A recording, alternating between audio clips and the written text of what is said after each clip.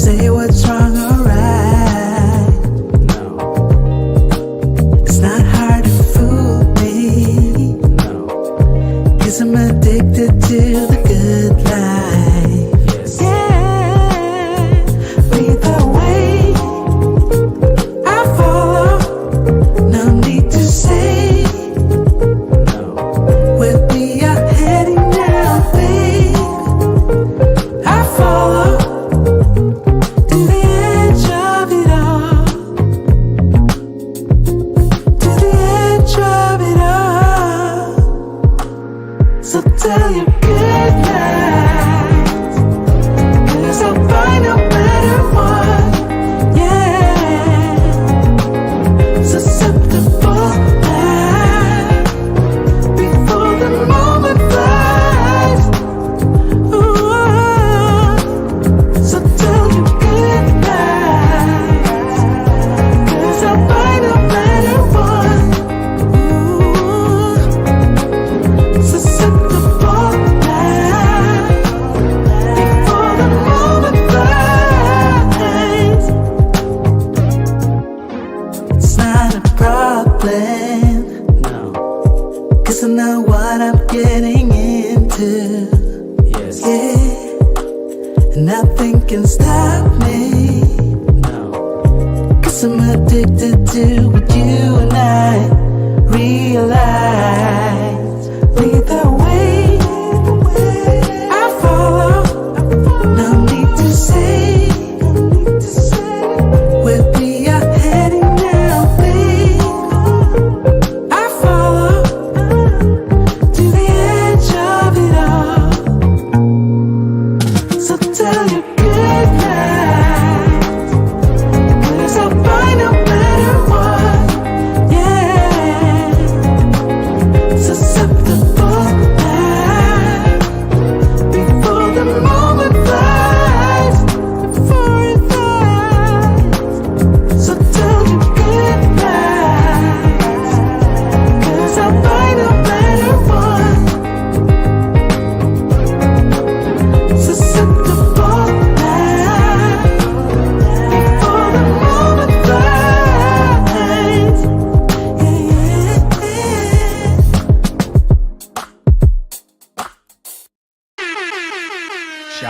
Shout out. Hope everybody's having a great evening here on Andre and Andre's Love Crossing Borders. We got a good topic for you guys tonight.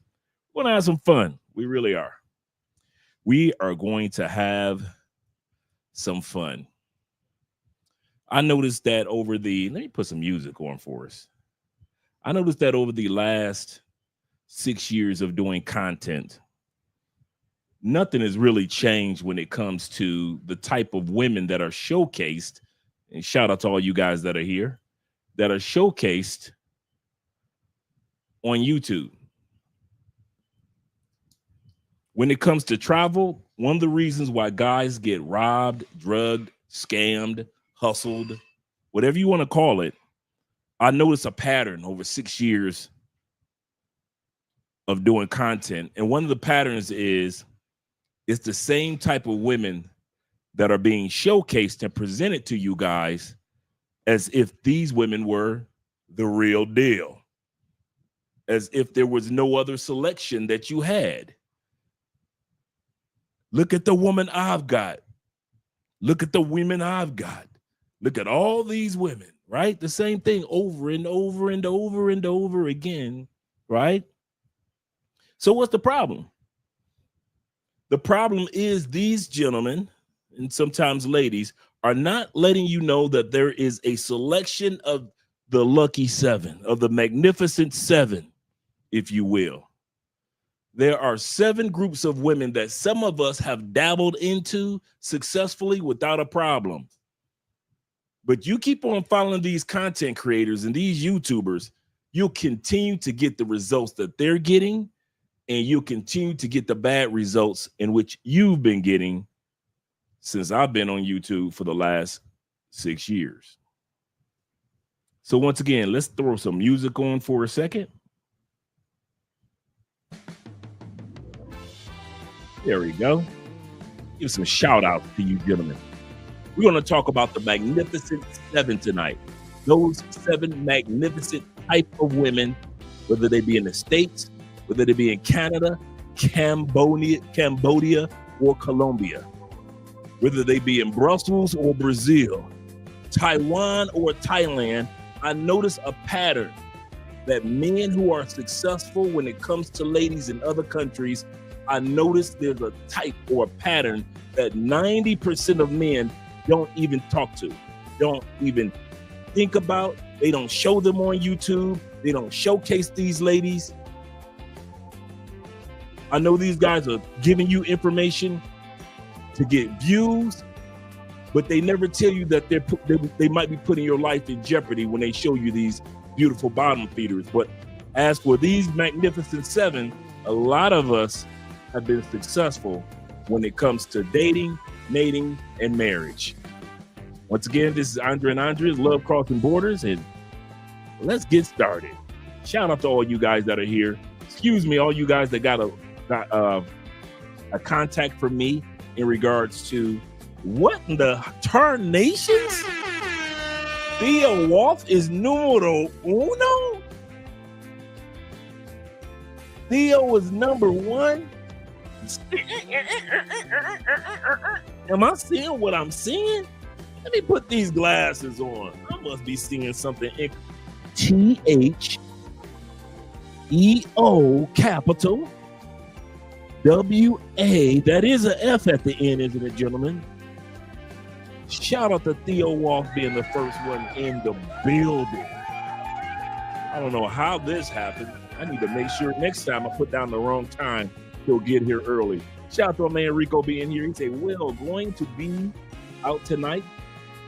He says, so might as well be number 2 in the building. Shout out to you. Catch up with y'all in the late night. Yes, sir. Or last night. On the late hour. The last hour. Shout out to you, brother, for being here, Rico. My man Kenny People. Kenny People is one of the motivators for this particular Magnificent Seven. There are 7 types of magnificent women that are thoroughly ignored in most countries around the world. I noticed this by experience. I've been watching you guys like a fly on the wall. I've been sitting back and watching, and most guys do not give these Magnificent 7 women a snowball's chance in their lives. So we're gonna be talking about these ladies. We're gonna be talking about, of course, you know, I got video. I got receipts to verify. These women are extremely attractive, and yet and still, they don't get you guys' attention at all. He says, so that means, Kenny says this, so that means if you see a girl at Starbucks, you should not ignore her. We'll talk about that. You should not ignore her to right or just walk on by. Do not ignore her to right or walk on by like she's invisible. Well, quite often those type of ladies are invisible no matter what country you go to. Shout out to Kenny in the building. Let me scroll down a little further so we can continue on. Shout out to my man David Dice. Also, another banger live stream going to be. Oh, we got a good one tonight, gentlemen. We got a good one. Because one of the things that I try to showcase on this channel, and Andre and I try to showcase, is that you guys have a choice. You guys have choices, man. I don't know why people try to pretend like if you go to Cartagena, there's only one type of woman in Cartagena. If you go to Philippines, there's only one type of woman in the Philippines. If you go to Kenya, there's only one type of. So they've got you fooled. These content creators have you guys so fooled that as soon as you land in Cartagena, you think that if you don't go for that particular type, then you're doing something wrong. And you shouldn't celebrate the fact that you might be going, or you may have a desire for a different type. So we're going to talk about that tonight. There are, in all these cities, whether it be Medellin or Michigan, whether it be Milan or Malaysia, there are women around the world that are in the category of this Magnificent Seven. Nobody else fits in. I'm going to say this again. You can't just be a part of the Magnificent Seven because you're a woman. This group of Magnificent Seven, I'm telling you guys, shout out to you guys. Once again, shout out to David Dice. Once again, Dave being in the building of the Dice family. He said the family, Andre and Andrea, good evening, brothers. Shout out to you. Can't believe Theo's numero uno. Shout out to my man Ronan Travels in the building as well. I saw Roman in here. Appreciate you guys being here a little early. He say Andre and Andre love crossing borders. He say now that these brothers cannot do it. He say I do not have to say baddies is in the eye of the beholder. Absolutely correct. That's true. But there are some women that we know in 2025 they say baddie is in the eye of beholder. That means that she could be BBW or that she could be a chicken in the gym. No. We're not, this is not that channel. I'm not in the States. We're not stuck in the States. We're not going to do what people in the States do in regards to what every woman has her beauty. No. We grown men, and we know that majority statistically, what most of us men, I'm not talking about you, Ronan. I hear where you're coming from. But I'm talking about just in general, when we talk about this topic about baddies or women that are attractive, let's not play crazy, gentlemen. We know a baddie when we see one. We know a fatty if we see one. Okay. If baddie is in the eye of the beholder, why can't fatty be in the eye of the beholder? Why can't short be it? No, she's only 5'1". That's in the eyes of the beholder. We are not in the States where you have to play dumb to get along. You got to do that in the States. You know, politically correct.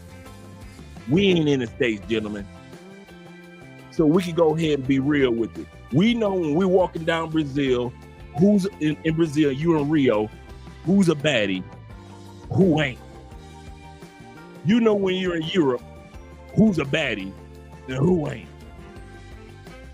So before we go any further, for all 37 of you wonderful gentlemen here, we all know what the definition of the baddie is. We might like them in all shapes and sizes, but not all baddies come in all shapes and sizes. Never have, never will. Only in the United States do people talk like that. Only Americans talk like that. You ain't never heard a European call a fat chick a baddie? Okay. You in the Philippines, when the last time they call a fat chick a baddie in the Philippines? They might call her, she got a pretty face. She might be nice. But if she 192, she ain't no baddie in the Philippines. She ain't a baddie in Taiwan. She ain't if she 192, the average American woman is 175, 174. You telling me a woman that's 174 in Malaysia is a baddie at 5'1", 5'2", the average height of these ladies? You 170 something in Colombia, you ain't no baddie. You ain't no baddie if you 170 something in Brazil. You ain't no baddie. You might be cute. You might be cute enough to smash, but you ain't no baddie. We all grown men, gentlemen. We know what a baddie is. We know when we say, man, that's a baddie right there. Head to toe. She got to have pretty hands and pretty feet. Pretty hands and pretty feet. She can't just have the curves, gentlemen. She got to be a full-fledged baddie. I'm just having fun being facetious, but in all sincerity, in the States, everybody a baddie. Let's be real. In the States, everybody is considered a baddie. But shout out to my brother Ronan being in the building. My man Tori is in the building as well. He said, I'm here ready for another exciting episode. He said, hello, family. He said, I miss y'all. Yeah, I had to have at least one day off. Shout out to y'all. He said, watch some videos of Dre from last year. Shout out to you, brother. Dre, one cool brother.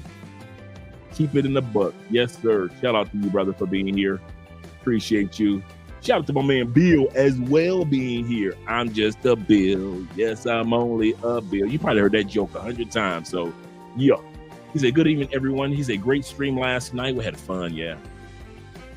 He said, looking forward to another good one. We got our brother Ronan Travelers. Mañana, tomorrow, he will be here. We're going to be talking about love, life, and everything that goes on when it comes to the pros, the cons, the do's and don'ts, and the decisions when it comes to living in the Philippines. Man, I'm excited about that. It's one thing to talk about the Philippines, but it's another thing for at least one of our brothers that's boots on the ground, showcasing with fresh eyes his experience in the Philippines. We want to talk about that. I got video clips I want to hear. I got like 5 questions I want to ask him with a few video clips. So shout out to Ronin Travelers. We'll be here mañana, tomorrow. We'll be celebrating that. And my man Necro is in the building. Shout out to you. Good evening, kind brother. Jessica is representing the ladies tonight. We appreciate you being here, Jessica, and I hope that you are among the list of the Magnificent 7, the women that men just do not understand are available in every country that we go to. We take these ladies for granted. We don't realize that these are the keepers at times. And a lot of times content creators, like I said, make the mistake of only showcasing one type of woman in another country. And then when things go bad for you guys because you're following those content creators, now you think you put out the message that whole country is bad. What I'm here to tell you, there are a Magnificent 7 type of women that you guys, when you get off the plane, you should be looking for in all these countries. And a lot of us have already taken advantage of it, and we're here to tell you you can do the exact same thing too. So shout out to Jessica being here in the building. Appreciate you being here. Also, let's scroll down. We got my man Beyond the Basics in the building. He said, the Waffle House. He said, the go-to Waffle House? I wouldn't know. My man Andrew is in the building. Shout out to you, Andrew, for being here. Andrew says, another video I need to save. Still have to watch the video on Asian women in South America. Yes, that was a fun one, man. Like I said, that one was inspired by Theo Wolf. Shout out to Theo being here and actually being able to enjoy that particular, letting them see that the women in different locations such as Peru, Venezuela, Colombia, Guyana, Brazil, they all have, I mean, there's over 10 million Asian women that live in South America. There is a huge population, not including Ecuador, not including Asians in Mexico. So, and in the Caribbean. So yeah, definitely. Shout out to my man Eyes Free TV. He said, looking forward to the info tonight. Yes, sir. He said, your channel, my man Andrew said, your channel made me realize that I don't have to visit Medellin. I haven't been to Medellin about, it's got to be like, got 5.5 years. Just think about it. I live in Colombia and I haven't been to Medellin in 5 years. The next time I'll be going with Ricky Mack in September. They go to show you that, I love the brothers in Medellin, but I don't, the crowds, it's too touristy for me. And Cartagena, I think I've been to Cartagena 4 times, about 4 times I've been to Cartagena. He said, like everyone else, love Cali despite the pay-for-play in Medellin. Yes, sir. Shout out to my man Tori once again. He said go to another country for the cake. He said the trapping and the frostings are just a bonus. Just a bonus. Shout out to my brother. Yes, sir. Yes, sir. As he quotes your boy. Shout out to my man Jeffrey Rice in the building. He said they always try to dumb down. Yes, they do. They do. They'll put out all type of. I'm not hating on any particular content creator. So don't think I'm saying that. What I'm saying is that you guys have choices that these guys aren't showing. And I've been waiting for 6 or 7 years for somebody to show you guys that you have other choices. I see it on TikTok. I see brothers showcasing the other choices of women. In other words, the Magnificent 7 on TikTok. I see it on Instagram. But on YouTube, guys are so thirsty to get the money from the views, they will mislead you by having you think that if you get this particular type of woman in Cartagena, that's the only type that's there. There's only one type of woman in Medellin, which is not true. So we're going to talk about the Magnificent 7 women that no matter what country you go to, if you are serious. Now, if you're a party dude and you're just there for hanging out for the weekend, I got you, bruh. If you doing pay for play and you just a party dude, you look for a party chick, she ain't got no responsibility, she ain't got no job, she just pretty and she got good sex, I got you, bro. I ain't hating on you. You on vacation mode. I'm not talking about you tonight. I'm talking about us dudes that relocate to other countries or plan on relocating to other countries. What type of women should we be looking for even before we go to those countries? Even before I came to Colombia or to the Caribbean or to Mexico, before I start visiting these other countries, what type of, if I was going to live there, long before I decide to move, what type of women should I be looking for? That's what this episode is about. The Magnificent 7 Women for those that eventually want to relocate to another country and not just vacationers. What should you be doing? Shout out to you, brother. Ronan said, he said, no, I know some of these dating coaches that love a chick on a cheeseburger, always for the fatty, and swear that she's a baddie. Like these bad independent women. That's a good point. Jeffrey says this. He said, y'all even have the baddie walk, and y'all girls see her first, and she grabs your face so that you don't turn and look. Even women know baddies. Even women know a baddie. That's a good point. That's a good point.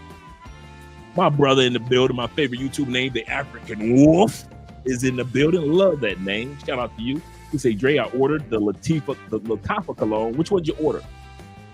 You know, Latifah got a lot of colognes. Let me know which one you ordered. He said, got me in trouble. If you know what I mean. Yes, sir. Yes, sir. Shout out to you. And my man Neo is in the building, Neo Moses. He say, preach it, Andre. Here we go. Let me get ready to change up the music for us, guys. We're going to slow it down, and we're going to get started with the Magnificent 7. Once again, shout out to Jessica being here, representing the ladies. Let me change the music up. All right, let me turn that down. Now, as you guys were, and I'm sincere about this particular topic. You know, I don't just throw stuff out there. We center our. If y'all want to know what goes through Andre and I mind when we do content, we're literally building an encyclopedia of videos for you guys. So if ever we're no longer on YouTube, you can come back to these videos years later, and this encyclopedia still exists. We're not building a catalog. We're literally building an encyclopedia for the community that follows Love Crossing Borders.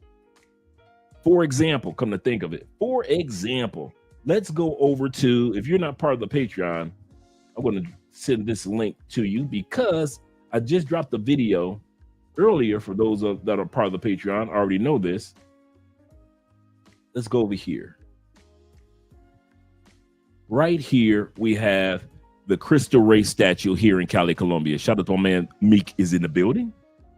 Shout out to Meek. Oh, you got the Vintage Radio? Oh, I'm jealous. I'm jealous, bro. I'm ordering mine next week. I ain't gonna even lie to you. If you guys are like me and you know I love the scent of plum, and the cologne of the evening, by the way, gentlemen, is Bulgari Men in Black. That's the cologne of the evening, Bulgari Men in Black. That's what I'm wearing right now. But I do love some plum scent. And Vintage Radio is a great Latifah cologne. And yeah, no, I'm ordering mine next week. Yes, sir. Yes, sir. Now, as I was saying, as I was mentioning a moment ago, so we're really building a catalog. I'm not a catalog, but an encyclopedia, so you guys could just scroll through the videos and say, okay, I need this, I need that. It's not just for entertainment. Look at me. And it's not just hey, you could do it too. No, our channel is dedicated to step by step how to do it.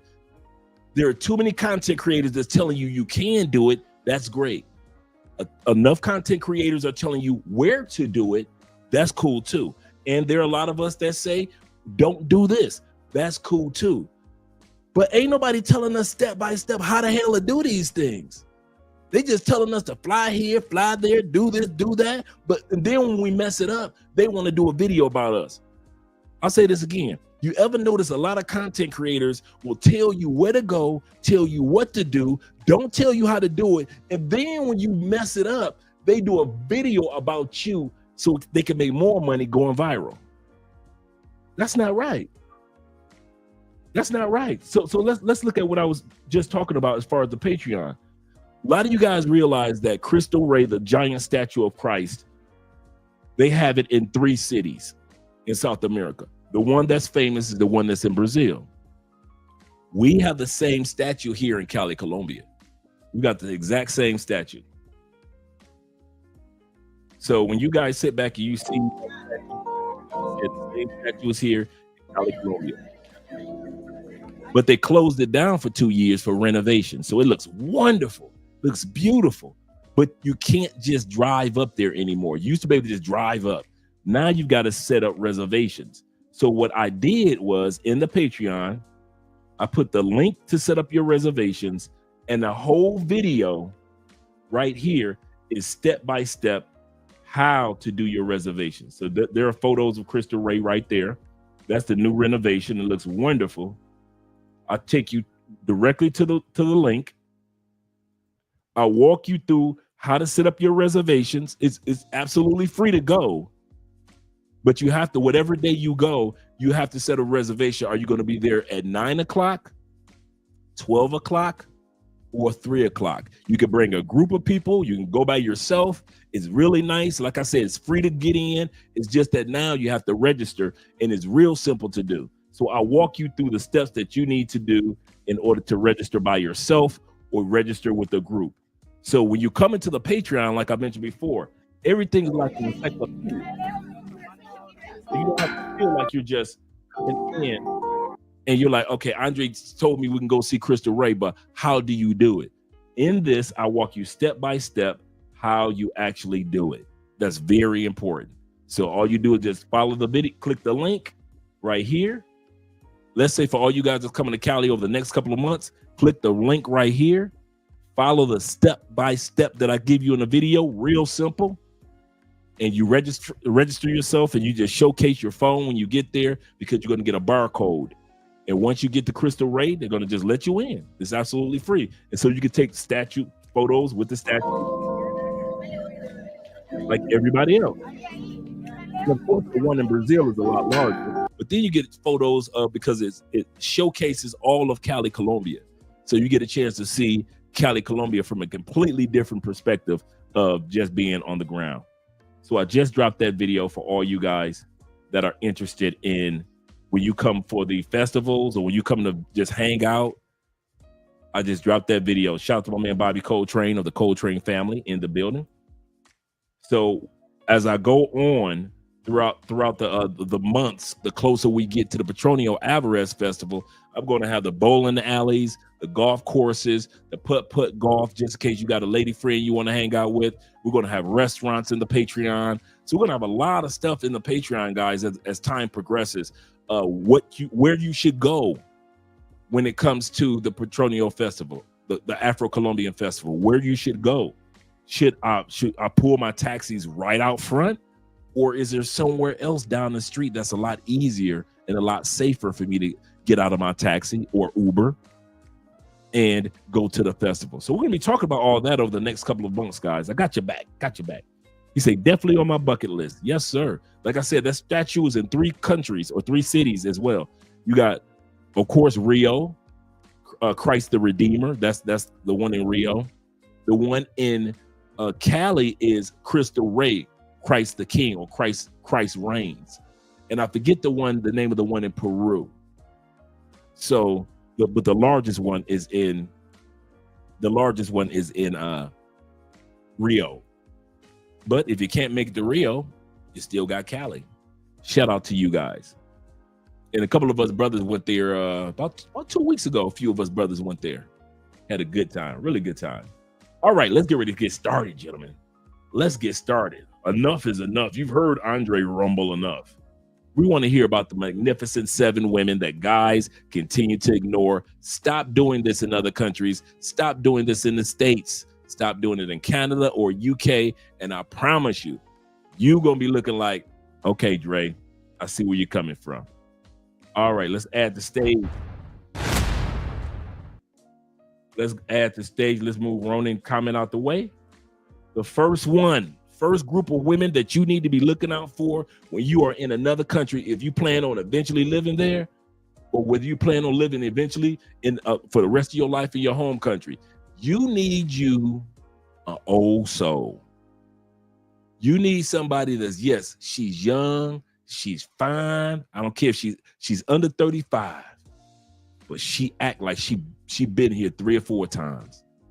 Some of you dudes shun women that are old souls because they don't deal with your childishness. Women that are old souls ain't gonna deal with no dude getting off no plane acting like a little boy. I'm gonna say that again. She don't deal with no little boys in her home country. You ain't gonna come to Thailand, get a woman that's an old soul, and think you gonna be acting like a little boy. Old soul women like to have fun. Old soul women like to enjoy life. But they ain't putting up with no BS. They might be young, but in the words of Keith Sweat, they may be young, but you're ready to learn. So the first group of ladies we're going to look at is the old souls. Generation for a woman with an old soul, because she wants real love and loyalty in a world that normalizes cheating and settles for temporary feelings.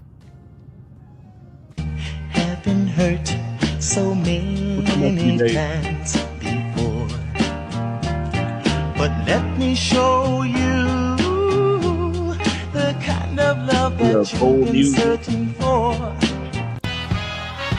Yeah! They feel on the inside. So look at here.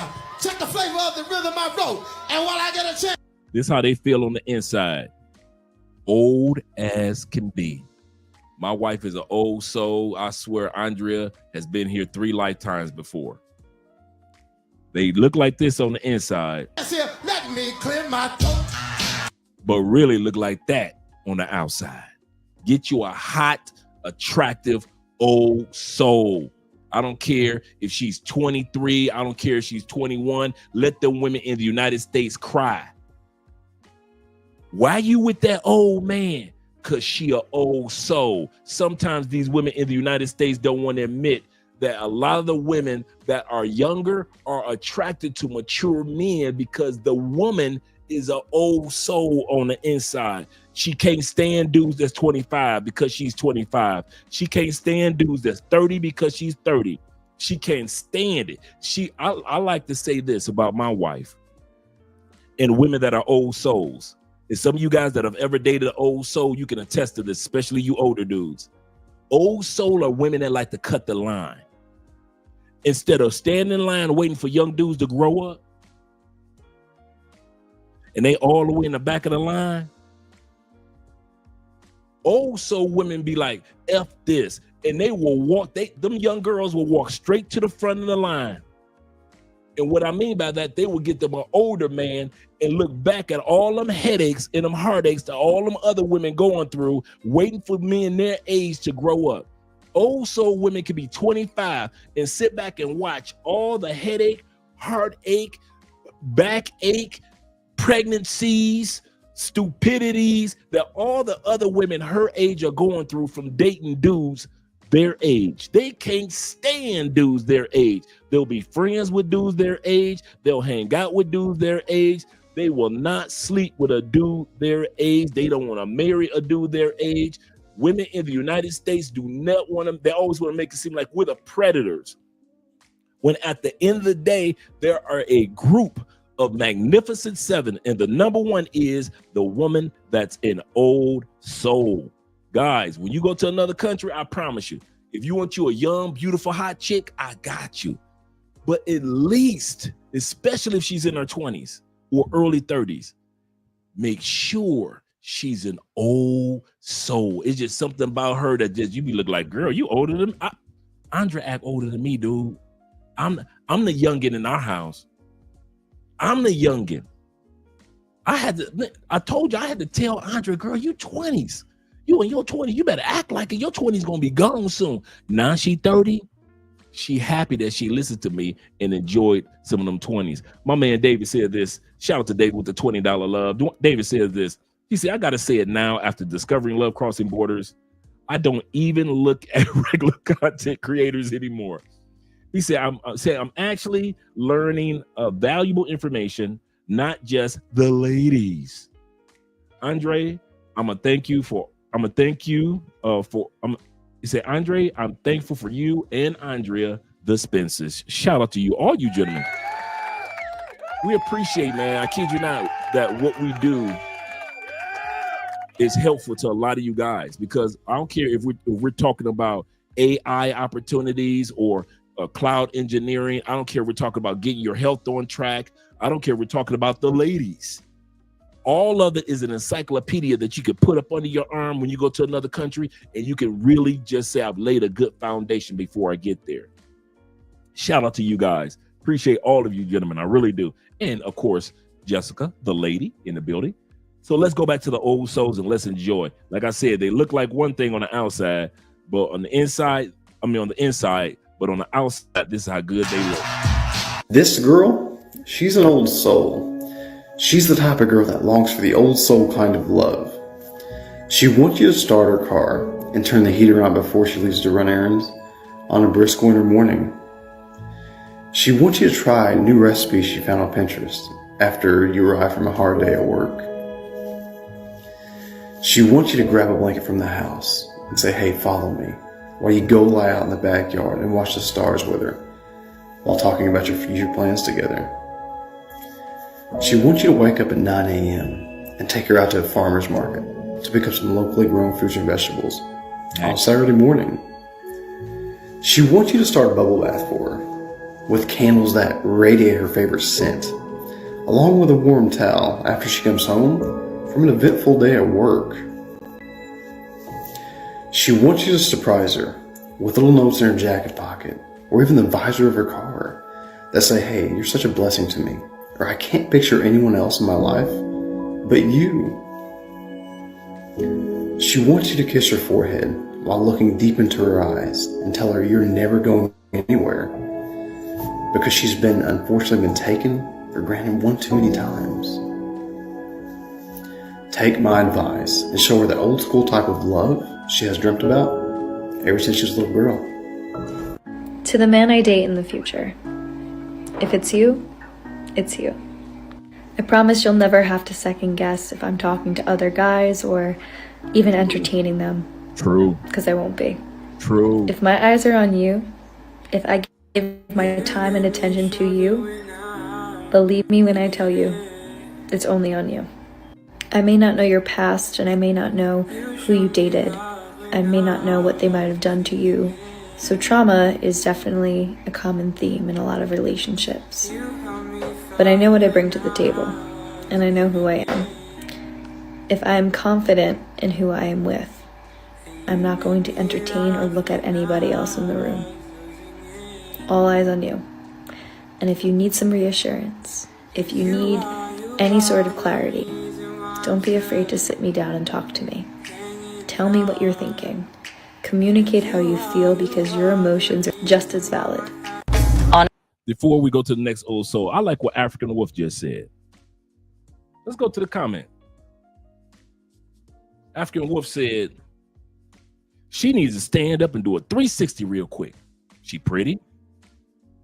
Would an old soul woman do that, gentlemen? Put a 1 in the comments if you believe that an old soul woman would not do what African Wolf just requested. I put a 1 in the comment my damn self. If you believe that an old soul woman would not stand her up and twirl on our behalf in front of a camera, you ain't never been with an old soul. That's what my point is. We have been enamored with so much content about one type of party girl, beautiful bottom feeders, scammer chicks, female hustlers from country to country to country that will stand up on camera and twirl for us on Instagram, twirl for us on YouTube videos, So we're so used to seeing that in DR. We're so used to seeing that in parts of Colombia. We're so used to seeing that in Costa Rica, Caribbeans. We're so used to seeing somebody twerking and busting it that we don't even recognize that there are a magnificent 7 types of women. You will never see them do that except for their man. So if she had gotten up and did that, she couldn't be in the old soul category. She couldn't be in the old soul category. There is no way in hell I'm gonna ask my wife or any woman I know that's an old soul, you need to stand up and twirl for me, girl. She will look at me, get up, say thank you for dinner, and leave before dessert got there. I know plenty of fine dude. Bro, I done been with some of the finest old souls that you can imagine. And I'm gonna tell you this, the one thing that all old souls have, they are old. I'm gonna say that again. Every fine, sexy, old soul I have ever had, all of them have this one thing in common. They are old school. They do not play that new school bullshit at all. You can't ask them to do some new school shit. You will never see you will see them dance with their girls and having a good time with their girls. That's one thing at a club. They just having a good time with their girls. But just on GP, hell no. Hell no. That's why I keep saying these are the magnificent 7 women that continue to get ignored by most dudes when they go to DR. And then they wonder how we end up with them. Hey, Ronan, then they wonder how we end up with them. Because they ignore them. They try to treat them like what they see the other content creators do.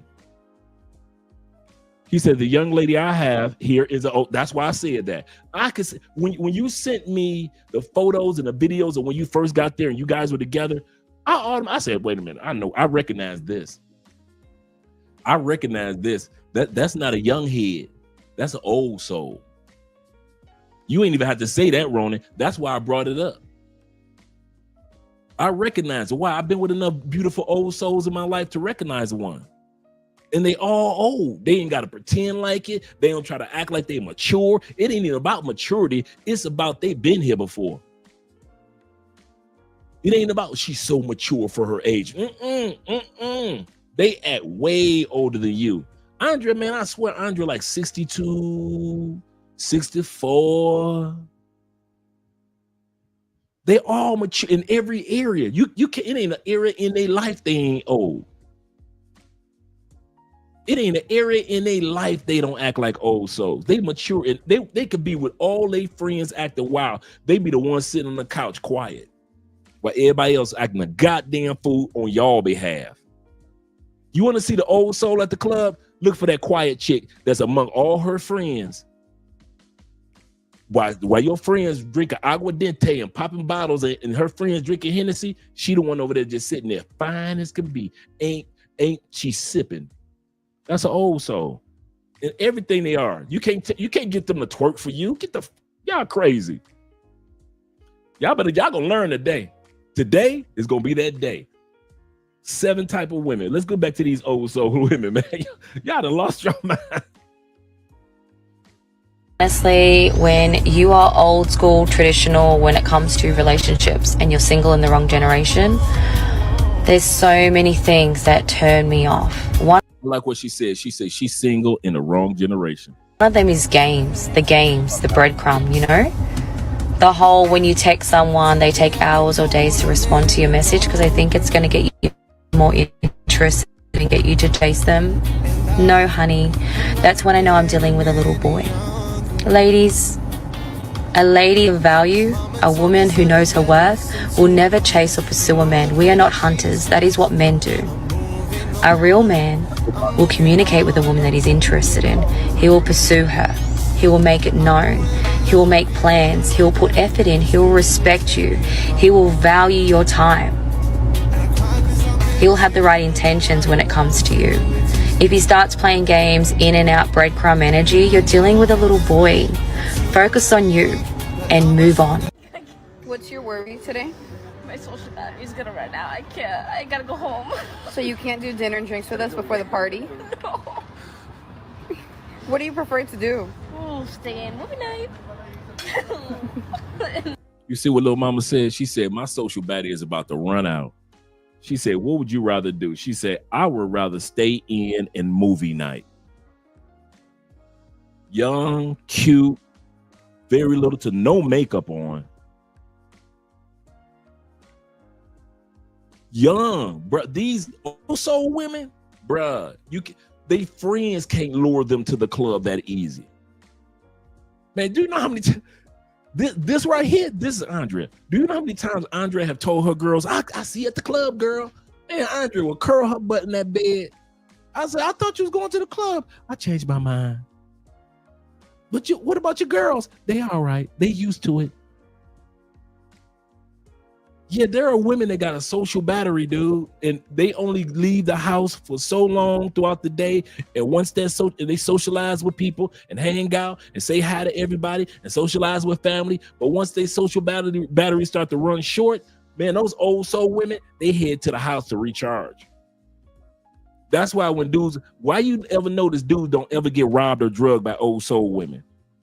I'm gonna say that again. Here in Colombia, I ain't never heard no dude ever getting robbed or drugged or hustled by a woman that's an old soul, ever.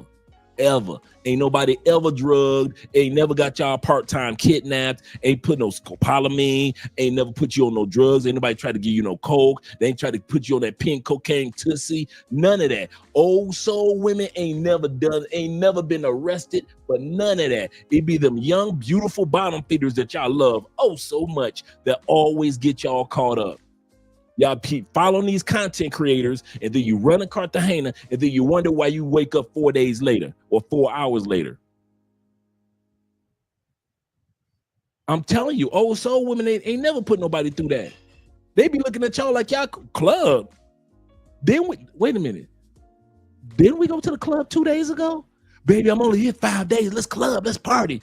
Let's do something. Old soul women like, let's do something else. There's a nice museum on the other side of the city. They're old soul women gonna show you every museum in Cartagena. They gonna go to the club with you probably. If you're there in Cartagena 5 days, you might get 2 days of clubbing from them. Might. But old soul women, they can show you the whole city in the daytime. They will take you to every area of Cartagena that you never experienced as long as that damn sun is up. I'm telling you what I know. Every country that me and Andre go to, I think, man, me and Andre probably been to the club in a country once in Cuba. We ain't never been clubbing in no country. We've been all across this world. We ain't never been clubbing. Why? I got an old soul wife. They ain't quick to run in no damn club. They will if you request it, but you can't get no 2 days in a row out of an old soul going to no damn club. That be them beautiful bottom feeders that y'all love so much. That's why I said these women are the magnificent 7 women that get ignored, starting with the old soul. Shout out to my man Ron in the building with the yen. Shout out to you, brother. He said, my Thai lady is 30. Shout out to you because Andrea's just turned 32. He said, but acting my age. She's stopping me in my you got a doctor's appointment, Andre, today and tomorrow, and we're going to do this. She's sitting up there talking to the doctor. I've got the paperwork right here. And last time we were here, it was, yeah, we examined this, and okay, we need to improve on that. Okay, next, we're going to do. I'm looking like, I'm feeling like a little ass kid at my own doctor's appointments. Ain't nothing wrong with me. It's just the fact that Miss Old Head in there want to make sure her husband is running smooth like a 1969 GTO. That's an old soul. Y'all, all you dudes with young girls that's irresponsible, they don't care about your health. Man, they will get you drunk, get you high, and get you on every drug there is. And they ain't drug you. Not an old soul, ever. And I'm gonna tell you this, the last thing before we go back to the video. An old soul woman is quick to get rid of your ass. That's one thing I can tell you about an old soul woman. They may love you, they may care about you, but a woman that's an old soul ain't playing your games. She's attracted to older men. But soon as you remind her of a young dude in an old body, an old soul woman will get rid of your ass fast. That I can tell you. She looks young. She is young, but her spirit and her body and her energy is not young. And some of you dudes you older dudes get with the old soul woman and think you can play them damn games like you play with the party girls. And you think you could cheat on an old soul, and you think you can trick an old soul, or you think you can buy an old soul.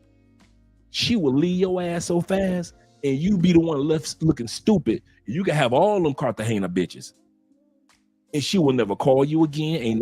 You ain't got to worry about no text messages. And I know plenty of brothers down here, brokenhearted to this day, because they fucked up with an old soul and never found another one like her. Here in Colombia. Here, even old souls that's like, I'll let you have another woman. I ain't got no problem with that. Just, put on protection. Don't cheat on me. Let me know who she is. And you go out and fuck it up somehow, some way. And that old soul chick never gives you a second chance. Why you think I know to sit my ass down somewhere? Because I know ain't too many old souls out here in the world. So I sit my butt down with mine. Y'all go ahead and keep playing games with these young girls. These young girls out here that don't play no games just because you older and you got a few dollars in your pocket. Man, y'all got life fucked up. Yeah, she stopped me like, for real. Oh, where you going? What for? And you be feeling like you the young one. Well, I was going to. No, you ain't. Well, I'm not. Nope. You gonna sit right here. I'm cooking dinner. You gonna eat first. Oh, okay. I'll eat. Shout out to Master of None. He say, I need that type of woman in my life. Help me, Andre. Yes, sir. Let's continue with the old soul women. And shout out to my brother being in the building. Once again, shout out to Black Newbie and them Canadian brothers being in the building as well. I told this guy where I was from. He said, oh, Canada. Shout out to them Canadian brothers. Yes, sir. He said, you got my girl to go to classic music concert. Man, dude, we be at the ballet. I got something like that already prepared, surprise for your girl, right? I got that already coming up in the next couple weeks. Kid you not. He said a play sometime, something like that, but no clubs, no bars. You say that's for sure. Bruh, y'all just do not know. And y'all be looking at our women like, damn, she fine, oh, she beautiful, she this and that. Y'all don't realize that they ass is happy as hell with they fine asses sitting up in a house or sitting up and doing something during the day. Old soul women love the daytime. At night, it's got to be something outside of the norm. Like he said, a play or a date night on a romantic mountaintop. Or they're going to, like we went to, we saw the Nutcracker, not the Nutcracker, but we actually saw the ballet Swan Lake. We saw that one about 2 years ago, about 2 or 3 years ago. You ain't taking none of them party chicks to that. Ain't no party chicks taking y'all to first place. Andrea took me. First date. You know what she took me? Museum.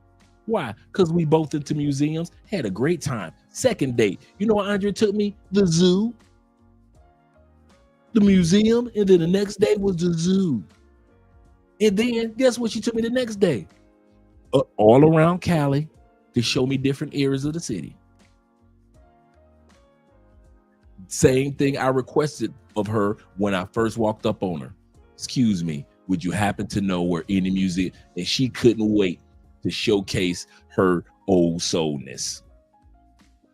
These are women that you dudes are ignoring day and night. That's why I do not buy that bullshit when y'all be talking about ain't no good women in the United States. Ain't no good women in Canada. Ain't no good women in Thailand. All the women in Thailand party girls or lady boys. Ain't no good women in the Philippines. I done got my heart hurt in the Philippines. Ain't no good women in DR. All of them Sasua. I don't buy that bull. You dudes have 7 magnificent group of ladies that you've been ignoring your whole life. That's why you still on the hunt. Not because the women are bad, because your ass keep allowing the same women to come into your life over and over again. Stone me if you must, but point out where I lie. Stone me if you must, but point out where I lie. Shout out to my brother Mad Love in the building. Shout out to you. He said with the $10 love, he said, mad love and respect from Be More, one of my favorite cities. Come on now, I gotta crack them crabs and then lobsters, man. Put the newspaper on the table and just pour the whole pot right there with the corn. Boy, I used to eat good in Be More, man. Eat that seafood in Be More, man. What? Y'all brothers better get to Be More and eat some of that seafood. Shout out to Be More and the Ravens. Keep bringing the truth. Yes, sir. Yes, sir. Yes, sir. Rico said, I'm back. I'm back. You ain't missed too much, Rick. Shout out to my man Marco being in the building as well. Yes, sir. Let's continue on with the old souls, gentlemen. Let's continue on with the old souls, these mature ladies. Shout out to J. Clyde in the building. Yeah, I gotta go home. So you can't do dinner and drinks with us before the party? No. What do you prefer to do? Oh, stay in movie night. I had to meet Come on now. you here today.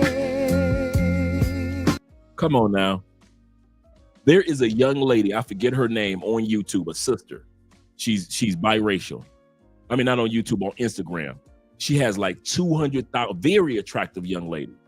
She has over 200,000 followers on Instagram. Forget this young lady's name. You guys, some of you guys may know her.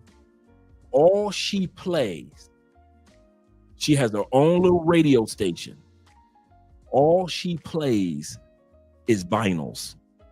And I'm talking about this young lady knows songs I have never heard of in my life. And she knows these songs word for word. And she does live on Instagram every every other weekend. She does a live show with nothing but classics. She has hits after hits after hits that she has of songs that you hear. This young lady started when she was 19. I think she's maybe like 23, 24 now. And I'm talking about she playing hits from the 50s, the 60s. If it ain't old school R&B, it ain't her. She don't play nothing, and I mean nothing past 85. If it's past 1985, this young lady don't play it. This young lady is an old soul. She's on Instagram. I forget her name, man. But this young lady, man, she knows all the hits, and she has a radio station that she created dedicated to vinyls. And she'll do videos of her going to the record stores and getting these old hits, and she'd be so excited. He said, Andre, I know you're talking about, she's nice playing classic. Yeah, I forget the light-skinned sister, really, really pretty. So a lot of guys get attracted to her because she's pretty, but a lot of older dudes are attracted to her because she's an old soul. She's an old soul. Let's continue on. Just like this young lady right here. She says she's riding around her classic car, playing her classic music.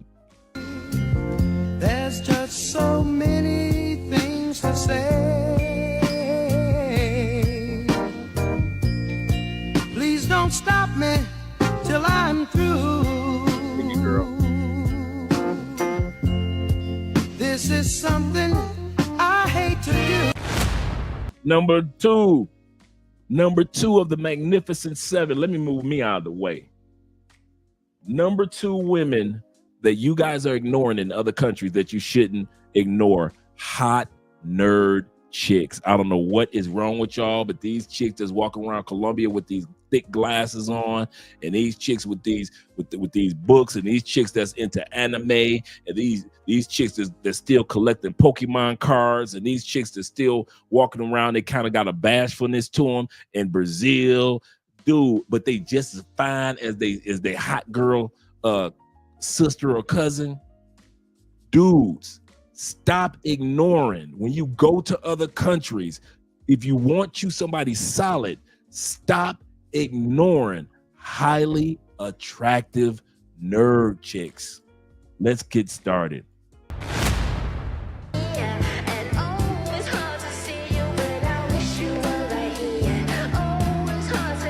Let's see how many highs I can get back.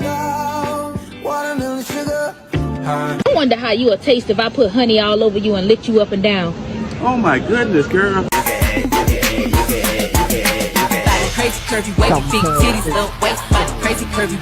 Guys don't like nerdy or weird girls. Only like them in theory. You only like nerdy girls until I'm illustrating to you what Kingdom Hearts lore is all about. You like nerdy girls until I explain to you what a CPU is on a motherboard. You like nerdy girls until my Roman Empire is the Roman Empire itself. You like nerdy girls until I geek out on theology, science, and anatomy. You like nerdy girls until I tell you that I read history books for fun. Okay, one day I was consistently going on dates with... Do I not tell y'all that about Andrea? Do I not tell y'all that about Andrea? Andrea right now, I'm going through the phase of the Roman Empire, right? I'm studying the Roman Empire, how it stood, how it fell, how it collapsed, how it expanded itself too much. It just made itself too large to where it actually separated itself. It just fell apart because plus the plagues that took place that killed off so much of Rome. I'm going through that. Andrea is still in World War I, World War II. So any World War I, World War II footage, that's your girl. That's your girl. Anything that got to do with Mussolini, anything got to do with Japan, Hitler,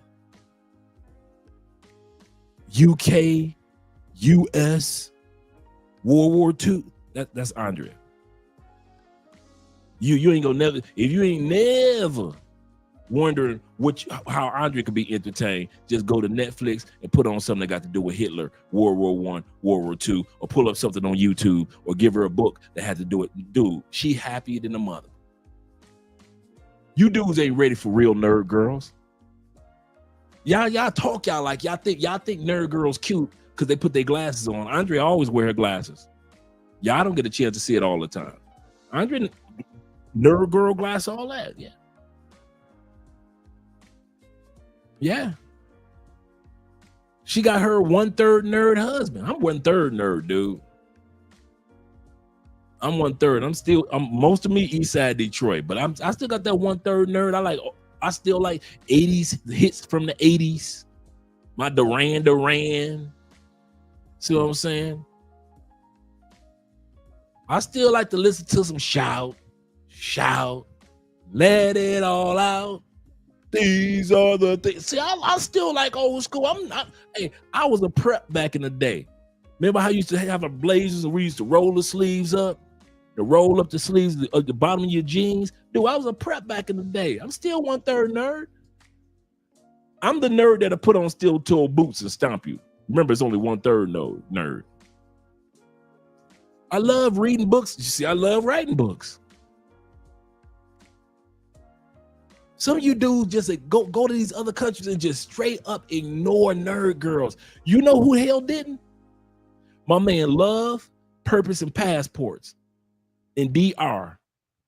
Took his ass to DR with a bunch of you dudes in Sosua.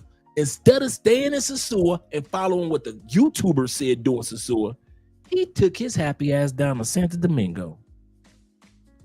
Found him a beautiful nerd girl. They've been happily married, doing content and everything. Bruh. If y'all ever want to watch a YouTube channel of a brother that shows you, I mean, she ain't even got an accent when she speak English. When I first heard them, I didn't think she was from DR. He said when I first walked up on her and I heard her speak, he said, I didn't think she was from DR.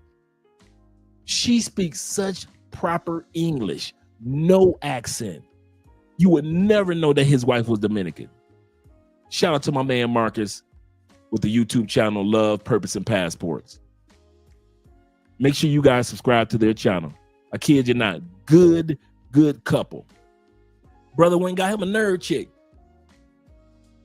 F what y'all doing in Sosua. See, you dudes keep following them content creators, but the rest of us, we gonna be following the Magnificent Seven. Let's go back to the hot nerd chicks. like nerdy girls until I tell you that I read history books for fun. Okay, one day I was consistently going on dates with this like super hot guy and everything was going good. And then one time he told me, he was like, you know something about you? I said, what's that? And he's like, something interesting about you is like on your Instagram, I noticed, or like social media, your presence is kind of like, it's given baddie. And I love that for you. But he's like, the more I get to know you, and don't take this wrong, you're kind of a fucking nerd.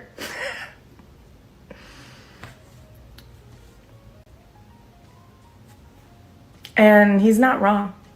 He's like, you just kind of like stay inside and write books all day. And when you're not writing, you're reading books. And that's kind of nerdy, you know? I said, yeah, you're right. And honestly, we stopped talking shortly after that. I need a hot nerd. I need a hot, tall nerd. Hot, tall nerd that like hyper fixates on something. On the heels of that black nerd conversation, I had this experience last night. So, went to this club in Sac, that shall go unnamed, and I ran into a young lady there. Beautiful, beautiful, beautiful black woman, let me tell you. Beautiful black woman. And she was a nerd. Loved manga, watched Korean films, while listen to K-pop and all of that. I was literally about to fall in love, but she told me she had a boyfriend. I said, okay, respect. But like, even that, bro, y'all don't even understand. Like, black nerds nowadays, black nerds, y'all 2000s babies, late 90s babies, y'all don't even understand that. Late 90s babies might get it. Even just seeing black women that are nerds, proud about it, and attractive too, bro, that was not around in our era, bro. Like, it was like, bro, like. Let's talk about it.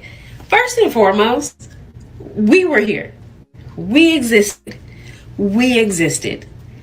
It was just majority of the black guys, they weren't checking for us back in the day. Because majority of us women who were nerds like that, we were the ugly ducklings. Okay? I can speak for myself. I know I had acne. I was built like olive oil, straight up and down. Okay? Straight up and down. Not anymore. Wasn't there. Solid. Wasn't there. Okay? Was not there. Didn't have it. The same way that Slim Kim feels about being skinny, that is how I feel about being smart. Let me explain to you why. It does not matter if I lose all of my money today because I have knowledge in my brain. My brain is not empty. I know for a fact that I can acquire it right back and some more. When you are smart, when you have intellect, the rate that you feel negative emotions that you have control over, like jealousy, envy, it goes so much farther down. I can conceptualize the things that I see people with. I understand that if I put this certain amount of work in, I can also have that thing. I can do this thing. I can go that place. I don't look at other people and feel like things are unattainable for me because I have thoughts. As a quirky girl who fully embraces herself, I've learned that people with quirky minds make the most unexpected connections. There's probably a way that you think and the way that your mind works that goes against the mold. For me, this highlights itself as a sense of passion. And whenever you express passion, it comes across elevated, it comes across bold and magnified. Utilize this as your reminder that we do not need another wannabe it girl. I love people who are original in their thought process, and I am drawn to those people who have a high level of curiosity for other people, for this world, for the things going on around them. And those are the things that we need more of. And I think that our quirky minds naturally live in this space. Number 3. We're going to come to number 3 that y'all keep ignoring of the Magnificent 7. The Homebody. The Homebody, you ain't going to see her at the club unless it's somebody's birthday, a celebration, bar mitzvah. She ain't going to be in the street. She don't belong to the streets. She belong to the couch. She got a fly wardrobe just like all the rest of them. But she got sweats too. Homebody got a collection of fuzzy socks. Man, dude, can I tell y'all something about a homebody? Homebody can come from wherever she was, work, grocery shopping in Colombia. True story. could be the flyest chick. Bruh, you don't even see how fast she changed into boy shorts and a t-shirt. Homebodies? Homebodies. Homebody got a collection of clothes that they wear in. You know how your mama used to have you have school clothes and play clothes? That's homebodies. Homebodies got work clothes, work out clothes, hang out clothes, go with their girls, go to their mama house clothes, and got a whole damn collection of pajamas, boy shorts, thongs, t-shirts that are long, shorts, pajamas, all that. They got a whole wardrobe dedicated to at the house. Y'all don't mess with them. Why? Because you're going to be in Colombia for 5 days and you need somebody that's going to be part of the streets. I keep trying to tell y'all, you keep getting with these chicks, you're going to keep getting them same results. But don't blame all women in Colombia because you got these number 3 homebodies. Let's go back to our brother real quick. Let's not forget my brother Faudy in the building. He say real nerds know about Voltron. Hell yeah. Both versions. Battle of the Planets, Star Blazers. Hell yeah. Come on, man. Dude, I follow a nerd chick, a bad sister. She look like she should be supermodeling, right? And she does voiceovers for anime. And what she does on her Instagram page, all she does is introduce you to the best anime that are out there. She'll say, oh, Netflix, they got this one. You need to go see this one. Go look at that one. Dude, she turned me on to so many good Netflix animes, man. You need to go ahead and order this one and order that one. Fine, sister. She learned Japanese, like Theo. She purposely learned Japanese. And now her job is part-time model. And she shows you her studio in her apartment and how she does the voiceovers for anime. A sister. Fine as hell. Man, y'all sleeping on these nerd girls and you're sleeping on the homebodies. You're sleeping on them homebodies, man. You ain't gonna see them out in the streets like that. You not. You go homebody girl, them the ones you get their phone number while they at work. When you see them in the mall at work, get that number. When you see them at the bus stop, get that number. When you see them eating a meal by themselves, or you see them with their girls and she get up and go to the bathroom, and when she get ready to come out, you stop her. Cause she ain't gonna be in the streets for you, bro. If you see her in the gym, you better say something.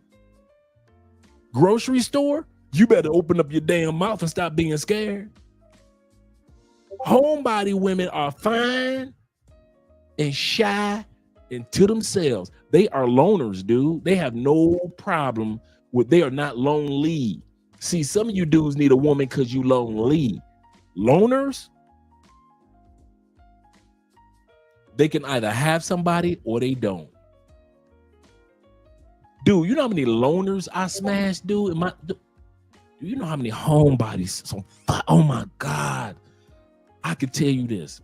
The finest women that I have ever been with were homebodies. Dude, as long as I was sitting there watching their favorite game show, television show, anime show, reality show, dude, as long as I was sitting there, she in that kitchen cooking in a thong, ass up. Dude, I'm talking about the finest. Remember I told y'all the other day that I dated a female. She was Mexican, Japanese, and black. Just imagine that level of fineness. True story. When she was out and about, dude, she dressed like she was born and raised in Europe. And I'm talking about to the T every day. the baddest of the baddest baddie.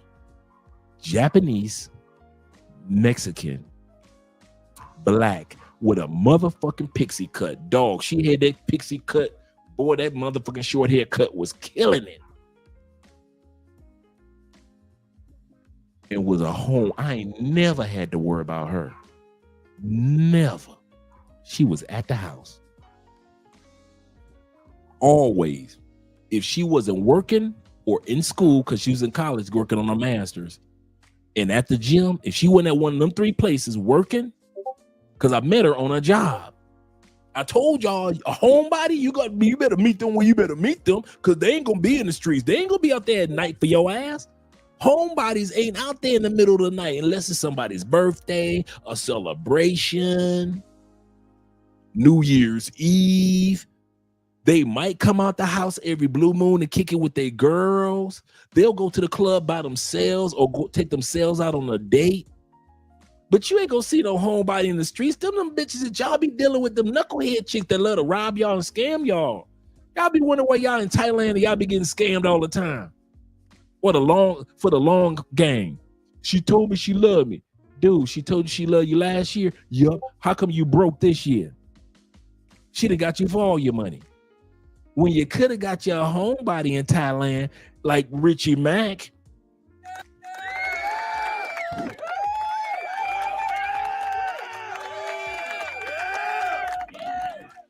Could have got you a beautiful homebody like Richie Mack. And sat your ass down somewhere. Man, let's get to these homebodies, man. Woman. This is the realest shit you ever heard today. Right. For real. Let me tell you something, baby. Facts. Because I need y'all to understand, TikTok world, that the most beautiful girl, the most sensitive, prettiest, maybe emotional, there's nothing wrong with it. The heartwarming, caring, nurture, beautiful soul type of girl. 9 out of 10 times, a lot of those women are homebodies, and that's a fact. Yes, so crazy right now. Most incredibly, They had so much fun at home. They had so much fun at home.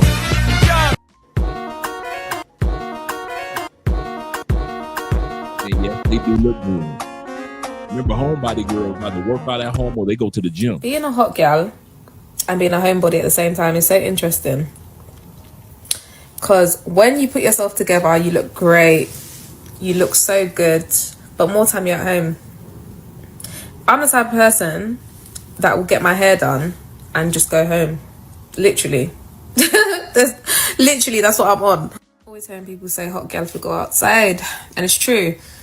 Within moderation, obviously. Not outside too much. But yeah, this summer I actually made a promise that I'm going to go out more. And I'm going to go out more. Because I can't waste this beauty. It can't be wasted. Hi guys, today we're making homemade leaf tortilla chips. A fall treat that I promise you the entire family will love. We'll be using chipotle, spinach, gourmet white, and honey wheat tortillas. I found these leaf-shaped cookie cutters on Amazon, and of course I'll have those linked in my profile, but you can also go to your local. So I just got home and changed into the cutest loungewear outfit. She said this is her loungewear. I want y'all to let that sink in with the homebodies. Y'all gonna quit sleeping on homebodies. She said this is her new loungewear.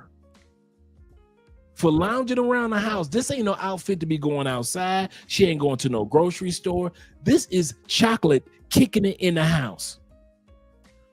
Now we almost tripping from Amazon, and I just love it. It's giving ball gown, but in the crib. You know what I'm saying? What do you think? Because I love the cocaine more than my kids at the moment. And that's the bottom line, Jeremy. Women that are homebodies are the best women to be with. And fellas, listen, you can deny this fact. You can quote me on this. Homebody women, they not only do they stay out of trouble, and they really don't get into a lot of issues with people, they usually have a small circle. You get what I'm saying? You maybe talk to a homebody type women and she'll say, oh yeah, I only have like a few friends or whatever. And I feel like that's a good thing, because the more friends that you have, the worse situations that you tend to be in, and the more chaotic, you know, that circle can possibly be. She said, I want to get away from the world, but I also have big opinions. So I'll just rant in my head or in my car or in TikTok. Shy homebody ambivert.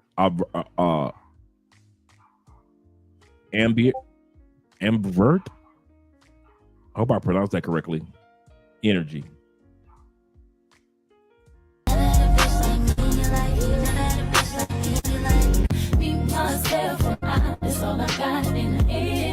Homebody, dude.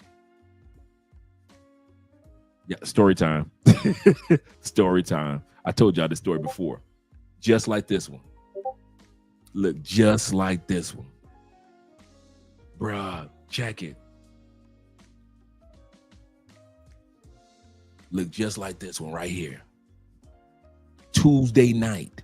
Ain't nobody supposed to be in no damn club on no Tuesday night. It's karaoke. Okay, cool. It's like 50 people there. Club closing. I told y'all, I'm walking out the door. Dude, if I had walked straight, I would have never noticed her. I kind of glanced on my way out the door. I saw one look just like this. Long-legged, light skin, all her own hair, homebody. By herself in a corner. Man, I beat that up for about a year and a half. Wasn't my boo, wasn't my girlfriend. I just respect that she was a homebody. So when she needs somebody to hang out with in the home, guess who was showing up? Some of you dudes, the reason why you ain't getting no homebodies, because you don't know how to be a homebody. You don't know how to play your part. I'm serious. You gotta always be in the streets. You gotta go to Rio. You gotta always be on the beach. You gotta always be partying. You gotta always be homebody. Chicks in Rio ain't partying all the time. They ain't always got their ass at the beach. They might hit the beach once or twice a month, but they ain't like you. Some of you dudes can't do. I'm gonna tell y'all something. I ain't stupid. Some of you dudes can't be with no nerd girl. Hell no. Some of y'all know you can't be with no old soul. You ain't built for it. Some of you old heads, you love an immature, ignorant ass, stupid young girl that's gonna put you through some BS. That's you. I got you. And some of y'all ain't built for no homebodies. Dude, I remember I was with this one, my Uncle Jeffrey could tell you, I was with this one LGBTQ sister. Met her walking down a hall. I'm at my, when you guys know, I was a college, academic college recruiter for 20 years. I'm at my desk. I'm about to head out in about 5 minutes. Dude, I saw, it was like I went back in time in the 1970s. Dude, this sister had the baby afro. Like she was a civil rights leader, dog. I mean, this sister was beautiful chocolate. Dog, walking, Baddie by Fisher. Bang, bang, boom. I said, excuse me, ma'am, excuse me. We don't do that up in here. She turned around, she said, what? I said, we don't walk around looking this beautiful up in here and not letting me know what is your name. And she started laughing. I say, I'm so serious. I say, tomorrow morning, you come to this campus, you gonna have to share some of that beauty with an ugly chick, because there is no way in the world you need to be walking around this campus looking this beautiful. And you ain't sharing some of that beauty with an ugly chick. So share beauty with ugly chicks. Ugly chicks need some beauty too. And she kept on laughing. We exchanged numbers, dog. And I found out she was LGBTQ, and I did not care, because guess who was not at her house? Because she was a homebody. All the gay girls that wanted to be in the streets. She was a homebody. And all the gay girls that was interested in her wanted her to be for the streets. They didn't want to be homebodies. And all the men that thought about her, they want, guess who was good at being homebody? She said, Dre, I need to talk to you. I said, what's about a year later, she said, I need to talk to you. I said, what's up? She said, I want to give up my gay life for you. What? For me? For your boy Dre? She said, yes. She said, I think we'll make a great couple. Are you asking me to be your man? Are you telling me that the LGBTQ community can't do what Dre doing? Oh, yeah, I had the big Macy's Day Parade, big head. Yeah, you can tell me nothing. I mean, she was fine. But I knew that life had another destiny for me. Now, if I stayed in the States, oh, no doubt. But I knew life had a different plan for me. So, being honest with her, it was so hard to be honest. True story. She went back to the LGBTQ lifestyle. And eventually, I ended up here in Colombia. One of the sweetest people you ever meet. One of the sweetest people you will ever meet. Homebody women are very supportive, and they love to cook for you. They love to cook. Boy, there are very few homebody women I know that can't cook. So all you dudes in the States talking about you ain't getting no hot plate, that's because y'all don't deal with no homebody chicks. Y'all don't deal with no nerd chicks. Y'all don't deal with no old souls. Y'all don't deal with no homebodies. And then when you go to other countries, you wonder why you keep getting effed over. Why every time you go to a country, you keep getting effed over and effed over and effed over. You go to Europe, you get effed over. You go to Asia, you get effed over. Okay, I'm gonna go down with Austin Holloman. I'm going to Kenya. The African sister's gonna treat me good. You get effed over in South Africa, North Africa. You all up in the Middle East getting effed over. You come over here to Colombia and Brazil and Panama, you still get effed over. You all up in Mexico and Belize and Central America and Honduras getting effed over. Now you take your bet back to the States and still get effed over. Why? Because you don't know how to sit your ass down and enjoy one of these magnificent 7 women. I'm telling you, dog, when y'all be bitching about women in the United States, ain't no good ones, I be like, Negro, please. They all rank in these 7, but y'all don't mess with them. Y'all don't give them no time. Y'all don't talk to them. You'll walk past them. But let a chick walk past you in a miniskirt or in some booty shorts, some Daisy Dukes, looking like her shorts should be illegal. Y'all be running up on them chicks, and then y'all be wondering why y'all be going broke. Man, please. Like I said, you ain't all these chicks on this list, you ain't never heard about them robbing nobody. You ain't never heard about no homebody girl ever robbing nobody in Medellin. You ain't never heard about no a nerd chick ever hustling somebody in Cartagena. You ain't never heard about no old soul chick running through the money of some dude in Thailand. Now, no old soul, some young hustler chick, yeah, but the old soul chick, hell no. She gonna tell you how to save money. She gonna take you to all the grocery stores in Thailand that you need to know about. She gonna take you to all the doctor's offices that you need to know about. She gonna take you to the gym memberships that you need to have. She gonna send your ass some money. That's one thing an old soul woman gonna do. She gonna spend your money like us. She spend it like us, an old woman spending your money. But y'all don't mess with them, man. And then when everything go left, y'all be looking at us as if we supposed to agree with y'all. Yeah, all the women in Colombia burnt out. It's done. Nigga, please. You crazy. Brazil burnt out. It's done. No, the bitches you fuck with are burnt out. Cause you keep trying to follow them damn content creators and you keep busting your head up on the cement. You talking about women hit the wall. Passport bros be hitting the wall all the time with their fucking forehead. Boom. You go to another country. Boom. The blood ain't even dried up yet. You in Peru. Bam. Bam. Y'all always bust y'all forehead, blood just gushing out your forehead, and you get on another plane, and I'm going to Europe.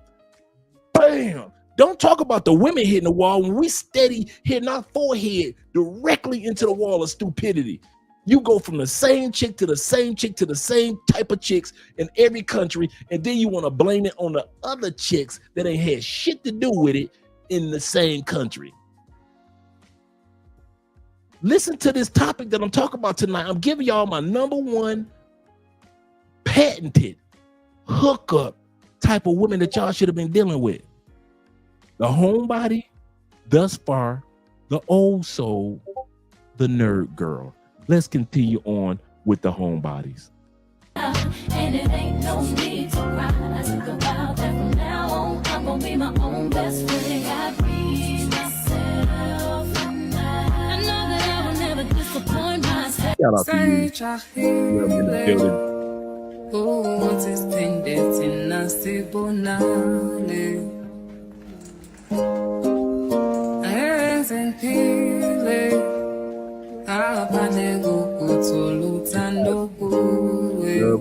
Company house. With the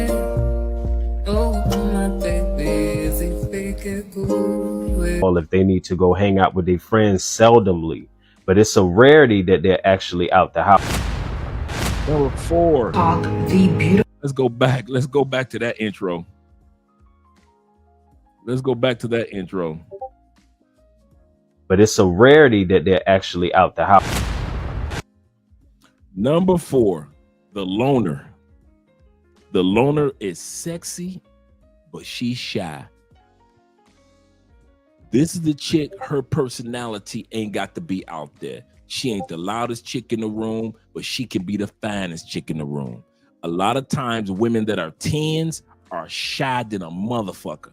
And you thinking that she got 5 men all over her. She ain't had a date in 4 months.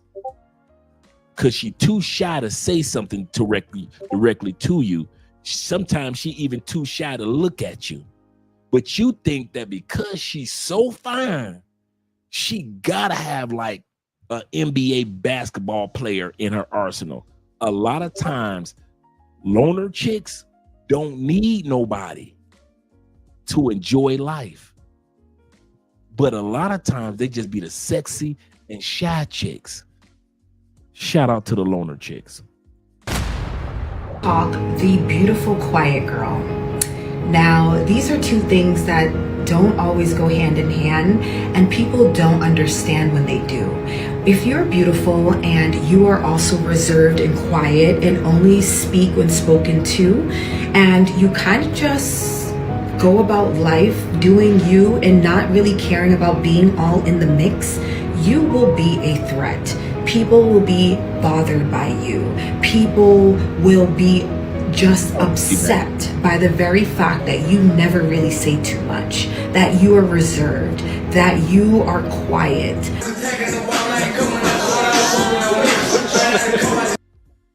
Little mama she say, me when I see another pretty girl. Hi. Hello. Do you see our friend over there? The one in the pink. Yeah, that's it. Yeah, she wants you to stop staring at her. She's gonna call the cops. Oh, okay. Here's why most pretty women are oftentimes very quiet. Okay, you see them, they're always the quietest one in the friend group. Here's why. Listen up. #1, a lot of pretty women are very shy. Okay, I know it's hard to believe because you think that they pretty, so they should be loud, outspoken, this and that. No, they oftentimes are very shy and they keep to themselves. Yep. Because they're very mild-mannered, they're very humble, and they're very easygoing. #2, a lot of pretty women are quiet because they have a certain type of mystique about them. Their aura about them is very mysterious to a degree. And they keep it like that because they ain't gotta let everybody know everything about them. You know what I mean? But that makes them more attractive. That makes them more attractive because they ain't gotta let everybody know everything about their life. You know what I mean? And #3, most pretty women are very quiet because they don't have to talk. You know what I mean? Like they attract, right? So people will come and approach them. Dudes will come and approach them. You know what I mean? Want to take them out, want to get them a drink, whatever. So they're oftentimes in the position of attracting people without really having to say much at all. Say you're gonna be in love with me. Being shy as a grown woman is literally the most embarrassing thing ever. Why is it I can't go into public and just, network? I'm not a networker. It's so embarrassing. I'll get invited to stuff and I'll get so excited for the event. I'll get so cute. I'll get so dressed up. And, I'll get there. I'm not drinking right now. So I'll go to the bar. I'll get my little social drink. And then this will just be me in like a random corner. Yep. And then it's like the whole time, the inner monologue in your head is that, oh my gosh, you need to go talk to these people, like you're invited here. You deserve to be in this room, in this space. And I don't know what it is. Like the little girl in me is like, stranger danger, don't talk to strangers. You do not know these people. That's not how adulting works. And then it's like being shy as a grown woman and trying to make friends is so ridiculously hard. Come on now. Come on now. Y'all gonna quit sleeping on the shy girls, man. The loners, man. Yeah, I like that voice too, Jay. This is what shy girls look like. I'm actually a really shy person, and I'm really uncomfortable with people judging me and looking at me. Many people think you're one of the most beautiful women on the planet. This is all like hair and makeup and stuff. You're like... She said, this is just makeup and stuff. I'm not really that pretty. This is just makeup and stuff. One of the hottest girls listed, so... A lot of that has to do with just the media push. You somehow randomly ended up on the top of the list, but I've never seen myself that way. I never thought I was beautiful. I say, me being a model? I don't think so. That one shy girl in class that ends up a supermodel.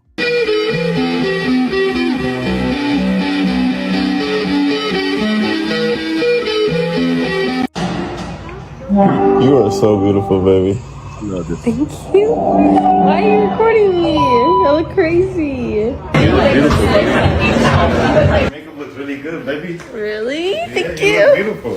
Thank Been you. together 4 Let me years. see what you do. Look how beautiful she is. Oh my God. Come on. Come on. Oh, hold on. This is so romantic.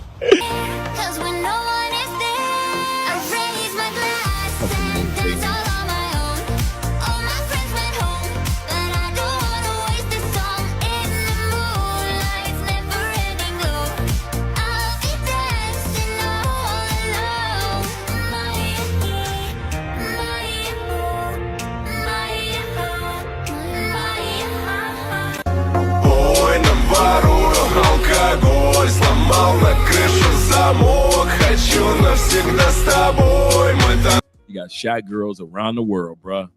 Y'all sleeping on them. танцуем под луной. Ты круче всех этих звезд.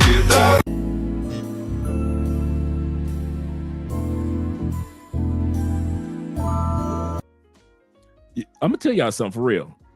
Something else when we talk about shy girls. Do you know one of the reasons why I started getting attractive women, especially in the States? And it took me years to do it. Don't think I just did it overnight. Some of you dudes are players and y'all always had hot chicks. Not me. Remember, I was a nerd dude. And being a nerd dude, you're analytical. You kind of like put ratios together. And I started noticing something. You dudes don't talk to hot chicks. Once I found out that men don't talk to hot chicks, I started talking to hot chicks. I really thought that there was competition out there and I just could not keep up. True story. No matter how much money I had or didn't have, I thought I could not get the attractive woman, right? Because I thought that she had all these dudes in her phone. I had all these misconceptions. But at being a nerd, I sat back and I watched. And I noticed that these chicks will be sitting there by themselves, whether it be with a group of their girls, they'd be the quiet one. But the finest one, if you don't ask them to dance, they won't dance, even though they want to dance. If you don't ask them for their phone number, they will look you right in the face at their job, at that pharmacy where they work at that doctor's office where they work at, in them scrubs, and hope that you ask them for their name and phone number. But if you don't, she won't. That's what loner shy chicks do. So I started talking, bruh. The females that I got that were loner shy chicks, that were sexy, shy loners, just because one reason, you dudes never said anything to them, and I did. And dudes used to ask me all the time, how the fuck you get hurt? How the hell you get hurt, Dre? Bro, I see what you doing. I'm like, no. I said something. A dude thought I was gonna have something elaborate to say, right? Yeah, man, I pull out some money, or I had my gold chain on, or I was fresh that night. Nope. A lot of times I was white tee and jeans, clean shoes. Just because I opened my motherfucking mouth, I got the pussy. I got the date. Gotta remember Jessica here. Got the date.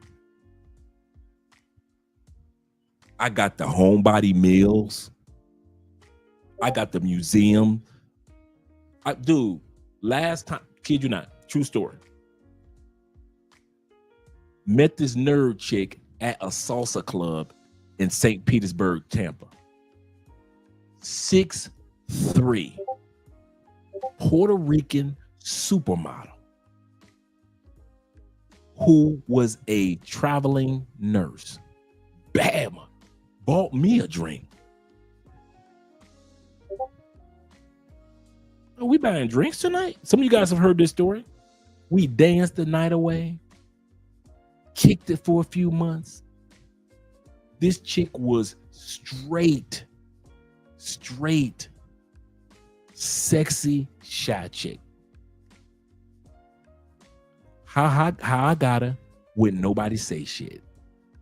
Dudes was staring at her the whole night. Ain't 6'3", ain't nobody say. As long as y'all keep y'all mouths shut, if I was single, I could run through Medellin. I was running through the States. Why? Was I fly? No, guys, hear what I'm saying. I would open my mouth and say how my name is. What is your name? And start a funny conversation or any conversation. Dude, I was getting the coochie just because I opened up I didn't have to open up my wallet. Half you dudes going to these other countries going freaking broke when all you got to do is open up your goddamn mouth. And I mean that. Some of you dudes be saying some of these hot ass, fine ass Philippines. You ain't saying shit. You been in the Philippines for 2 months. Ain't saying shit to that bad motherfucker. But you've been looking at her every time you go to the grocery store. You look at her. You go directly to her cash register, but you don't say nothing. And then you be looking crazy when you catch her 3 months later off work, walking down the boardwalk with some other dude, and you like, I knew that was her man. No, she just met that motherfucker. But you been walking up to that grocery store for 3 months and ain't said shit. Stop being scared of rejection, dudes. I'm telling y'all, a part of acceptance in sales, they teach us, you're gonna, and Rona can attest to this, you're gonna go through like 8 no's before you get to your yes. So in sales, we expect the no's. Knock, knock, knock, no.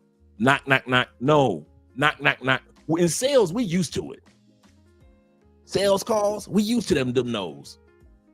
So that's part of what we do. So the average person that, dude, I would rather, okay, what would you rather have? Before we go back to the nerd girl, would you rather have 5 no's from some badass loner shy chick just to get to number 6 that says yes? Or would you rather have yes from 6 regular ass chicks when you know your fantasy is really that shy, sexy, chocolatey nerd chick? Me Give me 5 no's of the baddest bitches in the room. Because I knew that if I got enough no's, I'm walking directly into a yes.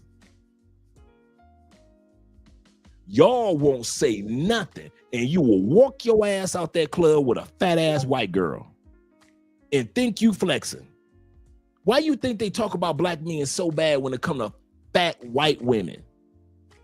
Everybody know when black men go to white women in the States, what are we known for? Going to fat ass white. Now this new generation of these young boys, this generation Z, they don't play that. This generation Z and these young boys, the generation Y, these young boys getting the baddest motherfucking white girls, but not my generation. When we got with white girls, other than us nerdy dudes, the average brother was with a fat ass country white girl. We became famous for it. Why? Because we didn't have the balls to walk up to an attractive white girl because we felt like we would get rejected. So a lot of us brothers settled for them fat ass white girls, and we became famous in the United States that if a brother, you and that fat bitch. We became famous in the States globally. People around the world know American men, American black men, when it comes to interracial, we are known not for sexy. Hell no, we ain't known for no sexy white girls in the States. We are known globally for being the men that get with the fat white girls. Everybody know that one. Let's not pretend. Dudes, now you in these other countries, say something to that woman. Don't let her beauty mesmerize you, because a lot of them, and I'm telling you, dude, a lot of them are homebodies, a lot of them are old souls, a lot of them are nerd girls, a lot of them are loners, dog. I'm telling you. That's why I'm showing you this Magnificent Seven, dude. These are the ladies that y'all need to be going after in these countries. I don't know why y'all keep ignoring them, because you're going to be there for a weekend. And so let's put it like this. I would rather keep my motherfucking money in my pocket than to sit up here and have 15 bitches that I ain't got for pay for play because I done follow these YouTubers and all these ex-military brothers and they got the money to fuck these bitches and I ain't trying to spend money like that. Give me a hot, beautiful, attractive woman that I can be with my whole trip. Maybe give me 2. I ain't one of them dudes that got to be with 15. I did that shit already. Man, I had 15 Dominicans. I ain't got to do that. Give me 2 Dominicans. Give me 1. Man, I went to Thailand. I smashed about 30 of them motherfuckers. Dude, I ain't got to smash 30. I did that already. Give me 3. Give me 2. Give me 1. Give me 1 badass, nerdy, that want to show me around Thailand. She want to show me to all the ancient artifacts and shit. She want to show me around all the motherfucking temples. She want to show me where her granddaddy's grave is. She want to show me where all the goddamn food is that's not expensive, that tourists don't eat. All the restaurants. She want to show me the real club where real people from Thailand go to. She want to take me kite flying on the beach. Give me one of them motherfuckers over them 30 raggedy ass Thai bitches y'all be fucking. I don't give a fuck how fat they is. Dude, I don't give a dude. I've been there, done that. I done had enough pussy I done had enough raggedy ass pussy in my life to where pussy don't move me like that no more. I'm one of them quality type dudes. So if I wasn't with Andrea, I'd be looking for another Andrea in the other country. I purposely look for the woman that I'm with. It wasn't no happenstance. Man, fuck all them. Dude, I was not running through motherfucking Colombia just slinging my dick like the rest of you motherfuckers. I smashed 1 here, 1 there, 1 here, yeah. But I wasn't running around this motherfucker rampant giving out my money in Cartagena. Fuck them bitches. That's y'all. Y'all do that shit. Give me 1 motherfucking homebody that's cute as hell, pretty than a motherfucker with a fat ass, and she look good in a dress, a sundress, a skirt, some shorts. I could just glance at her and be like, damn, I gotta find one. That's all I need. That's all I need. I don't need no more notches in my belt. My belt look like a motherfucking frisbee with a bunch of holes in it. I ain't got nothing else to prove about getting no bitches. I'm past that stage, man. I've been past that stage at shit. I passed that stage at 41. When it came to numbers, I got to get my numbers up. Man, I passed that shit about 31. But 41. By the time I hit like 41, man, I was done caring about bitches and pussies and my numbers being up, and I got to hit all these nationalities. Man, I did all that shit already, dog. Been there, done that. And a lot of you other brothers are just like me. So you ain't moved by pussy like that. Dude, speak to these women. If you see something gorgeous, say something to her. It will amaze you, dude, how many fucking shy chicks go to the gym because that's their social life. They're part of the language exchange classes because they want to learn 2 more languages. But y'all asses, you will rather go to Gringo Tuesday and meet them raggedy ass bitches in Gringo Tuesday. But then when it's time for language exchange, you don't go to those events. Every country got them. You ain't joined Toastmasters. You want one of these nerdy chicks, but you ain't joined a book club. You ain't joined any artistry. You ain't joined a culinary class. You ain't joined none of the shit where nerd bitches go to. You ain't joined a salsa class in Colombia. You know them nerd bitches got their fine ass up in them salsa classes. But you won't go. You know they be at them language exchange classes, but you won't go. But you will take your ass to a brothel. And then you be, like I said, you wonder why shit be going left for you in every country. Because you don't want one of these magnificent 7 women. You don't. So keep bitching. And we gonna keep laughing. I don't know why y'all think it's gonna change. It ain't gonna change. These cameras gonna go off. You gonna go keep fucking up. And we gonna keep laughing. This is not the channel to come to if you think somebody gonna help you lick your wounds. No, bruh. We laugh at you motherfuckers on this channel. We laugh. Popcorn in hand like Michael Jackson with the big eyes. Damn.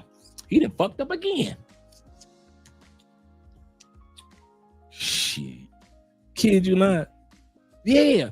Thank you, Jay Clyde. He said constantly trying to run up the numbers is a thirst that can never be quenched.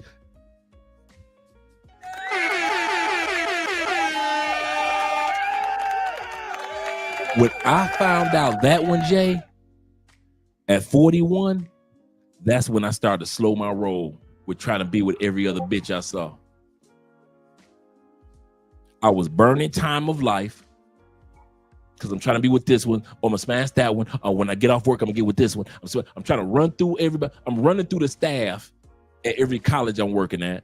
I'm smashing the older students at the college I'm working at. I'm smashing regular chicks, but I'm not taking care of business of life because I'm too busy fucking bitches upon bitches upon bitches. So now life ain't where it's supposed to be, but I got all the goddamn accolades of fucking a bitch. Get the fuck out of here.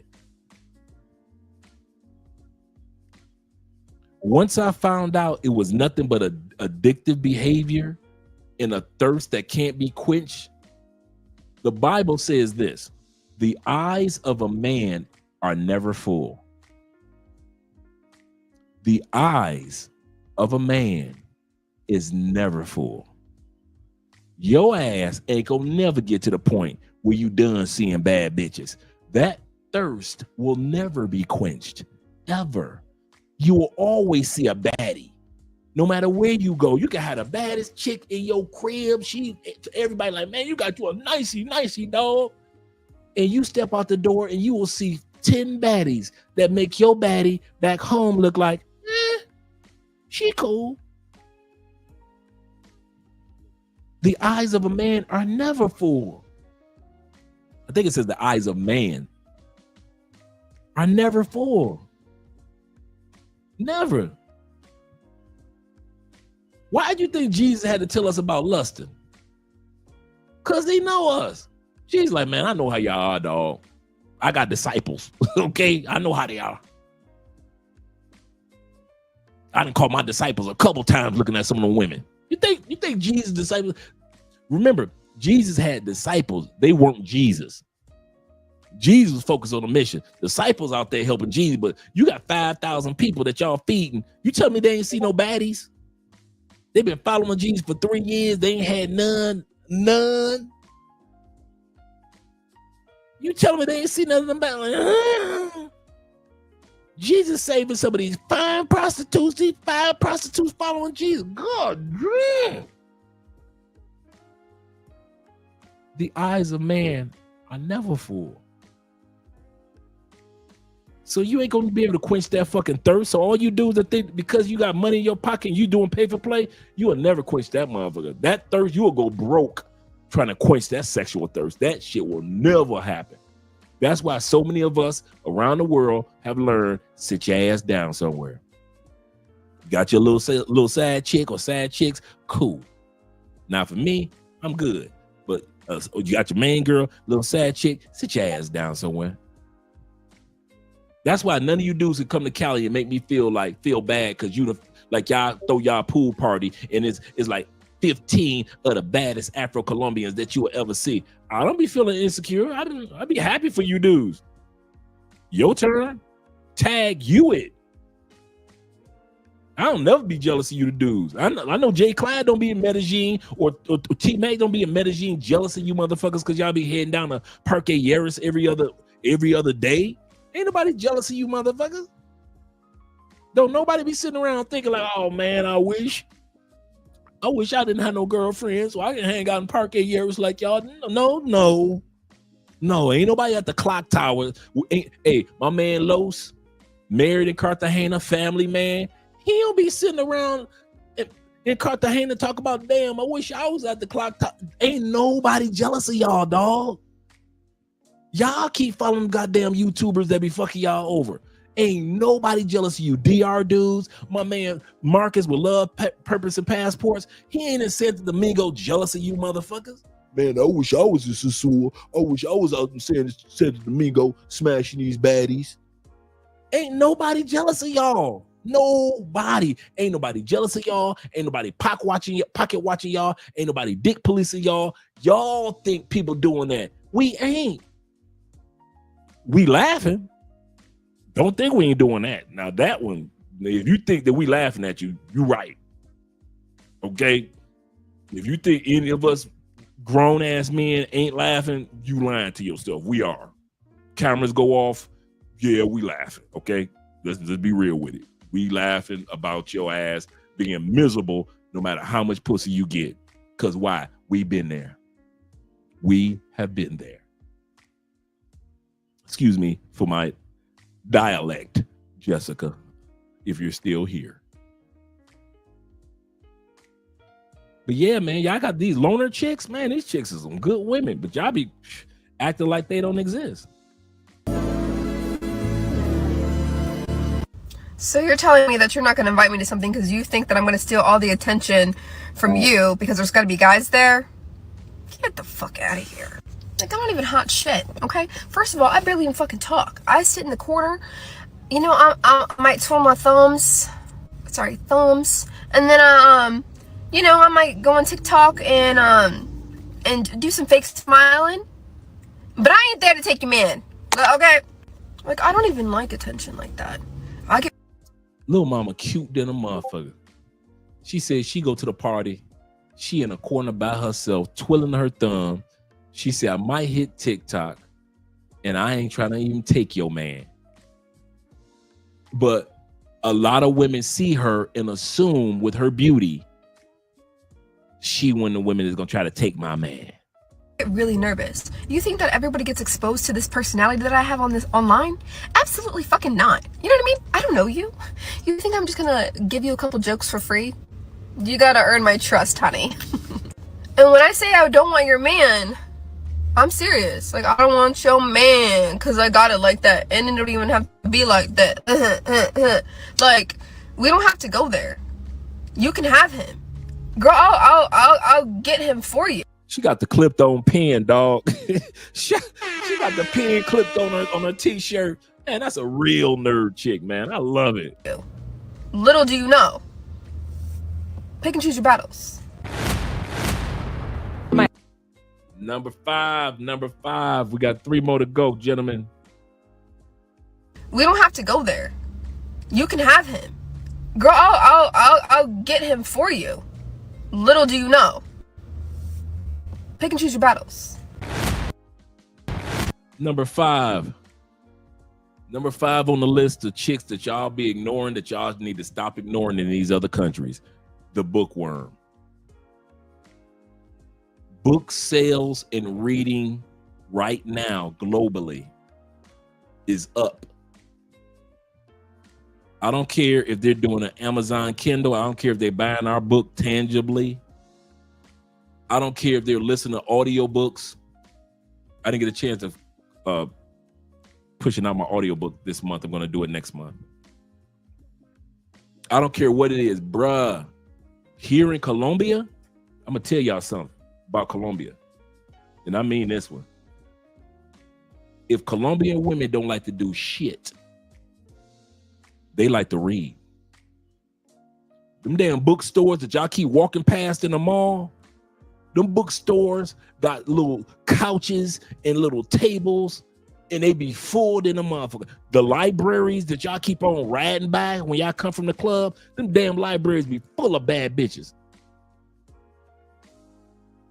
They got book clubs galore in this country.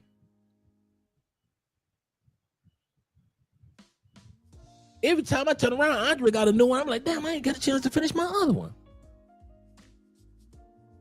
She done went to, she be so proud. She be, look, I got this book, I got that. Dude, you be thinking that they get new dress or something, or like a new perfume. They be getting new books. Be just proud like a motherfucker. One of the, dude, true story. Do you know one of the first gifts, actually the first gift that Andrea ever allowed me to buy her? I got Andrea a sundress. She was like, eh. I think I got her something else. She was like, You know what the one thing Andrea want? She was like, well, this is this textbook that I want to. It's an accounting textbook. But you want a book? Yeah. It'll be great for my job, and it'll put me up, you know, when it comes to the latest software and bookkeeping. And so fuck the sundress and whatever else, the dinners and all that. All you wanted was a book. And the book. 7 years later, books. We like going to the bookstore in this family. Y'all don't fuck with bookworms. I don't know why y'all don't. Bookworms ain't never robbed nobody, have they? When the last time you saw a bookworm arrested in Medellin? When the last time y'all ass saw a bookworm cheating on y'all with their ex-boyfriend while you back in the States? Bookworms? The only boyfriend they got is the imaginary one in the book.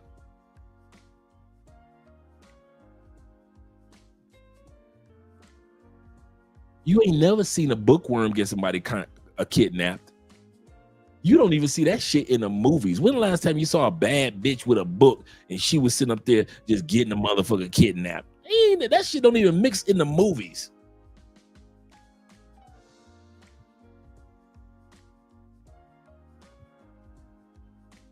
I'm telling y'all, man, y'all overlooking a lot of good women. And that's why I keep trying to tell y'all statistically. I was looking up the other day, you know, as a writer, they give you this information, this statistical information anyway in emails. Dude, book sales are at an all-time high, dog. All these tech chicks. How do you think these tech chicks getting these jobs like Theo? Making 150, 115,000, 94,000, 215,000, 275,000, 400. How you think these tech chicks getting these damn jobs. They gotta read. What does Theo keep trying to tell us? I gave you a whole goddamn library online for you to read. We think these what you think tech chicks be getting these jobs because they cute? Hell no. They be doing exactly what Theo said. La la la la la la. Read. Theo don't be like, I need y'all to do some homework and come to class. Theo say, I need you to do some homework, come to class, and read this book, read that book. I need you to finish off that book, read this chapter in this book, read that chapter in that book. Come on with this chapter. What do you think these hot-ass, fine-ass tech chicks doing?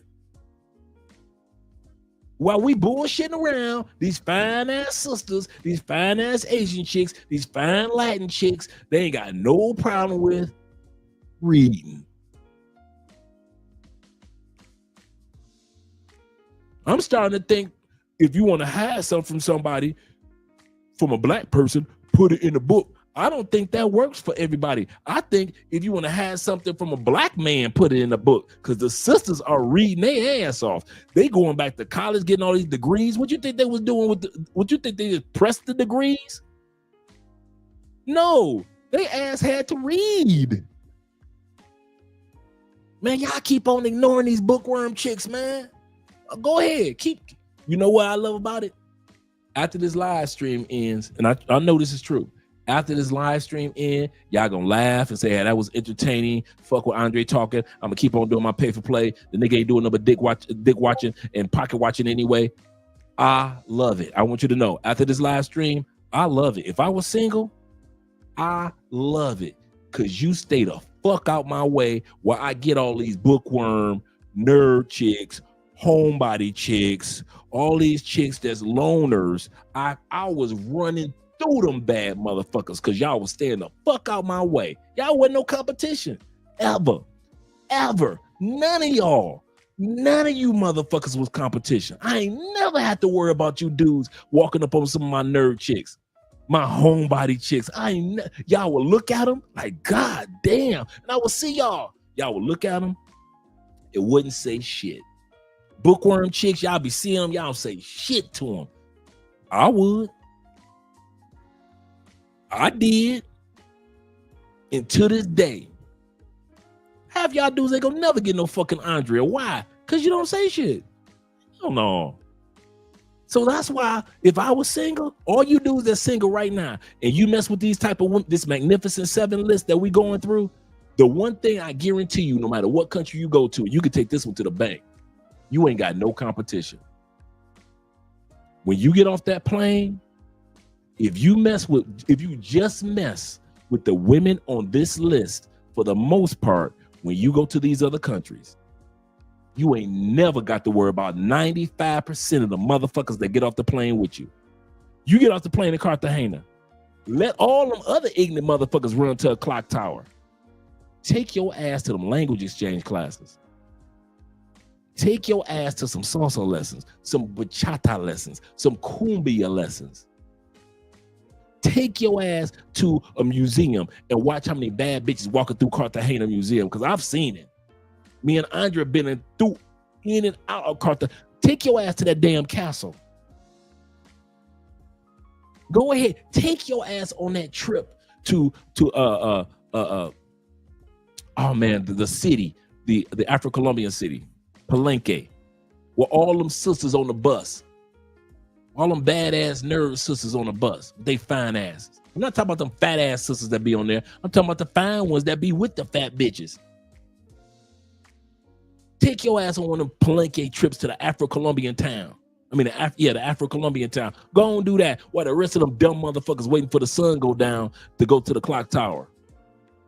You ain't got no, bro, I'm telling you my number one secret here in every country I've been to, including the States. The reason why I was getting hot chicks now because I was the tallest, the most handsome, the smartest, I had the flyest car, my house, none of that shit. Even though I had those things, the one thing that I did realize, the law of ratio. The law of ratio says if you do this amount of times, you'll get this many results. That's the law of ratio. If I go after so many women and they say no, The law of ratio says I'll be able to get this many yeses. You motherfuckers don't want no no's. That's your problem. You don't want nobody to tell you no. You don't want nobody to tell you I got a man. You don't want nobody to tell you I'm gay. Even if they lying, you can't handle your no's. That's why you'll never get a real yes from a bad bitch. You gotta always pull your money out. You gotta always buy a bad bitch. That's why nobody's ever impressed with y'all. Because we know that you bought that bitch, that raggedy ass bad bitch from the zone 1. We know that your woman ain't shit. I don't know why y'all, who you think you fooling? You ain't fooling us. All you brothers, I'm telling you, this Magnificent 7 list, use it. That's why I put it out there. I didn't just put it out there just from bragging shit or just put something together. I put it out there to let you guys know, you go after these group of women, I promise you, your competition level is like that. Why? Because everybody else is following them other content creators that's putting out that bullshit in Parque Lleras, in Sosua, in Santo Domingo, and in certain parts of Thailand, and make it seem like all Thai women are bar girls. Make it seem like all Filipino women are this way or that way. While they running their happy ass over here, you keep your ass focused on that 7. And I promise you, you can have the pick of the litter every time. There is no competition. There is none. There's none. Literally none. You be seeing the motherfuckers get off the plane in Cartagena. Them dudes don't be going for no goddamn bookworm. You think these motherfuckers be getting on the plane, flying all the way over here for a bookworm chick? Okay, a nerd chick. You think they be getting on the plane for a nerd chick? Oh, you think these dudes be flying all the way over here for a loner? A homebody? Hell no. That's why you ain't got no competition, because they dumbasses are running, like Theo always said, the red pool or the red ocean full of blood, because everybody's running to the red ocean and sacrificing each other. You over here in the blue ocean. Ain't that much competition. Ain't no sharks. Ain't no bloodbath. Every country you go to, look for the blue ocean and let all them other ignorant motherfuckers continue to run, and you laugh. You laugh. How you think my man Love Purpose and Passports got his wife? He was on the Sosua trip a few times with a group of dudes. How you think the dude got his wife? He let all his boys let they ass go this way. He went that way. And that's how he met his wife and kept coming back. And every time they came back, he let their ass go this way and he would go that way. Now, guess who the only one that's happily married with an attractive, sexy homebody, love to travel, love to do things, and they got a YouTube channel together? The only one out of that whole group of motherfuckers is him. Why? No competition. He ain't have to worry about all his boys. They doing the same shit in Sosua that all the other YouTubers told him to do. He the only one that had enough sense to say, I'm going this way. Found him a wife and a motherfucking life. If I would have followed all them YouTubers that eventually came in Medellin, I'd have still had my ass in Medellin on some stupid shit. I wouldn't have been on them J-Clad moves. I wouldn't have been on no T-Mac move. I'd have been in Medellin on stupid shit. Why? Because I'm following all them ignorant ass YouTubers and I'm following y'all ass, doing what y'all do. What did I do? One of the only brothers, except for a few of us, shout out to my man Domain and all the other brothers that was here before me, it was only a few of us. Maybe 10. I'm lying. Maybe 5 brothers in Cali, Colombia. Wasn't nobody here when I got here. I was the only YouTuber. That was it. Wasn't the white boys coming down here YouTubing? Wasn't nobody here doing YouTube except for maybe a few Spanish Colombians down here. The reason how I got my wife was I ain't had no competition. I wish I could make it seem like it was something different. It wasn't.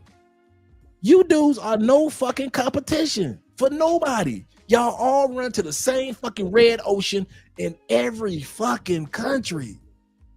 And you swear you flexing and you don't know we laughing. I don't know why y'all think I be saying that. I'm just saying that to be saying that. Dude, we are laughing in your motherfucking face every time. Every time you get off the plane, you are fucking hilarious. Because you follow the pack right off the cliff. We used to feel sorry for y'all. No more. We laughing. We in the blue ocean with a few brothers. You keep running and doing this, following the same pattern. Them ignorant motherfuckers that's running. Like your mama said, if your friends said jump off a bridge, would you jump? Ask these grown motherfuckers with passports that question, because they damn sure jumping. And then this is the funny part. The only reason I'm saying this, and I know I'm giving a little rant.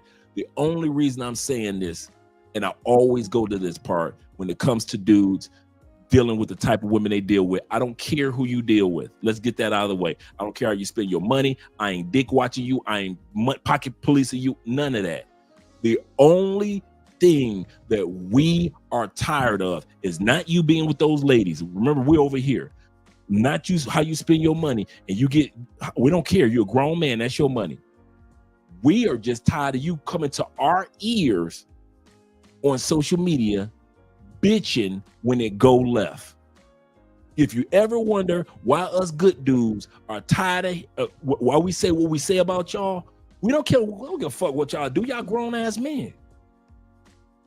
But y'all always want to go on social media, our social media, with the rest of the passport bros and blue book gentlemen and expats and travelers and explorers, and you want to bitch about Colombia is done because you got.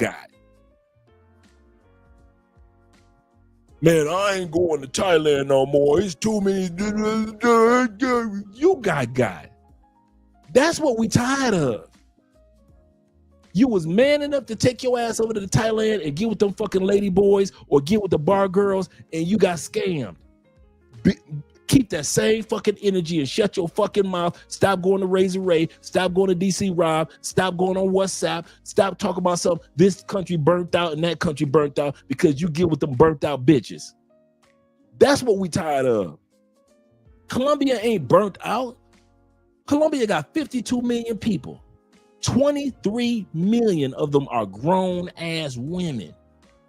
23 motherfuckers, I think it's 17 million grown ass adult women. You telling me that you motherfuckers that came down here and fuck you fuck only the same 5,000 that y'all been fucking.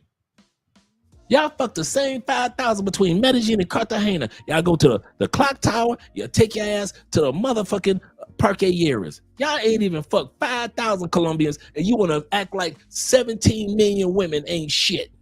You do the same thing in Thailand. You do the same thing when you take your ass to Europe, talking about European women fetishize about you. They only want you because you black. You ignorant motherfucker. The only reason black women want you because you black. Let your ass have been born white and take your ass in that high school, white boy, and had try to get that black pussy. You the same dude. You the same dude who you were. With your high school letterman jacket and all that. You on a football team and all that. But your ass just so happened to be born white and you going to that black school. Them damn sisters would have told you, get the fuck out of my face. I only fuck brothers. So why you talking about white women fetishize about you? Mother, and they only want you for your color? Nigga, sisters only want you because you black. Don't you ever get it fucked up. Sisters only want you because your ass just so happen to have the same pigmentation they got. Let your ass have had a different pigmentation, and you may have maybe 3 or 4 sisters that fuck with you, but most sisters wouldn't been fucking with you.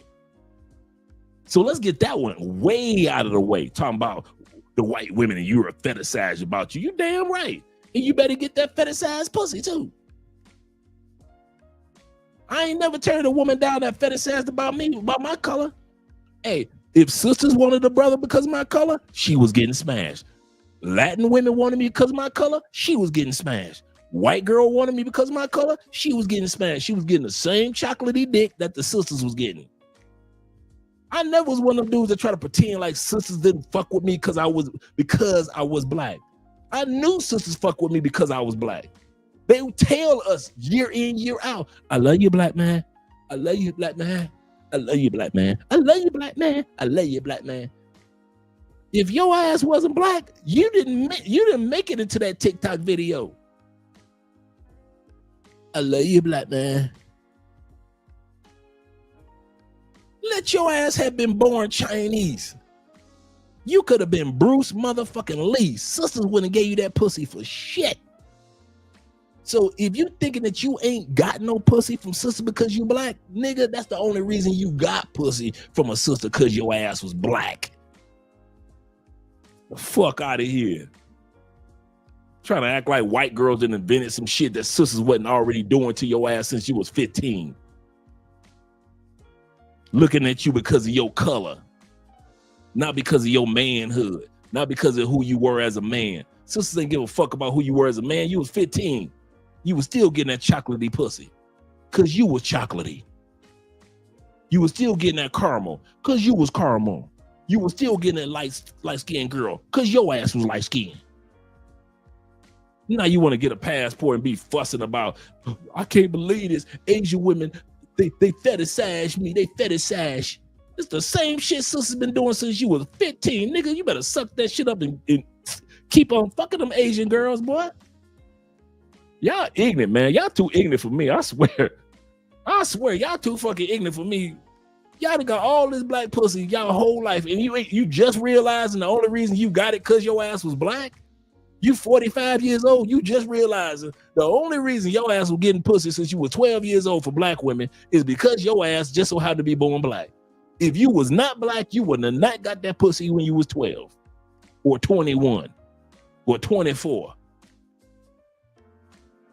You'd have been getting your black pussy rationed out like other white dudes. You've been just like every other white dude. How many black girls? I've been with 3 black girls in my life. That would have been your ass. You would have been the same dude, same personality, same job, same everything, and you still wouldn't have got the same pussy. Why? Because your ass would not have been born black. The fuck out of here. Y'all crazy as hell, man. Y'all crazy. Some of y'all gonna fuck a sister tonight. Why? Because you can. Why? Because your ass is black. You gonna fuck tonight. You gonna get you some chocolatey coochie. Why? Because your ass black. And some of y'all ass gonna get a white girl tonight. Why? Because she fuck with black dudes and your ass is black. You might as well suck that shit up and enjoy it. James says, sorry, I'm kind of new to the channel, Andre, with all these profane terms you're using. He says, excuse me, the question seems dumb. Come on, James, bring the question, brother. We got your back. Shout out to my man Jordan being in the building. He said certain type of black guy on top of that. True. Us hood brothers. Shit. Facts. Us old ex-pookies. Shout out to my man Kyle being in the building. Yeah, bring your question, Jay. We got your back before we go to number 5, the Bookworm girls. My man Chad in the building. He said, yeah, for real. I'm not black, I'm OJ. Okay. Seriously, man. He said, I got a bunch of coochie. He said, just because I'm off interesting as a black guys. Right. We have no problem with just embracing okay, it is what it is. All races of women, including our own race, accepted us intimately in many ways because of our pigmentation. You think you got coochie because of heritage? Negro, wasn't no dude. When you was in the motherfucking 12th grade, she was not fucking you because she just read the best of Harriet Tubman's. She wasn't giving you the pussy because y'all just so happened to both read Sojourner Truth. Dude, she was ignorant in the 12th grade. You was ignorant in the 12th grade. Y'all wasn't fucking because y'all sat up there and read what was it? The Miseducation of the Negro by W.E.B. Du Bois. She didn't give you them sisters wouldn't give you no pussy because you read the autobiography of Booker T. Washington. Negro, she was looking at your black chocolate ass or your light skin tail, or your caramel tail, and she was looking at you. I want that man right there. Why? Who? The brother?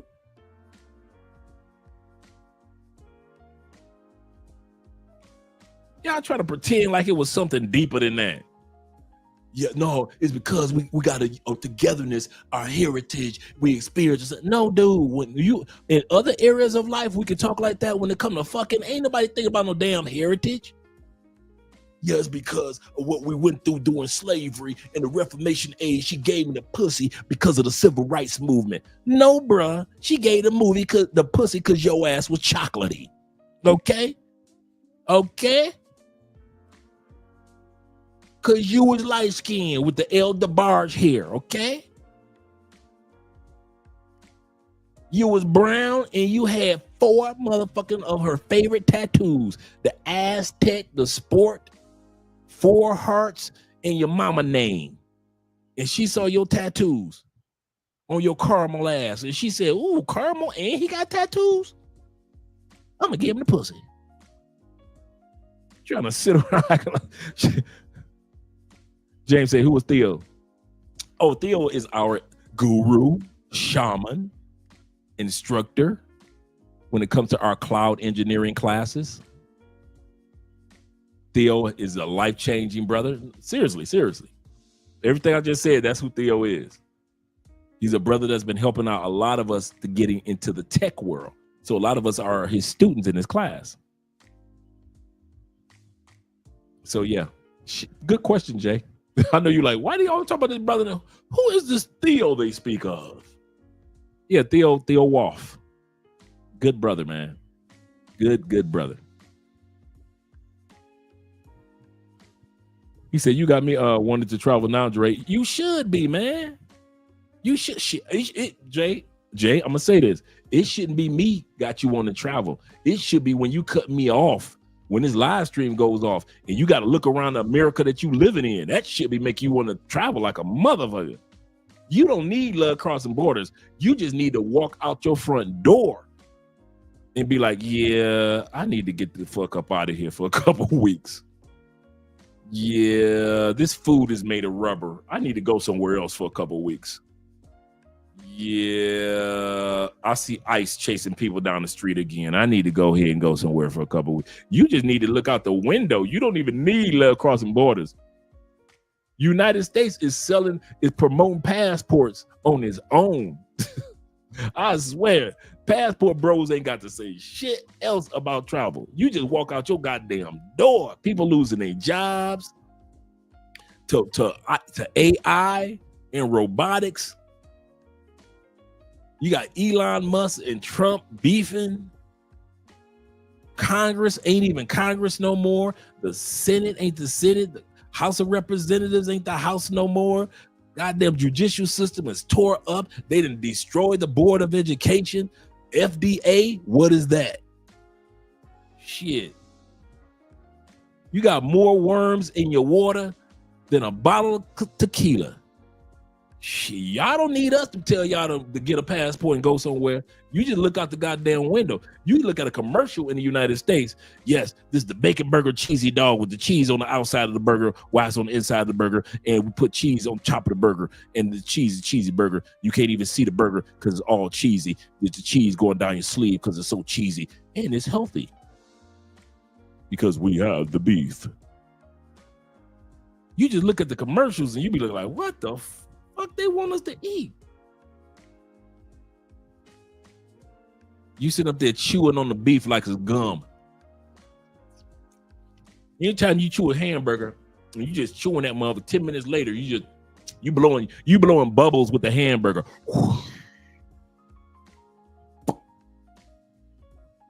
You just chewing. God damn. I remember when I was a kid, it only take 4 chews to finish off a burger.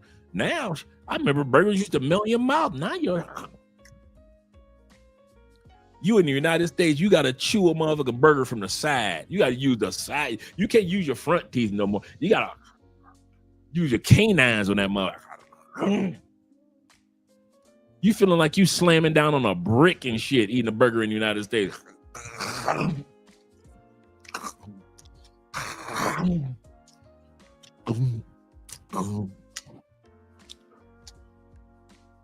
They got y'all so goddamn addicted. Y'all the only motherfucking country a motherfucker be standing in line for a particular burger. Remember y'all ignorant asses stood in line for Chick-fil-A? All them goddamn cars losing gasoline. Y'all losing y'all talking about the Chick-fil-A motherfucking burger was like and I'm about to get the Popeyes burger. But I remember a couple years ago, y'all stood y'all dumb asses in line in y'all cars, lined up for about a motherfucking month, trying to get them damn Chick-fil-A burgers and shit. Sitting up there just gas cars rolling up. You got to push cars to the side of the road. The burger was like what? $4? But you done spent like $94 in gas waiting in line to get to your chance to get to them damn burgers. And then when you thought it was settled down, y'all old ignorant asses out there on the same thing with some Popeye chicken burgers. One dude got I think a dude shot somebody in one of the Popeye spots because they ran out of chicken. Y'all out there shooting a motherfucker over a chicken burger.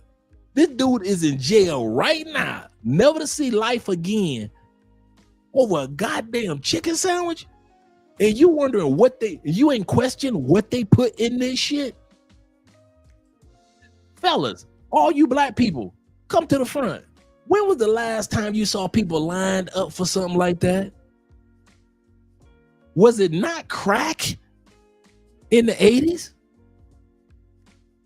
Was it not crack in the 80s the last time we saw people lined the fuck up? And you think love crossing borders got to convince you to travel, James? Man, if you don't get your ass on somebody's plane, brother, come on down here to Cali, man. We take care. You got a bunch of brothers all throughout Colombia. Go down to Mexico, man. Go to Caribbeans. Go to DR. But get your ass out the States, man. You got to see the world from another perspective. You need to cry. Hey, fellas, tell James, man, his ass need to cry. Well, what do you mean, Dre? Cry. You need to take a trip outside the United States. And just like the rest of us,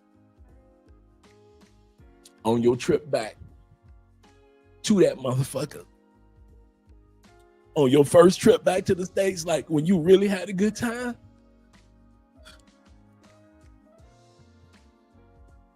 you gonna cry.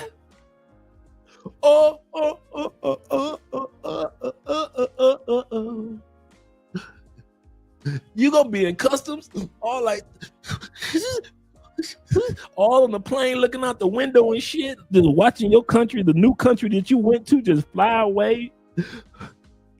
The girl that you met down in the new country, you gonna be like, I'm gonna miss you, Maria.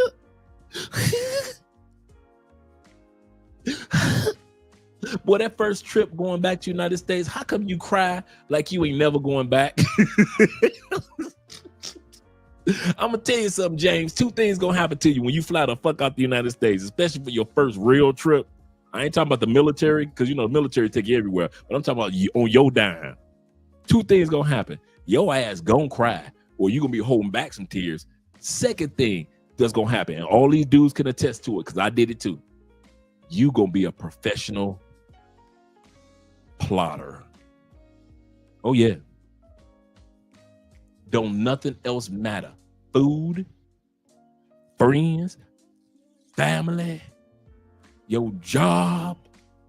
Don't nothing. Your ass gonna spend the rest of your days plotting how to get on your next trip. Man, I was like a goddamn dope fiend, man. I was like, fuck everything, everybody, man. I was like, everything was on discount. Everything. When I was buying the best of the best, everything, I'm like, fuck getting the best of the best in this country. I'm starting to save every little dime. I'm counting pennies. $42 in pennies, $42.01, $42.03. I'm saving every motherfucking dime I can. Don't ask me to take no female on no date. Dude, I'm not buying an ice cream cone, a motherfucking smoothie, slush. We ain't even getting a goddamn 7-Up big gulp. No, them days over. I'm plotting. I'm plotting like a goddamn jewel thief how to get the fuck out the United States one more time. Okay, here we go. Put a 1 in the comment section if when you finally went back to the United States after your first real trip, your ass wasn't plotting. Put a 1 in the comment section if you was like me and you was plotting. Man, I got back to the United States. I ain't think about nothing else but how to get the fuck back out the States. Man, I was skipping lunches and shit. Man, shit. I was fucking around before when it came to Bitcoin. Not no more. Shit, I was like, I got serious about Bitcoin, boy. See, I'm a shit. What, Bitcoin 22,000 right now? Let me go put some money in here right now. Let me put some money in here right now while it's 22,000. Put a 1 in the comment section if you start plotting. Hell yeah, thank you, gentlemen. My first trip back to the States, man, I didn't give a fuck about it. I wouldn't talk to nobody. I was not talking to people as if it was gonna cost me some money to talk to somebody. If I talked to somebody in the States, I was like, you know what, I could have dealt with that in Colombia. I ain't talking to you people. I wasn't talking to people in the States as if it was gonna cost me. Shit, man. I'm all up in motherfucking Airbnb looking for discounts and deals for the next trip. Like, what? Next trip gonna be like 12 days. I ain't give a fuck if my boys was going or not. I was going. Hey, Dre, you going on the next trip? Mm-hmm. My coworkers all knew. Don't ask me shit about nothing that got to do with the States. My coworkers knew they better start speaking to me in Spanish. Hey, tell me I'm lying. If you one of them dudes like me, how come all of a sudden you start discovering that you got Spanish friends and coworkers you ain't never fucking had before? Dude, I got back to the States, man, I knew every motherfucking Spanish person on campus. Go lie. I knew every Spanish person in my neighborhood, every Spanish grocery store, every Spanish restaurant. Man, I knew what all the Asian restaurants was, the Asian grocery stores. Man, my ass was like, fuck Dollar Tree. Fuck Family Dollar. Bruh, stop me when I'm lying. Man, I knew every dude. I knew every. They was like, Dre, where'd you go to? I went to Colombia.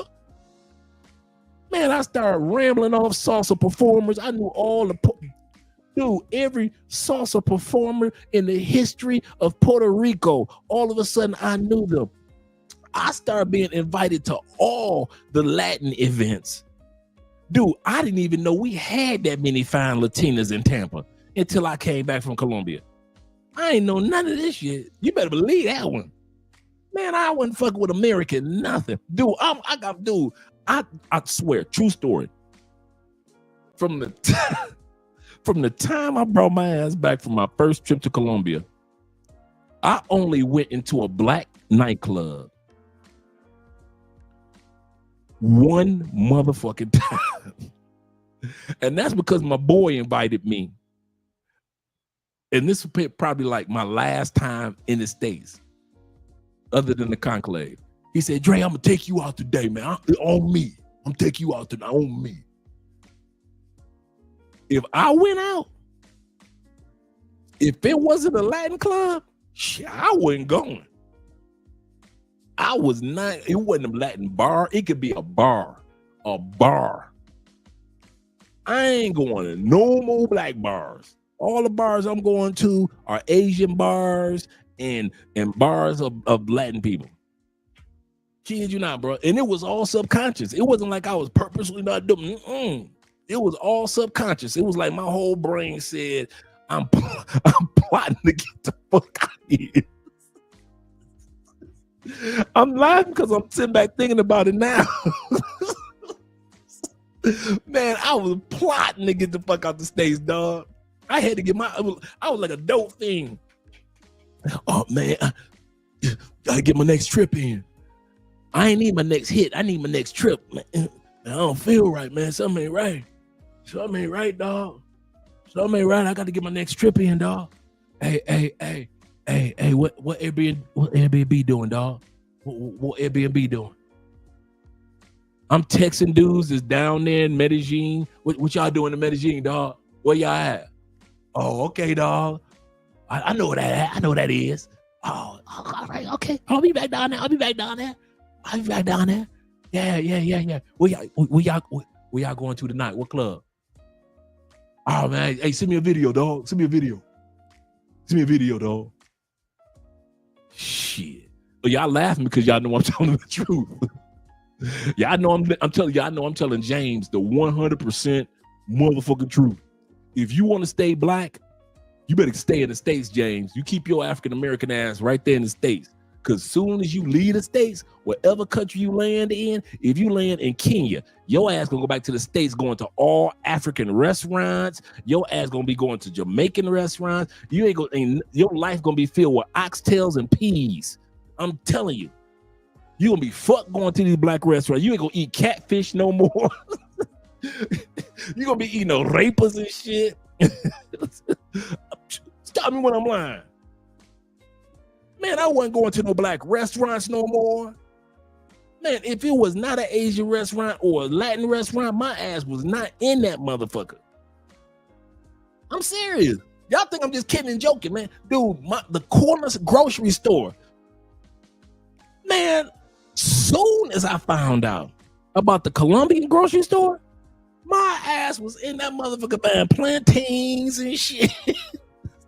Okay, y'all can ask my boy. I'm up in this motherfucker like this dude making ramen noodles and shit because he like ramen noodles. My ass is smashing plantains like a motherfucker while I'm in the States. Frying them and shit. Taking my lime juice, putting it over my plantains and watching the football game or the basketball game. Shit. I'm in Walmart. True stories, dog. This shit is baffling me. It was true story. Hey, check it out. I'm in Walmart. I ain't even got my ass in the other section of Walmart no more. If I ain't in the Spanish section, I ain't in Walmart. I'm getting all the Spanish seasoning and rice.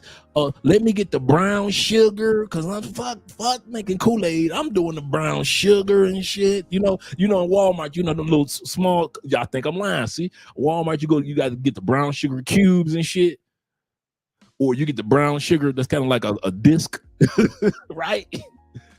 And you get that motherfucker in a 4-pack. Y'all laugh. You know why y'all laugh? Because y'all like, this motherfucker is 100% correct. Because if you go to the Latin area or Walmart, that motherfucker might be 5 feet by 5 feet. That's it. But I'm in this motherfucker first before I even buy a toothbrush in Walmart. I'm in this motherfucker right here. This is my little section, all the Spanish shit. Let me get this. And then I'm going right over to if I can find anything that's Asian. Now I got my ass over the Asian said, let me get all this seasoning. Because I didn't even know this shit was even here. I ain't never been in those areas ever in my life. I've been going to Walmart just as long as y'all have. Ain't never bought shit in those areas. Got a passport and started traveling. Man, I was like, fuck this American food. I'm like, what's this Lawry's? Lowry season. We don't do Lowry's. I done got bougie and shit. Like Lowry seasoning salt. That's for black people. I only do Spanish seasonings. Shit. That's serious, man. Y'all think I'm playing, man. I was straight serious. I was plotting my ass off. All of it was subconscious. I didn't realize I was doing it. That's the funny part. Hey, dude, when I left, you know how they have at work, they have like the Christmas, people give gifts to each other for Christmas, right? So your coworkers, among your coworkers, I forget what it's called, right? And so the Secret Santa, right? So you do a Secret Santa, right? And so I forgot what I gave the last person before I left. You know what they gave me for Christmas? Because they knew. Salsa lessons. They gave me salsa lessons on Groupon. Bullshit you not, because they knew. Don't be giving no Andre no American shit. He gonna take it back. Give him something that he really wants.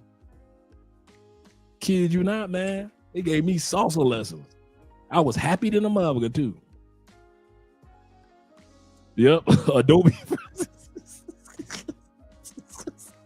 Hell yeah, man. Yep, seriously, man. Shout out to Alexander Bennett. Yep, the white elephant gift. Seriously. Yep, that was my Christmas gift, man. Salsa lessons. I was happy to the mother. I was like, what? Hell yeah, I'll take these. I'm not tripping at all. Yeah, it should have been Spanish lessons, but hey, either way, I'll take it. For real, true story. True motherfucking story. I used to talk to all my coworkers. All of a sudden, I found myself only talking to Puerto Ricans, talking to Colombians. If your ass wasn't from El Salvador or Honduras, I wasn't even fucking with you. Dude, I wasn't even trying to fuck with no sisters, dog. And it was crazy, dog, how much I changed. Like one trip just changed my whole perspective of life. Man, I'm talking to my Puerto Rican coworker. She was like, Andre, now you need to find out about this Latin singer, that Latin singer. And she wrote down a list of motherfuckers from, man, I came down here, man. I'm singing Andrea Cepeda out of Bogota. And if you know, you know. That motherfucker like a Spanish Luther. Shit. I'm sitting up here like, man, dude, man, the game changed, man. I knew everybody on campus that was Spanish. Everybody. Man, I remember this, man. Come to think of it.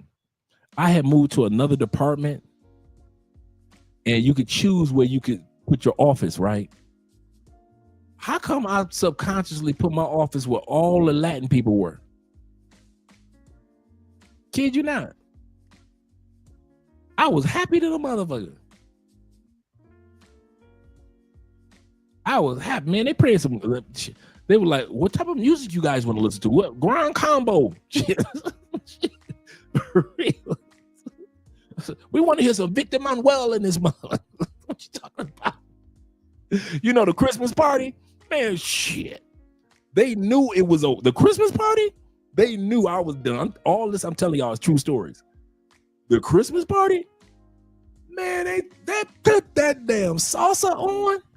I was the only motherfucking brother on that dance floor. Every other song, the brothers and sisters out there dancing, the white girls and white dudes out there dancing.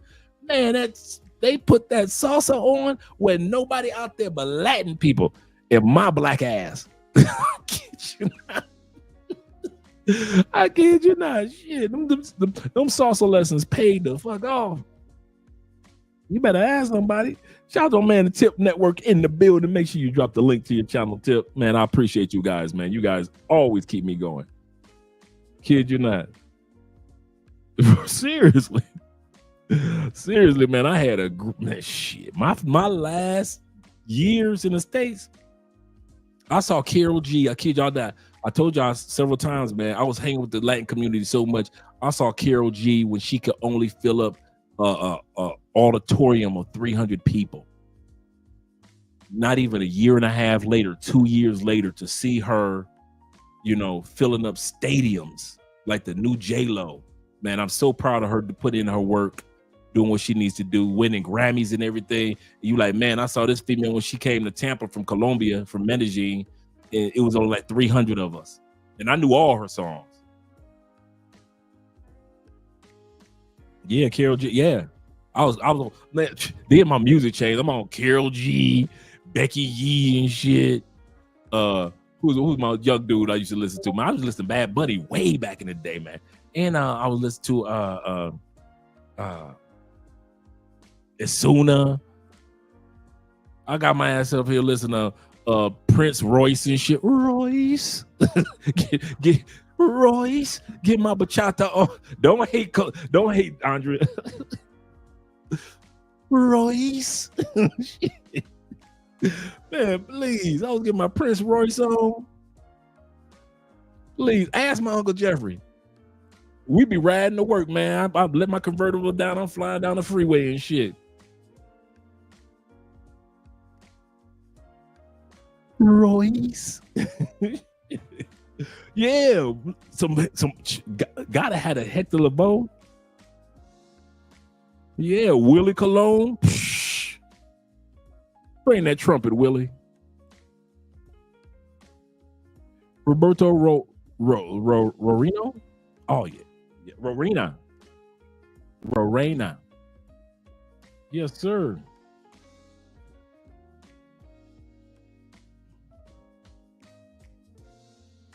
I mean, just having a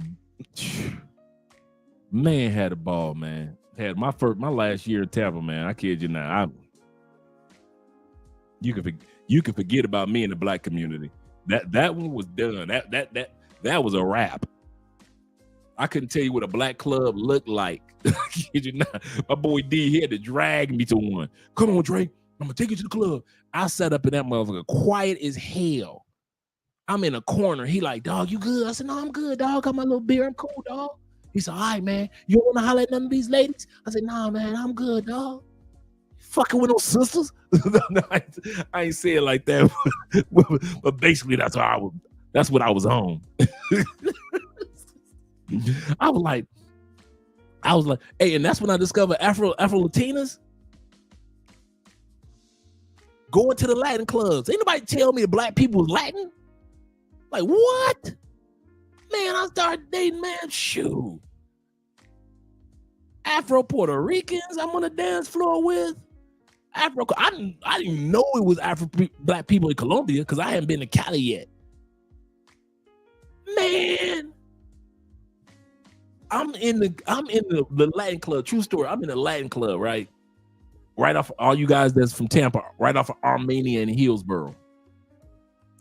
I'm in there, and it's a sister standing next to me. Cute, really nice, cutie too, right? So I asked her to dance, and she responds in Espanol. I'm like, what? So I got enough ear for Spanish to kind of like enough words at that time period to kind of like communicate. Come to find out, she was from Cali, and come to find out that she was just there visiting family, blah blah blah blah. And so we just danced, had a good time, and that was it. But it was just cool to see all the stuff that you learn and all the newness. And I learned how expensive. I tell this story all the time. I learned how expensive goddamn aguardiente is in the United States. Man, I was in Medellin. I had a bottle of aguardiente. It didn't cost me nothing, but like it was at that time period, man. It was like 40,000, 50,000 pesos at the club. I call myself going back to the States, balling with my Latin friends. We go to a Colombian club, right? Having a good time. Give me like 3 of them bottles of Afro Aguardiente. This is Medellin version, because you know Cali got their version too. Let me get 3 of them bottles of Aguardiente. I'm thinking I'm not spending no more than maybe $15 a bottle, right? I'm calling myself popping Colombian bottles. That's how gone I was. I wasn't even popping bottles y'all in the States, y'all popping Hennessy and Ace of Spade bottles. No, I'm popping Aguardiente bottles, okay? Colombian liquor. And so, man, they brought that bill. That'll be $350. I was like, $350 for 3 bottles of Aguardiente? I said, damn, America. You just were not. Yeah, that's Sheila E's dad. Absolutely correct. Absolutely correct, Bobby. I did know that.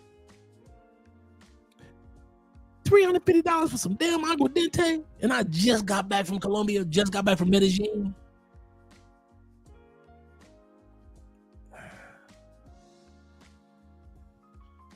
I couldn't believe they got me wrong and they got me good. I got me. Because I'm thinking that maybe just a little bit more expensive than Colombia. Okay, cool. And the motherfucker said $350. I said, I am no longer popping bottles of nothing in the United States. Okay, let's get ready to go to 5, 6, and 7. Absolutely correct. Thank you, Andrew. Get back on track, Dre. Thank you, Andrew. Okay, let's do 5. I'm going to shut up. Then we'll go to 6.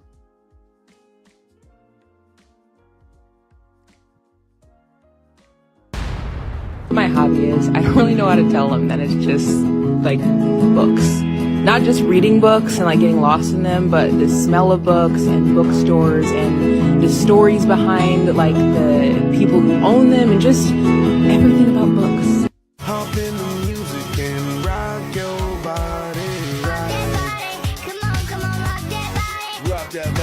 Let's talk about a diverse fantasy novel that'd be absolutely beautiful on screen. This is Girls of Paper and Fire, which is not talked about enough in my opinion, especially because it is so brave. Like Natasha Neon literally talked about a side character in fantasy novels that most authors are scared to get into their backstory and really delve that deeply into. And that would be the characters in fantasy novels who are forced into work. I will say it's a really hard topic to tackle, but she does it so beautifully. The premise of this is there's basically a caste system and animals are involved in it. It's always been about love and hate. Now let me say I'm the biggest hater. I hate the way that you walk, the way that you talk. I hate the way that you dress. I hate the way that you sneak this. If I catch flight, it's gonna be direct. We hate the bitches you fuck, cause they confuse themselves with real women. Then notice I said we, it's not just me. I'm what the culture feeling. How many more fairy tale life does not.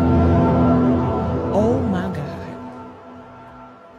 Oh my God. Behaviors that make you a target. Arguing for the sake of arguing. Constantly explaining yourself. Ain't nobody doing that shit. Failing to back up claims with action. That's a motherfucking word right there. Engaging in power struggles. Hate that shit. Okay, so I want to do a book review on Giovanni's Room because it's one of my prized possessions. I love this book so much. I always go back to it whenever I'm feeling a little confused or lost, or I feel like I don't have choices. I always just go back and reread it.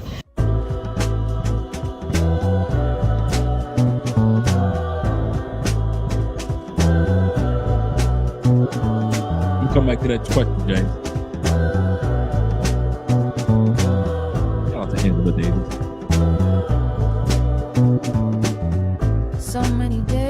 Hey y'all, I'm back with another book review and I could not have picked a better time than now to read this book, and yeah, let's just get into it. I just finished up reading Only for the Weak by Natasha Bishop, and we are talking messy exes, we're talking forbidden feelings, and a destination wedding in paradise.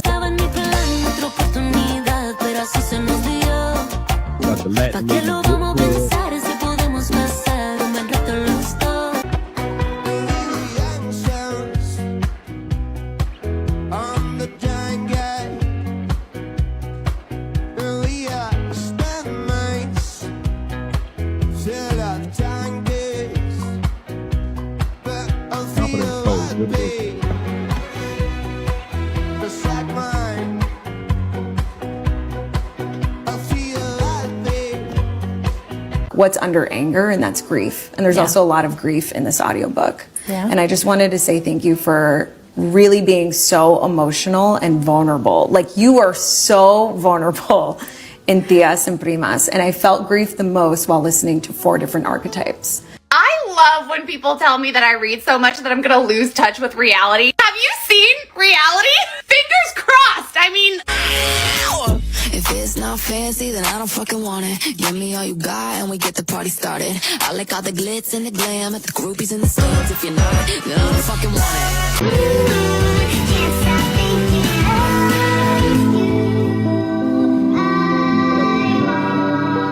I did read A Cosmic Kind of Love, but I totally forgot to film it earlier before I took it to the library. I completely forgot, but that's not gonna stop me. I could still do it, but I'm gonna just put a picture right here of the book, A Cosmic Kind of Love, and it was cute. Put a finger down if you don't give a fuck, you don't give a shit, you don't give a damn, you don't give a goddamn, and you don't care. Oh my God, I'm out of fingers.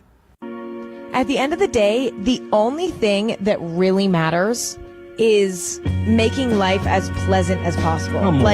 That should be I need a book bestie. I need a real life book bestie that is willing to read the same books as me, because I need somebody that's reading the same book as me so I can talk to them about the book. I want to be yo, we should read it at the same pace and then talk about it, because I'd be so shook. I'd be like,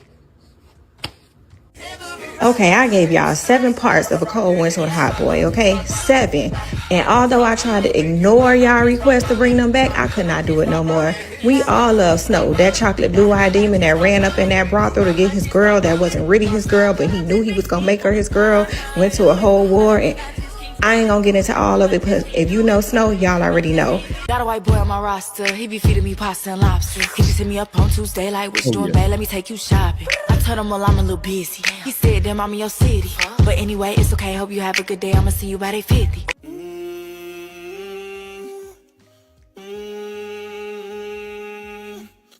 Hey, baby, you've been in here reading for a while. When's the last time you ate? Excuse me? Ma'am, it is Thursday. What the fuck do you mean Monday? Hey, just be honest, How late were you up reading? You didn't go to bed. Yeah, I can tell. It's giving corpse bride right now. You know you have 3 exams today, right? Absolutely not. Give me this back. You can have back this book when I see you drink a cup of water. 11 cups of coffee doesn't fucking count.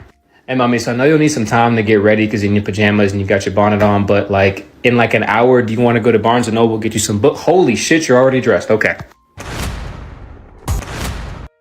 Number 6, the balance babe. A lot of guys ignore these women. Balance babes are the women that are beautiful on the outside and so beautiful on the inside. They're so carry, the touchy-feely chicks. The chicks that like to laugh with, but not necessarily always have to laugh at. These women are so attractive, but yet their beauty always shines from the inside. These are the chicks that can be a 7 and look like a 9. These are the chicks that could be a 10 and look like a 15 just because they got inner beauty. You know how oftentimes we men say, man, chick bad, but she's so ugly on the inside. Not these balanced women. Balanced babes, they always know that their beauty is always more on the inside than just on the outside. Get it out. That helmet, get it out. Get it out. Helmet, get it out. Don't confuse every woman with every woman. It's a big difference between a woman that looks good and a woman that's actually good for you. I'm telling you, you literally become more beautiful inside and out when you weed out all of the toxic people that were literally draining you, that were literally poisoning you of your authenticity, of your worth, of your value. I like your ears. Mine? Mm-hmm. Lil Chocolate said this. She said, it's me literally complimenting everyone, even if I don't know them, because I see so much beauty around me and it's hard to hold it in. That's what Lil Chocolate Mama said. Thank you. Oh, I like your spots. Really? I used to cover them up, but you know. You know what's a true flex? You're a very physically attractive person, right? I'm not leaning back so y'all could see my arms. Just letting you know. I totally am. But when you are physically attractive and then people find out you're kind and you let other people speak without interrupting them and you don't think that you're above people, and when people copy you, you understand that they look up to you rather than being a hater, that has to be one of the biggest flex for any man or woman, to be able to literally be attractive inside and out. Hey, you. I don't know who needed to hear this, okay? But I just want you to know that being natural is so beautiful.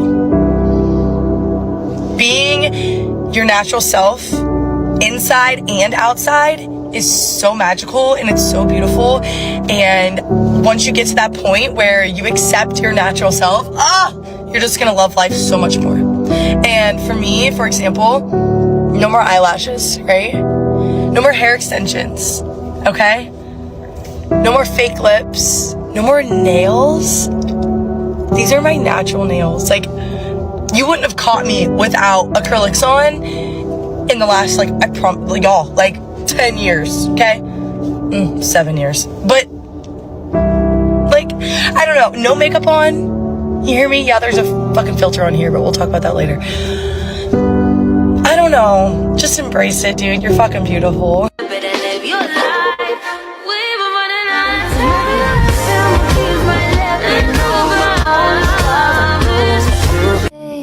to your city, excited to see your face. Hold me, console me, and then I'll leave without a trace. Come on, don't leave me, it can't be that easy, babe. And I want all the young women to know you can do this.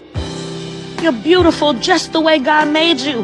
No matter what a man says, no matter what you've been through, that is your testimony. Use it. Don't let it break you. Use it. Y'all know those girls or those women who feel like they just have to have all the attention. They have to be the center of attention. Those girls who have to be the prettiest in the room. Oh, they have to be the baddest. Yeah, they don't like us. Those girls and those women who like being the center of attention, they have a fit when they're not the center of attention. They have a fit when they see another pretty girl or a pretty woman. I think the most beautiful people inside and out are the ones who admire the world around them. The ones who get excited about the stars. The ones who find peace in sunsets. And the things that will keep you beautiful are not the products that you use on your skin, but the daily decisions that you choose to make. The commitment to show up with passion and with boldness. The decision to let go of the things that are not good for you. The choice to forgive and to release those who have hurt you. And the desire to always show up and to trust your maker. But it's nothing like a balanced, healed, focused woman. Beautiful on the inside, beautiful on the outside. Don't ever fumble a woman like that. All right, in the last group that we're going to be looking at, number 7, the grown and sexy. The reason why the grown and sexy, the women that are over 35 are in the group, excuse me, is on the live stream and that are part of the group of 7, Magnificent 7, is this. A lot of us aren't wired to be with younger women. Women in other countries, yes. Younger women, you don't know how to pick them. I'm just being honest. A lot of us want a younger woman under 35, but you're horrible at choosing a good woman under 35. You need somebody that's grown and still sexy than a mother. She done cracked 40, you 60. Every time you pick somebody under 35, your pockets come up empty. Every time you pick somebody under 32, and you my age, 57, you horrible. Some dude just, let's be real. Let's be honest with it. Y'all know me. I'm not built for hood chicks, right? No matter how pretty she is, no matter how gorgeous she is, my whole life, hood chicks have rejected me.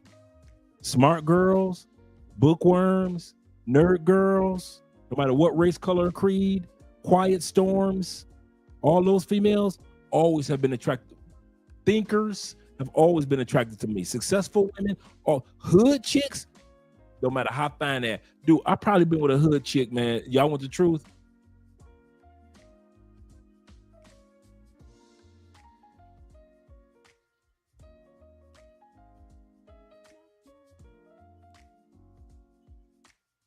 Maybe 3 times. I mean, your average everyday round the way girl, hood chick, I don't care how old she is, 25, 30, 40, maybe 3 times. And some of you guys are just like me. You just do not, it's just not your jail. You just don't, you're like a magnet to chicks in the hood. It ain't nothing you did wrong, ain't nothing that they did wrong. You just don't jail. Some of you older, dudes, usually I got water here. Some of you older dudes, you try to jail with younger women in other countries and you keep messing it up. You wonder why other brothers could come, get off a plane, and they can do it with ease. They could pick an old soul with ease. They could pick a young lady that is a bookworm or a loner or a beautiful, beautiful a nerd chick or old soul, they could pick them up easily. They could pick the good, she could be 23, 24, 25, and they could pick up a good catch easy. Every country, every island you go to, you 61, and every time, somehow, some way, it just not go right. You ain't built for that.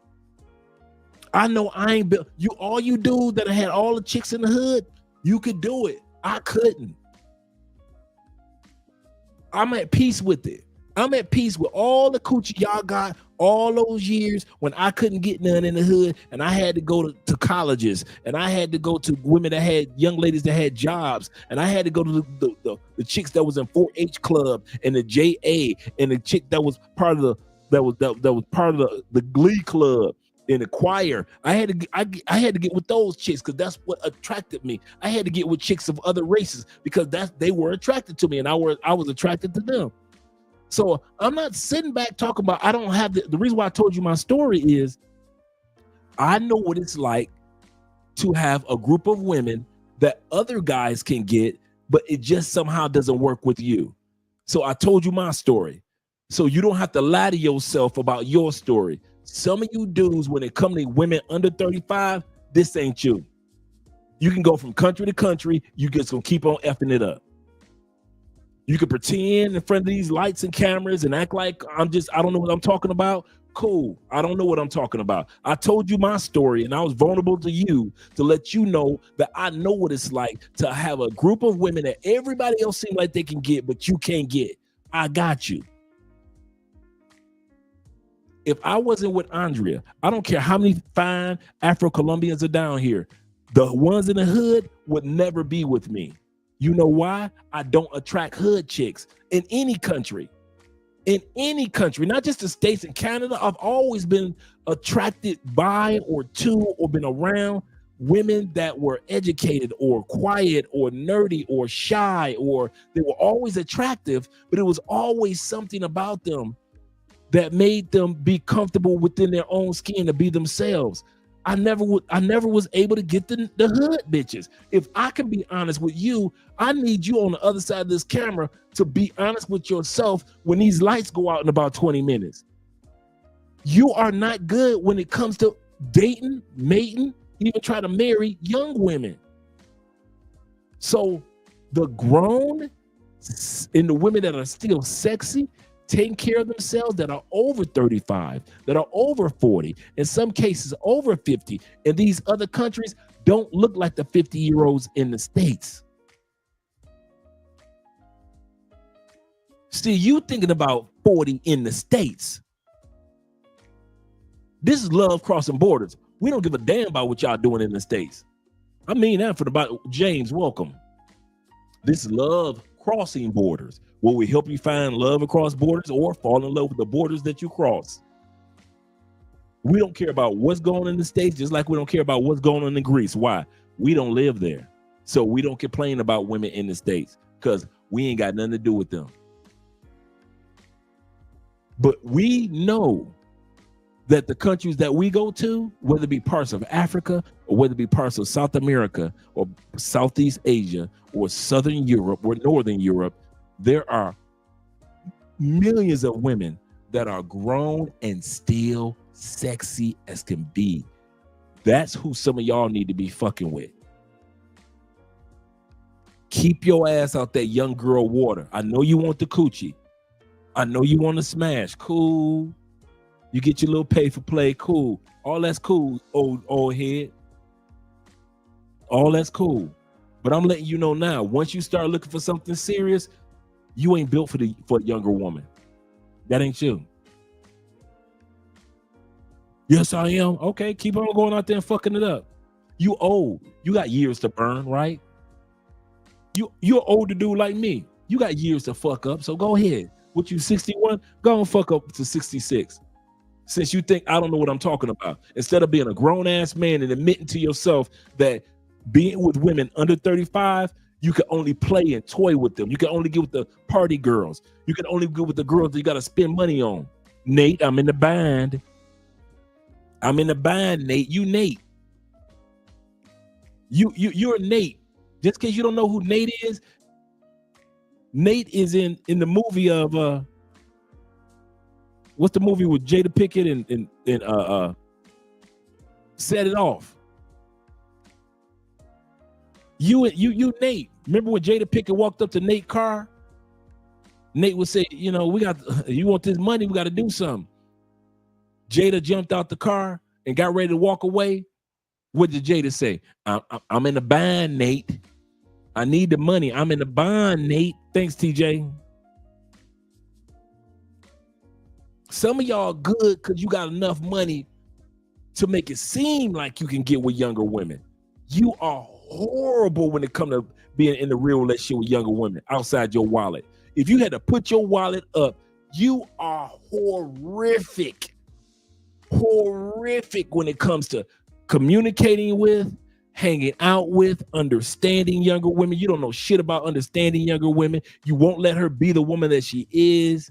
You always insecure. You always jealous. You always trying to sneak behind her back with another young bitch. You horrible with younger women. You know it. I know it. So number 7 is dedicated to you. If I was bad with younger women,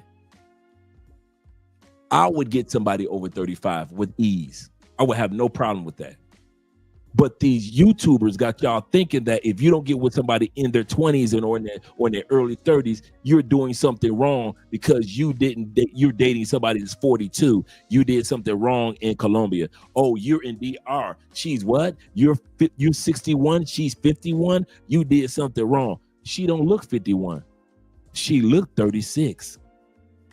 She's got the energy of a 26-year-old. And you happier than it can be, but you let these damn YouTubers convince you on try to get with these young girls, and you ain't built for this. You are not built for this. You do not know how to pick out an old soul if that was on her t-shirt. You don't know how to pick out a bookworm if she worked in a library. You don't know how to pick out a motherfucking loner if she was sitting in the restaurant 5 days a week in that same chair, having the same meal by herself, happy than a motherfucker. You still would realize that she's a loner. You ain't built for this. And I'm serious. It's not a hate. It's not a coming at you. On this channel, we speak the truth. This is a place of truth. Oprah coming next. Oprah coming next. Once I establish this as a place of truth, oh yeah, this is a place of truth. So some of you brothers, you will be very happy with women in other countries that are grown, still very, very sexy, over the age of 35. You can keep partying with all the young girls you want, bruh. You can party with young girls, Hugh Hefner ass, till you 70. That don't mean that you're going to be happy, and that don't mean that they really care about you. Well, all women only want money. Nigga, please, go somewhere with that. We all know that being in a relationship or a friendship or a situationship with a woman brings in money. Don't come with that, use that shame, insult, guilt, and need to be right bullshit on me. I need for you to sit in that chair with the white light shining right on you right now. You ain't built for this. I ain't built for hood chicks. I know it. I'm man enough to admit it. Be a fucking man. Stop fucking over your money, trying to fuck young bitches that you know that if you didn't have any money, you would have shit in common with her, Nate. She wouldn't fuck with you, Nate. I could not have a pot to piss in, and I can attract younger women. Always have been able to. But it was a certain type of young woman, the mature, not them silly ass little girls that's giggly and shit. They 20. I don't attract young women that are twerkers. I don't attract them. I don't attract giggly girls that joke and geeky cat. I don't attract those. So when I say younger women, I'm talking about mature, younger women, about their business younger women. I attract those. You can't even attract those. You're not into mature younger women. It's cool. I know I'm beating a dead horse, but nobody ever tells us this as older men. Some of us are built for it. Some of us have the ability to see a younger woman. She's a fuck up. She's a fuck up. She's a fuck up. She's an old soul, or she's a homebody, or she's mature. I'm gonna give her a chance. Some of us as older men will say, fuck the homebody. I got money in my pocket. Give me this sexy, ignorant ass bitch that's gonna set my car on fire because she's 25. Give me this dumb bitch over here that ain't gonna never have no education about herself, but she can be up under me the whole time I'm in Sasua. But she never does anything to help me. She doesn't help me with bank account. She doesn't help me with groceries. She doesn't help me with shit. Give me that one because I got money in my pocket. That's you. That's you. And you think right now, you think somebody trying to shame you or put you down or fuck you, Dre, man, da-da-da-da. Fuck Dre. Cool. Fuck Dre. Cameras goes off. Guess what? Cameras goes off and your shit still gonna be fucked up. Now what? Now what? Fuck Dre. I said it first. Fuck what Andre talk about. He on that bullshit. Cool. Got you. These cameras got to go off in about 10, 15 minutes. Cool. Got you. Guess what? These cameras go off. You go on another flight. Got you. You got a pocket full of money again. Got you. Your shit still gonna be fucked up, ain't it? You don't know me? Yes, I do. We all know each other. Men are so fucking simple. Men know men. I know why we ain't bitches. We are not the women. Women are so confusing that don't nobody know who the fuck they are. Men, we so fucking simple globally that we basically the same other than a few little quirks. We all basically the same as men. Men know men. Men don't be pretending like we don't know each other. We know each other's ups, downs, ins, outs, fuck ups, and successes. So stop acting like I don't know who the fuck you are. I do know who you are. I told you my situation. No matter how hard I would try, no matter how much money I would have, hood bitches don't. They just Shanika with the mini skirt on and the bad. She looking fine at the club and all. They do not give me 5 seconds of their time.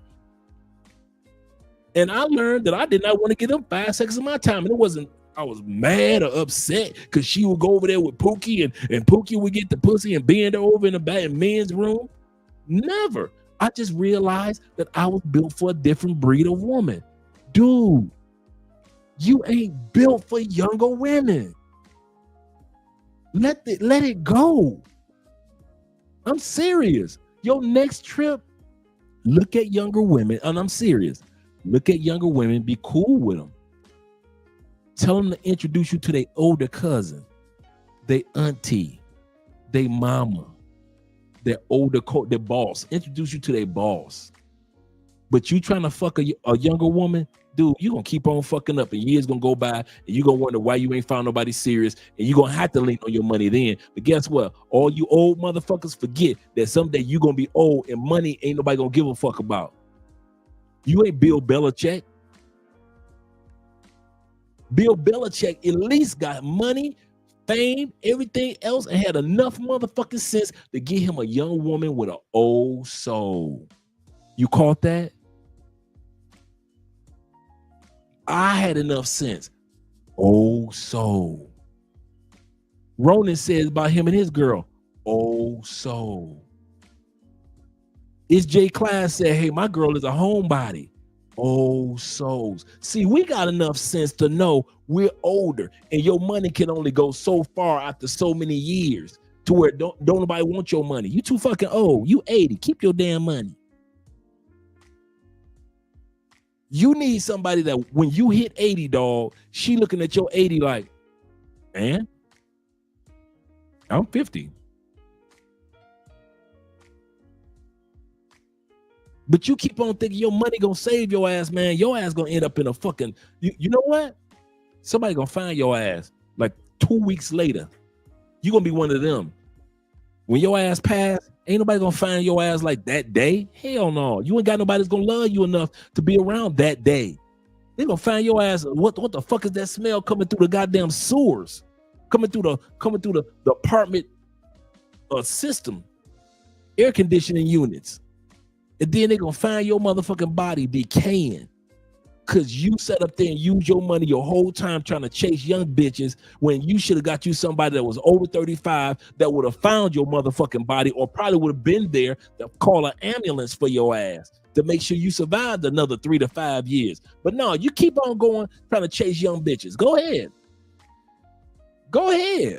This brother's down here, but shout out to my brother Kenny. He got him a young Venezuelan chick, man, and she is the sweetest of the sweetest sweethearts.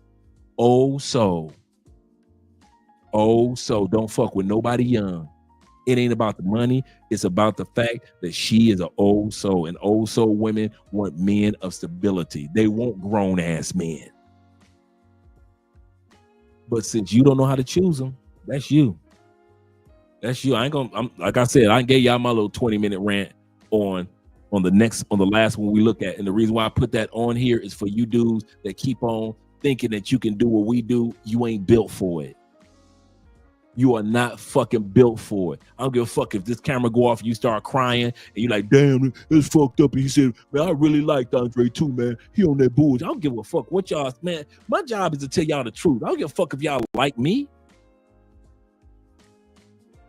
When I was a warehouse supervisor for Walmart, third shift, my employees used to mumble, hey guys, we gotta do another overtime. What? This is bullshit, Dre. Da, da, da.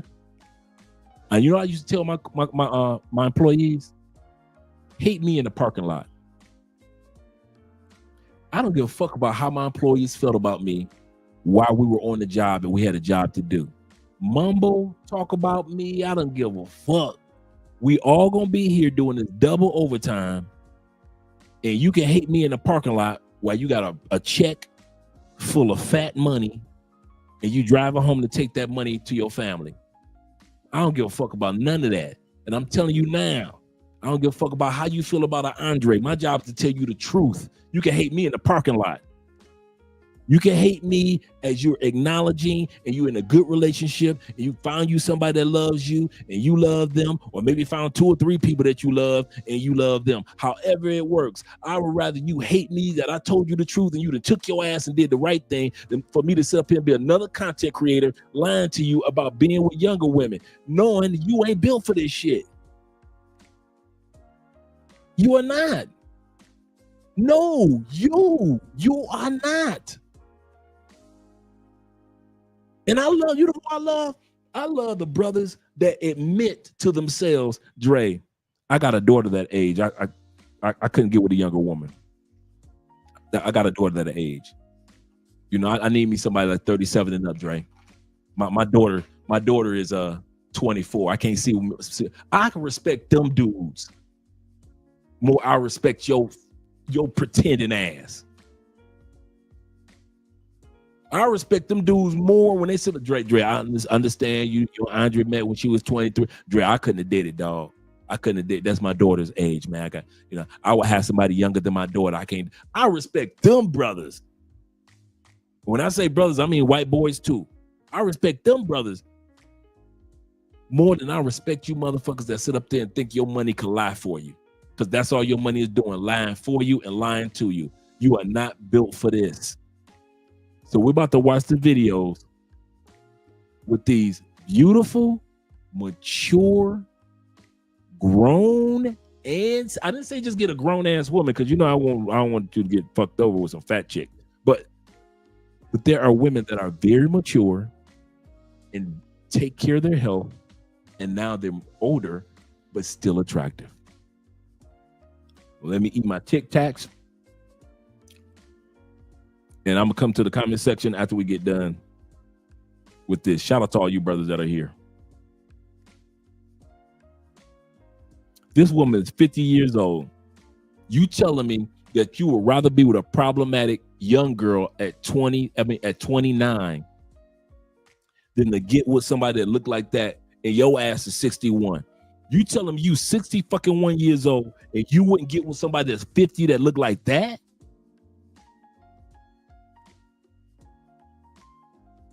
That ain't gonna run your pockets? This is 50s. You 61, 63. Her kid's grown and gone. Your kid's grown and gone.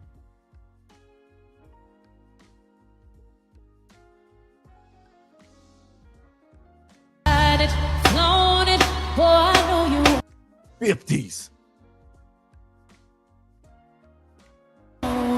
while I turn around. You watch me check up on if you got it, flown it, boy, I know you want it. While I turn around, you watch me check up on. Boy, you watching me shaking.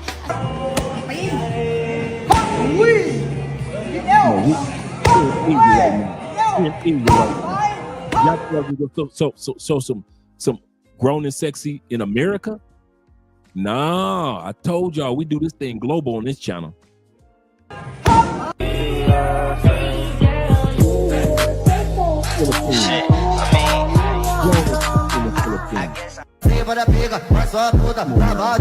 don't know what they putting in the water in the Philippines, but they keep them baby faces, baby faces.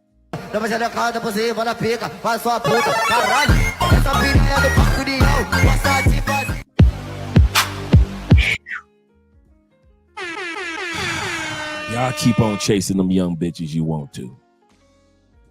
You keep on chasing them young heads if you want to, and you ain't trying to get with nobody. You done landed your ass in Thailand.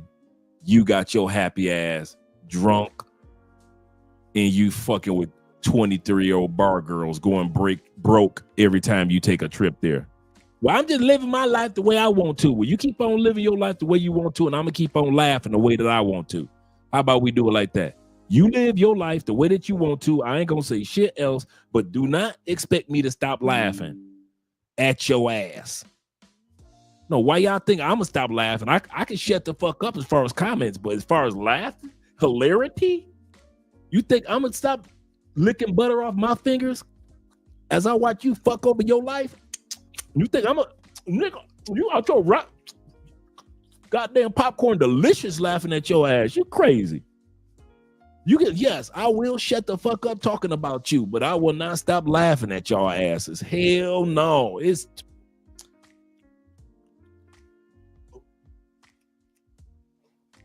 hilarious. Motherfucking idiots. You will pass up these beautiful women that's grown, will take care of your old ass, cause she ain't 29. She ain't 31. Oh, your rabbit ass mind.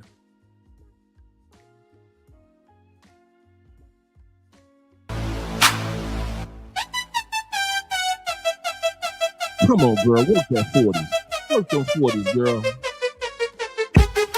What's happening? What's happening? Hey, hey, I'm talking about that dump truck. Now bag it up and dump it.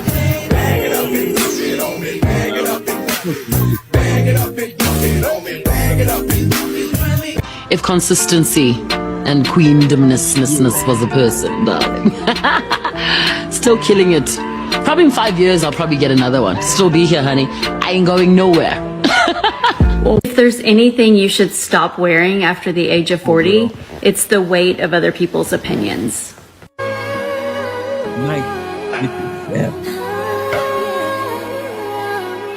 Hey, you want to get married? Yes. Okay. You know I had to bring the older Latin women in. Come on now. Y'all ain't ready. Let me bring that beat back.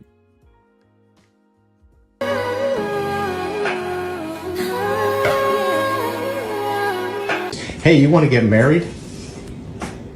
Yes. Okay. What do you have on today?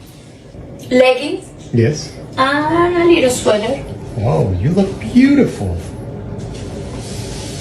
Oh, thank you for the spin. Oh, thank you for the spin. You look adorable. Okay, there we go. Now we're talking. Give him a little something, something. Yes. I love you, mi amor. Things I've learned to like about myself as an almost 40-year-old woman that I was told to not like about myself as a woman. My nose, for starters. I have a big nose. I've always hated it. I don't care anymore. I like my nose. I have a big face. I've got big eyes, big lips, kind of big ears. I got a big nose. I like it. I used to get made fun of all the time when I was in school. And it used to make me cry. I always wanted to get my nose done. I don't care. I like my nose. I like my face. Yes, girl. Yep. Chin. Don't have much of a chin either, but I like my chin. Body. I hated my body after I had kids.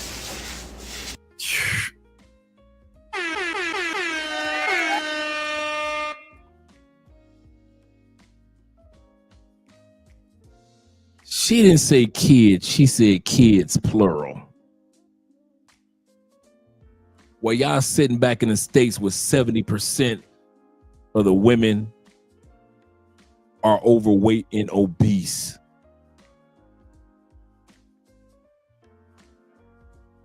Women in other countries doing it like it should be done.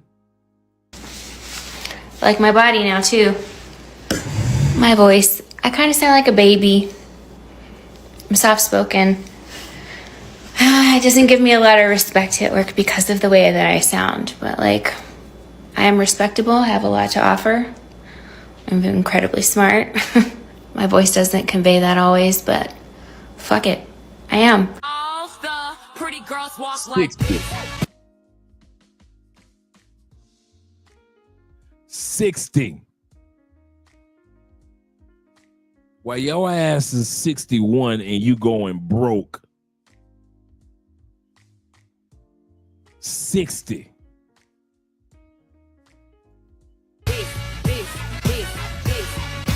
Pretty girls walk like this. Cruises on a vacation far away. Come around and talk it over. So many things that I wanna say. You know I like my girls a little bit older. That women in their 30s trend is real cute. It's real cute. You know what I mean? But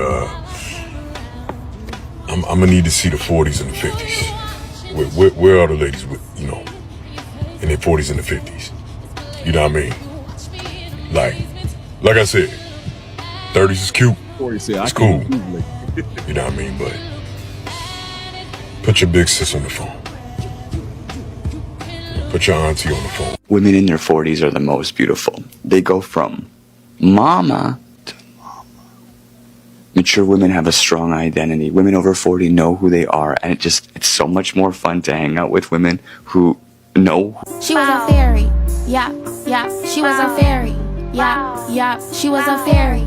Yeah, yeah. She was a fairy. With a fatty on my daddy. He want grab it. He want smack it. He want have it on my daddy. This shit smacking. She was a fairy. If you got it, flown it, boy, I know you want it. While I turn around, you watch me check up on it. Ooh, you watching me shake it. I see it in your face. You can't take it. You know what's wild? I'm in my 50s, but I don't look like the Golden Girls, and I sure as hell don't act like the Golden Girls. We're not retiring, we're rebranding. If she's still looking fine in her 40s, she's gonna look fine forever.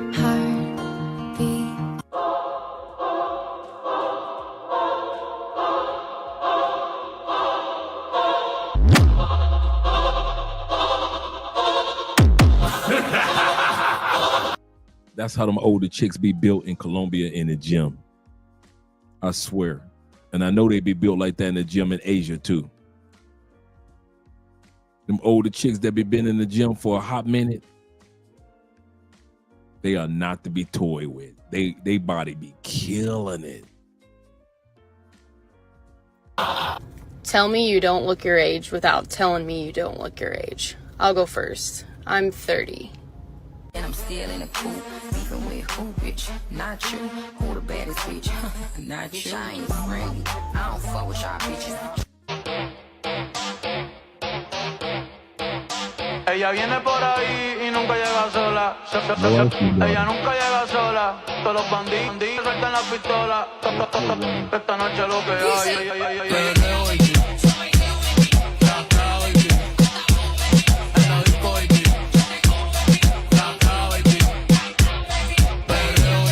I dated a guy that was 13 years older than me. So when he was in his 50s, I was still in my 30s. And one night in a conversation, he was like, you know, Fiona, men get better with age and women decline. I thought, oh, really? And then this morning I was scrolling through Facebook and this interview pops up. And it's this guy interviewing this other guy on the streets of Miami, and this guy is like 30 years old, and the interviewer asks him, what do you think the difference is between men and women as they age? And the guy who said the exact same thing that my ex said. He said, you know, men get better with age and women, well, they decline. I've been thinking about it all day, and I'm like, you know what, that's not fucking true. Like, not anymore anyway. Okay, maybe it was true in our grandmother's time. Now in 2025, that is not true. Hold up, I ain't with that. Devil try to get his lick back. Wow. Pull up. Pew. Shout out to the Philippines. Y'all ain't ready. Spin back. Pull up. Pew. Spin back. I'm a magician and I call board box. Changing my number and changing the locks. When you can't get in, no, your heart won't stop. You made me cry, but boy, I'm not.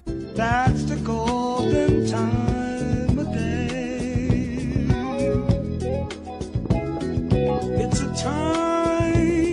If that mamacita is in her 40s and she is still fine as fuck, she gonna be fine forever. Believe that. If you got it, flown it, boy, I know you want it. While I turn around, you watch me check up on it. Ooh, you watching me shake it. I see it in your face. You can't tell.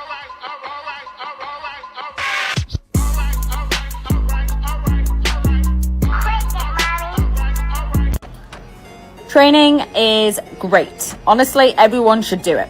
I'm in my 40s, I'm 42 years old, and this is the fittest I have ever felt.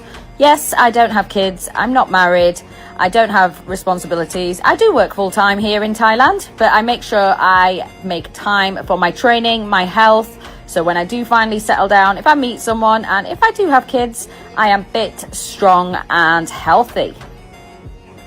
Day 40 back in Phuket, and I am up and ready. I was meant to go and see a friend today, but honestly, the thunder and lightning here is a fucking joke. It is pissing it down. It is making me want to book a flight somewhere hot. I literally cannot deal with this weather. I didn't sign up for this when I moved to Thailand. Anyway, I need to nip to 7-Eleven now. I'm just doing some work, and I think I'm just going to work from my room today. I can't be bothered to go anywhere. I should probably go somewhere and work, because I'm spending way too much time in my room, and then I look at my bed and I want a nap. So anyway, 7-Eleven first. I'm going to go and grab coffee on the way as well. And yeah, that's about it really. But this weather is miserable. Girl, you have no idea how amazing life is about to get for you. Stay focused and trust the process. There we go. There we go. We got a chance to go through all 7, the Magnificent 7, the Old Soul, the Hot Nerd Chick, the Homebody, the Sexy Loner, aka the Shy Chick, the Bookworm, the Balanced Beauty, and the Grown and Sexy. These are the women that are often ignored by us men when we travel to different countries for various reasons. But at the end of the day, there are those of us who have been wise enough to tap into the pool of the Magnificent 7, and we always came up winners. All of us. Whoever got with a Old Soul, whoever got with a Hot Nerd Chick, whoever got with a chick in another country that's a homebody, a sexy shy chick in another country, whoever got with the Bookworm chick, or the chick that had inner beauty as well as outer beauty, and the chick that was the mature or the grown and sexy, we never lose. If you put, as a Libra, if you put you guys that like to be with party chicks and beautiful bottom feeders on the scale compared to us who don't deal with those crowds, but we get with the Magnificent 7, we always win. Always. Y'all, your women are no competition. Okay, here we go. Why do you think we don't we don't let you invite yourself and your woman out on a double date with our girl.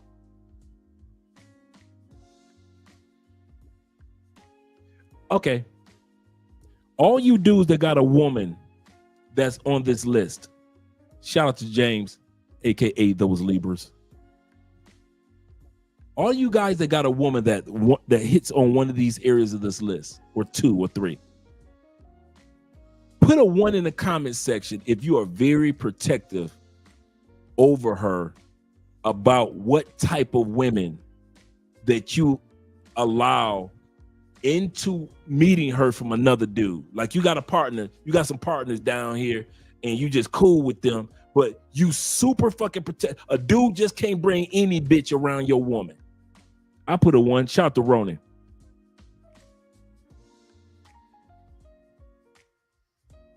If you guys think that you just gonna walk up on Jay Clyde and his woman and talk about something, let's go out to dinner.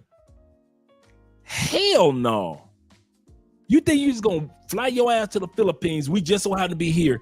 And you might be able to hang out with Ronan, but you ain't gonna get no fucking dope. Y'all dudes be having me rolling. I want to take you and Andrea out to lunch. No, bro, you can take me out to lunch. You ain't taking my wife. No.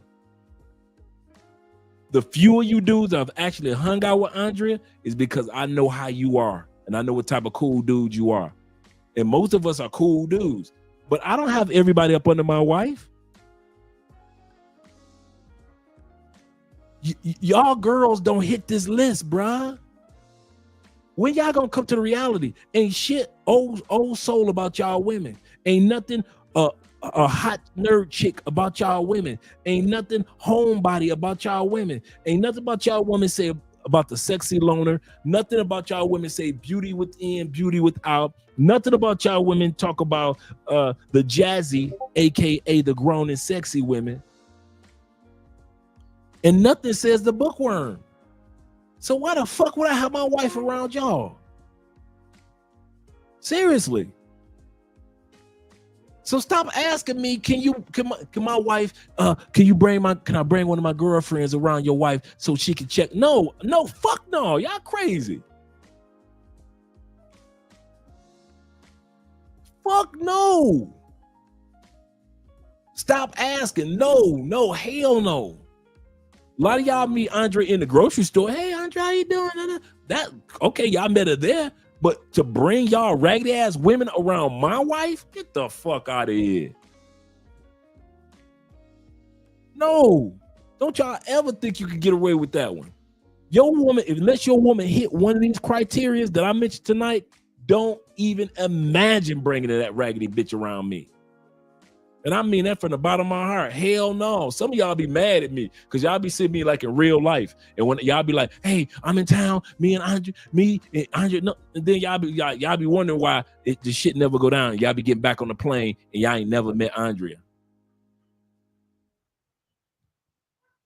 And it don't be because of you. It because of that raggedy bitch that you brought with you or that you got with you.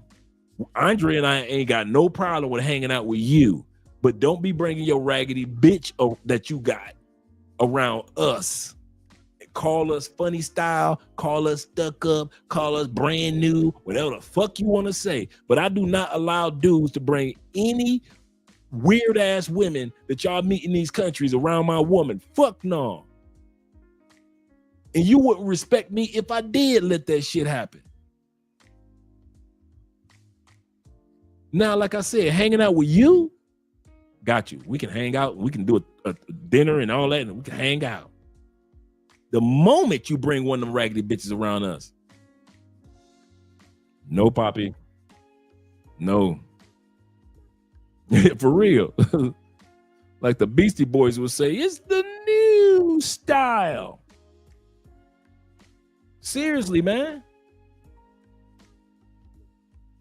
Seriously. When Ronan, I kid you not, when Ronan sent me the pictures and the video of him and this girl and they were getting settled and everything, I could celebrate that moment. Why? I could understand it. Why? Because my woman is on this list. So since his woman is an old soul, my woman is old soul, I can relate.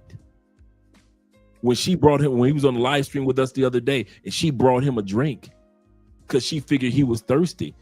I could relate. Your ass can't relate to nothing like that. Why the fuck would me and Ronan want to bring out how you bring your ragged ass women because you in the Philippines and you got a Filipino? That don't mean shit. If your Filipina ain't shit, why should Ronan let you bring him over? If your Colombiana in Medellin ain't shit, why should Jay Clyde allow you to have his woman around you? Why should T-Mac do that? Why should Los in Cartagena, if you got one of your raggedy ass chicks from the clock tower all up under you all weekend, and then you see my man Los, hey, Crypto King Los, hey, I see you with your wife. No, don't be talking to that man and his wife. You know your woman ain't shit that you went. I don't know why y'all want to play dumb like y'all equal to what we got going on. No, we put in work for what we doing. We done put in the work. You just put in a few dollars and bought you a bitch. Let's be real with it. Like I said, if it's just you by yourself, cool. And you run across me and Andrea, cool. We can hang out. But the moment you think that you about to sit down at a dinner table and it's me, my wife, and one of your raggedy ass bitches from Zone 1, and we gonna be kiki kakan, that shit is never gonna happen. Never.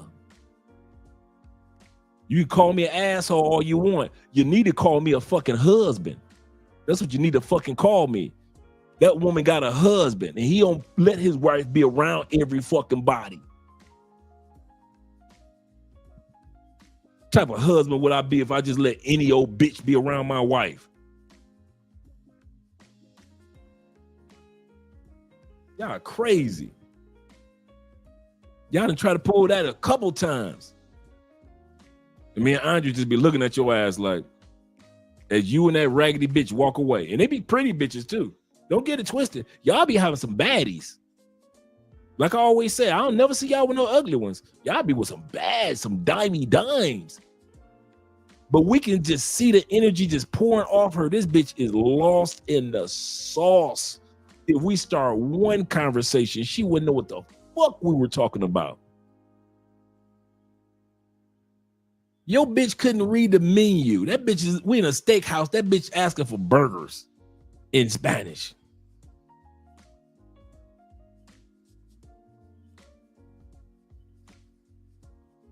I just alleviate. I just nipped that shit in the butt. For real, Jay. For real. Dudes be trying to pull that shit. And they think it's cute. I know y'all be excited to see us. Hey, Dre, Andre, what's up? Oh, hey, me and my girl. That ain't your fucking girl. Who the fuck is this total stranger? You ain't never talked about her on WhatsApp. You ain't never talked about her to me directly on a phone call. You've been to Cali 6 times. I ain't never seen you with this bitch. Now you on trip number 7. And now you got this your girl?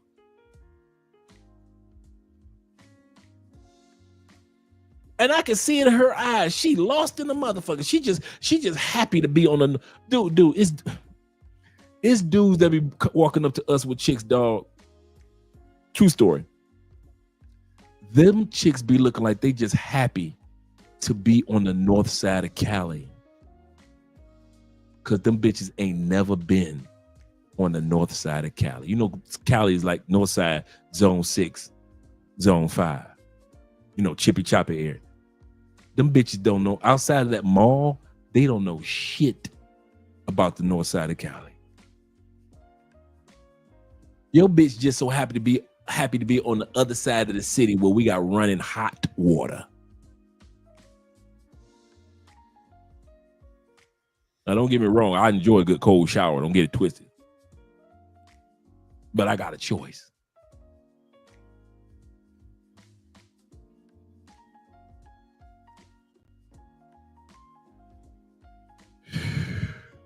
Yeah, real life field trip. So fuck zone 1, man. I ain't never going there. I know guys that, yeah, goofies. Jay, for real, man. For real. And dudes just be thinking we just be saying it on camera like we just playing. And then when it happened in real life, like we come across kind of dry, then y'all be looking at, oh, fuck Andre and Andre. No, we told y'all on camera, year in, year out for 6 years. Don't bring them raggedy bitches around us. Whenever I see a dude that got a cool chick, we have done double dates with a lot of couples. So don't think we don't. Do not think we don't. And we've done double dates with guys that have just met his girl down here for the first time. But she was a quality young lady or quality woman. But if we see that your chick, you can see, dude, I promise you, if you come to Cali, you can see the difference between zone 5-6 and a zone 1 woman. They ain't got to talk. They ain't got to say shit. You can literally see it in their eyes. You can see the energy that happens while they're there. They are lost. They're just an ornament in the moment of your time. In other words, you'll see them and I'll be talking to you and she's just a fucking beautiful ornament there. She is just zoned the fuck out.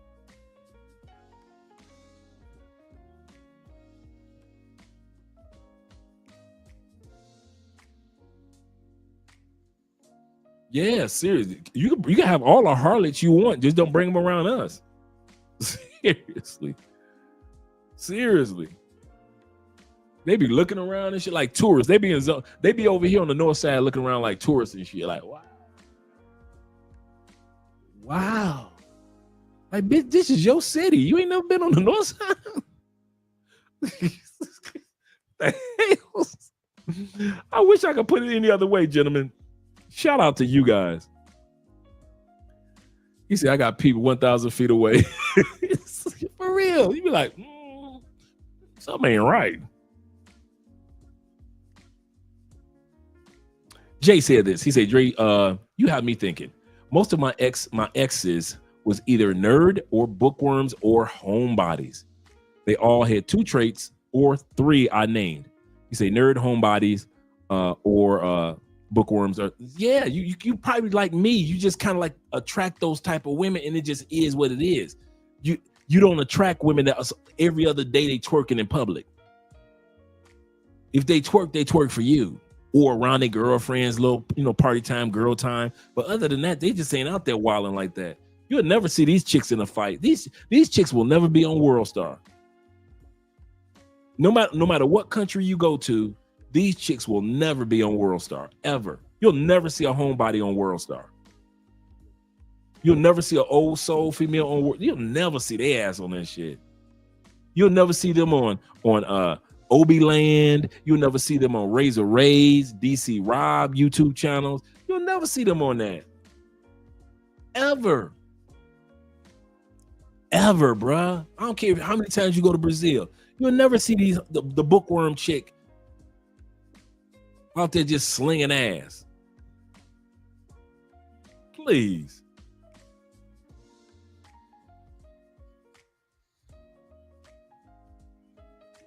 He said, nope, no, yeah, the bad energy and the vibes ain't good for my health. Absolutely. Shout out to you, Alex. That's absolutely correct. Single women and families with no man are dangerous. That's a biker. Hey, that's my #1 montage that I've said for the last 6 years. It's all in the family. If ain't no wives in that family, you can smash her, but you will never be able to find something serious with her. Why? Ain't nothing serious from the family she come from. Guys hate when I say that one. That be breaking their heart because they be going through their phone like, man, I like her though, dog. If ain't no wives or girlfriends on her dad's side of the family, and only 2 wives and 1 girlfriend on her mom's side of the family, you fucked.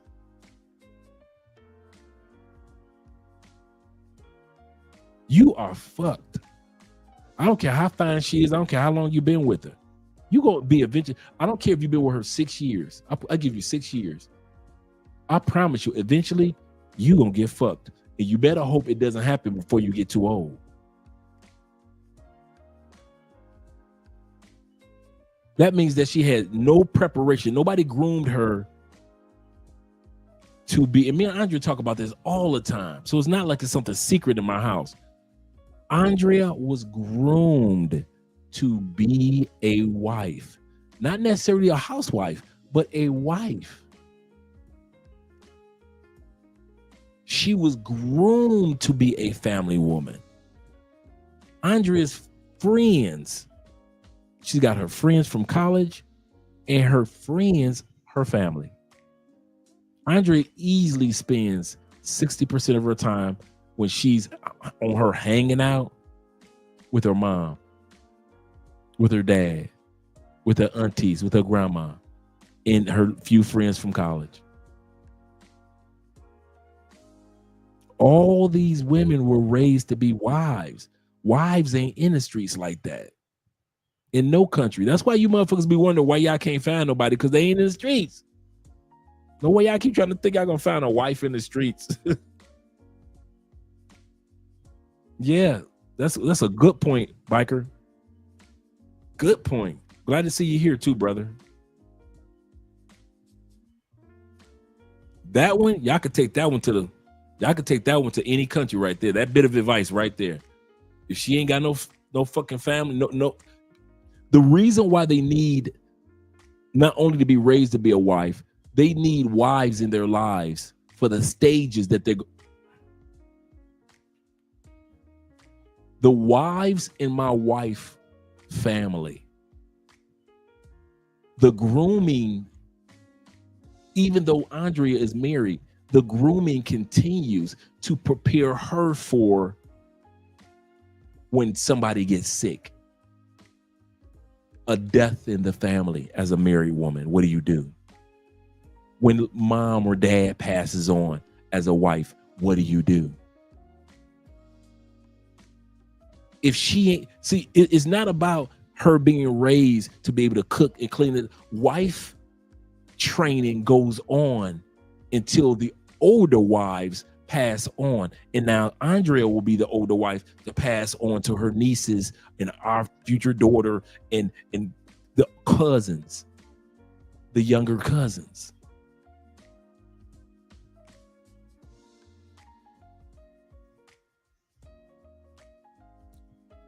Just because a team can make it to the playoffs, that don't mean they can make it to the Super Bowl, does it?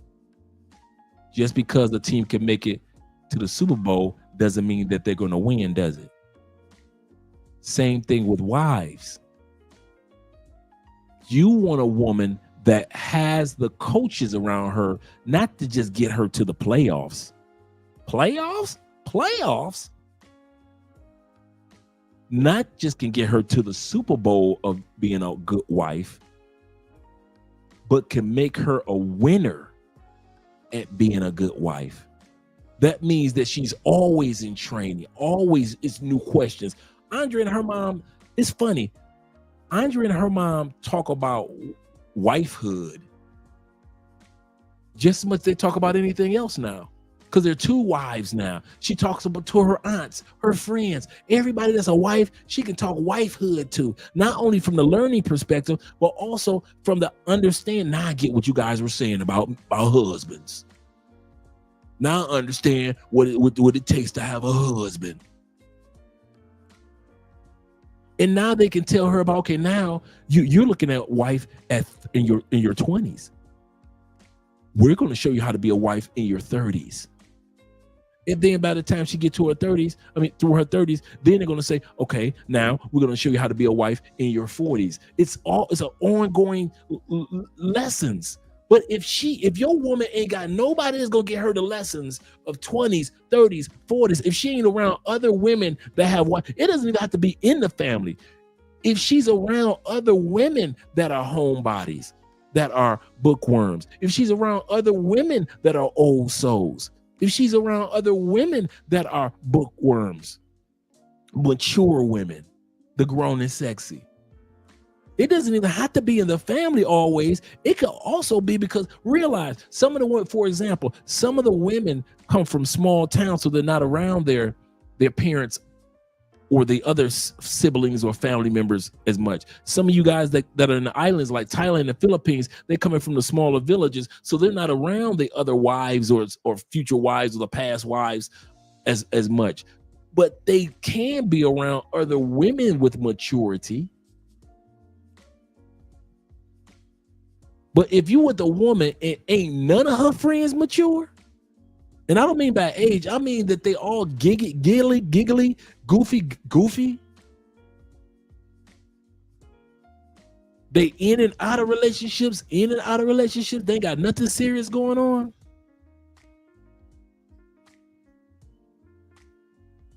You might as well go ahead and let her go. No, don't tell her to replace her friends. Tell her to replace you. You might as well let her go, dog. You in for a losing battle down the line.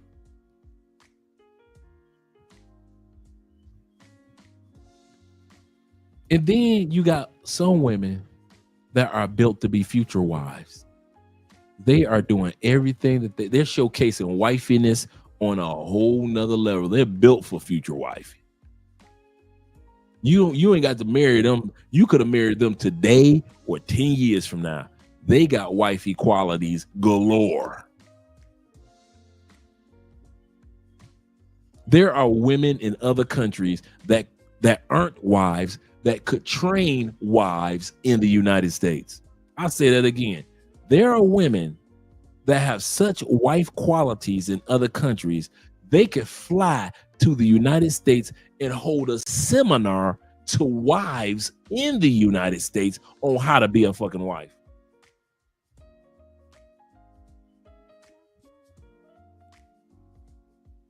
So I'm telling you guys, man, that's the reason why I'm so kind of like protective of my wife, man.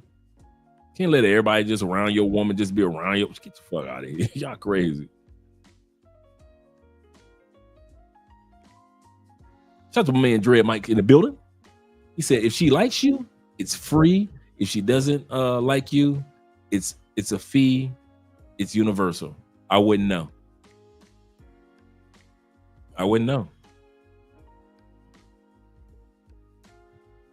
If she likes you, it's free. I mean, it's free. Nope. I have never been with a woman I like and it was free. Never. Hypergamy is real. Whether it was 50-50 in the relationship, whether it was 80-20, whether it was 100-0, whether it was... I ain't never had a free... Have you guys ever had a free relationship? Where you just could sit back as a man and you ain't got to put no proceeds in. You ain't got to pay no light bill, electric bill. You ain't never had to change no tires. You ain't never had to go to the grocery store and pay for the grocery bill, just pull your credit card out. Ain't none of this shit free. The difference between the two actually is, like I always say, if she likes you, it's responsibility. If she doesn't like you, it's luxury or leisure. See, when dudes do pay for play, it's just a luxury. It's just a leisure. They can take it or leave it. When I pay, it's called responsibility. Paying bills is a responsibility. Buying food is a responsibility. Andrea paying, responsibility. We got responsibilities in our house. Y'all got luxuries. Money is going to be exchanged no matter what. Like we often say, we all going to pay in one way or another. The one way or another is some people pay in luxuries or leisure and others pay because we got responsibilities. We going to pay. Ain't none of this shit free. Ain't none of it. But I get your point, Dread. Do not get me wrong. I do get your point in the sense of like, if she cares about you, she'll go that extra mile. It'll showcase itself. Don't get me wrong. I get where you're coming from, brother. James said, can someone post the complete list here in the chat? Once again, the list is number 1, no matter what country you go to, if you're on the serious side, if you plan on living in that country eventually, I don't care, 5 months, 5 years, 15 years, wouldn't matter. You want to look for in the group of ladies that are the magnificent stuff. You're going to look in the old souls. If you guys go, remember, like I always say, There's a vacation you and there's a relocation you. And the relocation you is not the vacation you. Vacation you spending money, you partying, you don't care what chick you with. I got all these bitches. Look at me, I'm balling, baby. That's the vacation you. That's all of us. Doesn't matter what race, color, creed. That's all of us, right? When you decide to eventually, whether it be in the future, to be a relocation you, that means that you plan on leaving the United States someday, Canada someday, UK someday. That's relocation thinking. So now the relocation you is completely different. It's in the book, dudes. It's in the book. I got a whole chapter dedicated to relocation you and vacation you, right? And seriously, gentlemen, the relocation you is looking for these 7 women, where the vacation you wasn't. The vacation me wasn't. So don't think that I came down here and I was looking for these women. I wasn't. Actually, I didn't come down here for women. Actually, I just came down here because I'm one of them dudes that like to visit countries, the people. And if I meet a lady, cool. If I don't, cool. Okay, number 1, old souls. Number 2, the hot nerd chick. The hot old soul and a hot nerd chick. Number 3, the beautiful homebody. You want a woman that's a homebody. She only go out in the daytime. She goes out at night if she with you or every once in a while with her girlfriends. But her fun is during the day. She can tell you what all the excursions is. She like to go to arts and crafts. She like to go to the farmer's market and get the fresh fruit. She likes to go to the fish market, get the fresh fish. She's a homebody. That's what she does. She's the baddest chick in a dress, but she cannot wait to get home to put on some boy shorts and grab a remote control. She's a homebody. That one in there, homebody galore. She loves, dude. Andrea is more homebody than I am. I thought I was a homebody. She way more homebody than me. Andrea walk out this door looking jazzy. Ooh, jazzy. Dude, I don't think she'd be in the house 3 minutes before she changed. I'm like, how the hell you? And I don't say nothing. The next one is the lonely. The loner, not lonely, but loner. There's a difference. In other words, the shy girl. Most beautiful women are shy. They're going to look at you like, please come over here to speak to me. Dude, go over there and speak to her. But I'm shy too. Get your shy. So it can't be 2 shy people. Somebody got to break the shyness. It ain't her job to do it. It's yours. Get your shy ass over there and speak to that woman. You shy. Next one is the bookworm, number 5, bookworm. Bookworm woman is the woman that's basically, she's into knowledge, books, museums. She's into her television shows or Netflix shows that have to do with anything with knowledge. She does like her romantic books. Let her enjoy her romantic books, damn it. I don't care nothing about all that. She know the difference between real life and fake.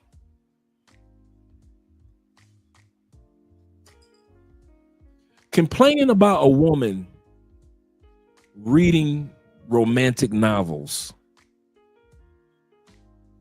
is like a woman complaining about a man playing his video games. You ain't gonna go out there and shoot up the town just because you doing what you do on your video games, right? You just having fun on your video games. You enjoying those moments. You may play video games 2, 3, 4 times a week, but that's your outlet, right? Wouldn't be right if your woman complained about it and you know that's your outlet for an hour or 2. Wouldn't be right, would it? For her to judge what type of that game is violent. Wouldn't be right if she judged your game and you playing with other people around the world, would it? then stop judging her on what type of books she like. If she like romantic books, let her read her romantic books. Just like you know the difference between reality and fantasy, give your woman some credit. She knows the difference between reality and fantasy too. Okay, what would you rather have then? A bookworm or a gossip girl?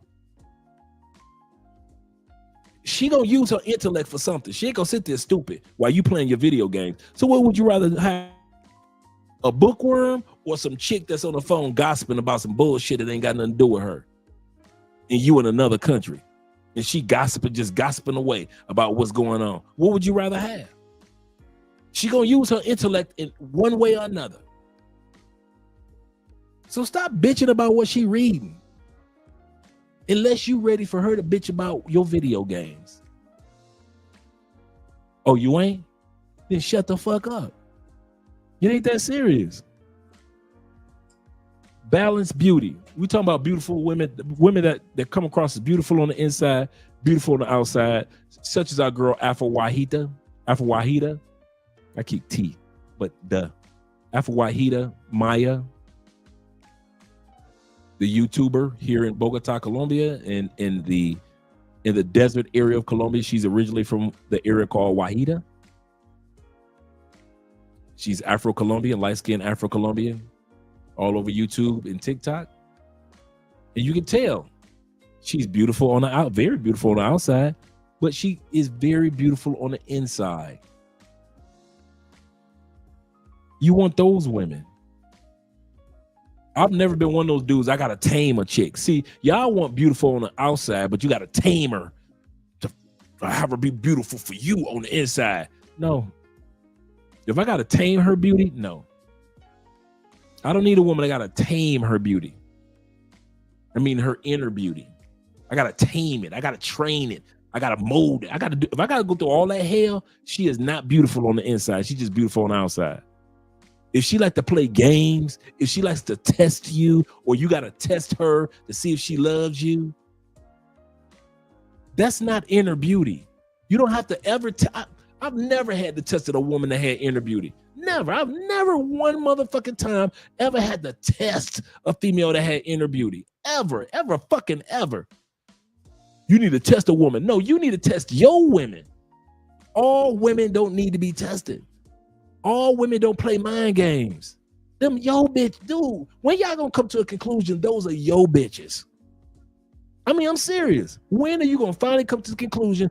It's the bitches that I fuck with that keep fucking me over. When you gonna say that? When you gonna look in the mirror and say, the bitches that I fuck with fuck me over? Stop trying to judge all women on how you got fucked over. You chose them. Like we always tell women, you chose that motherfucker to have a baby by. Well, you chose that bitch to fuck you over. In every one of these countries where you get fucked over, you chose her. So stop crying about it. Stop crying about it and do something about it. Choose better. That's all we saying tonight. Choose better. You got a choice. This whole live stream was about letting you guys know, fuck what those YouTubers are trying to make you think that you only have one choice of woman. And we're here to let you know that you got a lot more choices. We just showed you 7 more choices. Number 6 was the balanced beauty. And the last one, number 7, the jazzy. In other words, the grown and sexy women. The grown and sexy women. Shout out to all you guys this evening that support the channel. My man Jay says this. He said, thanks, Andre, for talking about this. He said, my buddy and I talked about this all the time.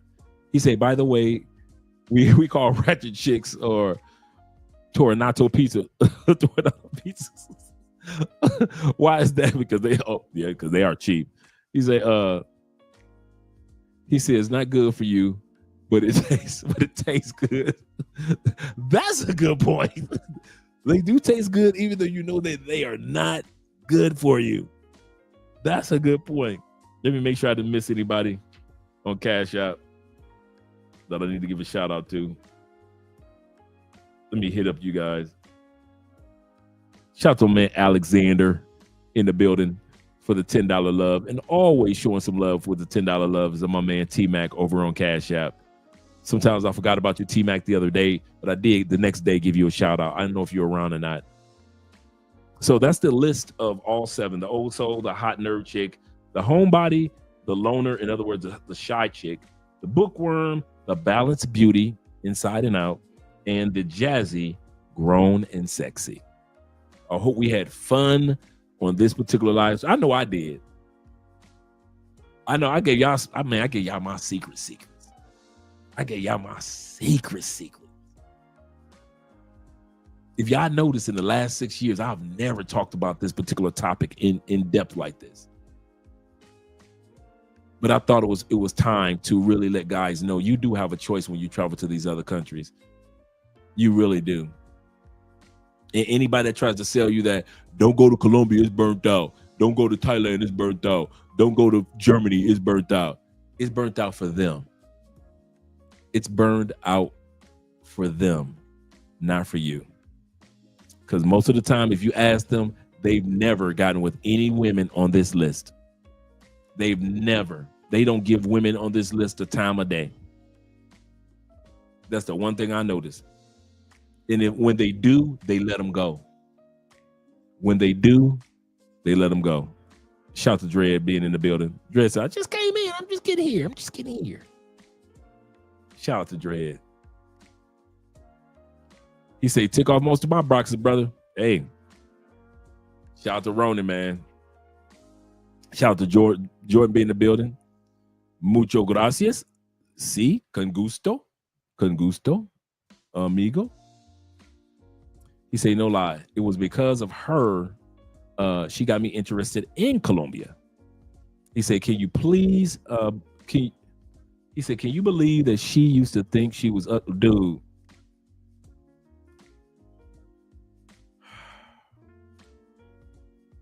Some of the baddest chicks I've been with did not think they were attractive at all. They always were like, I'm all right. I'm all right.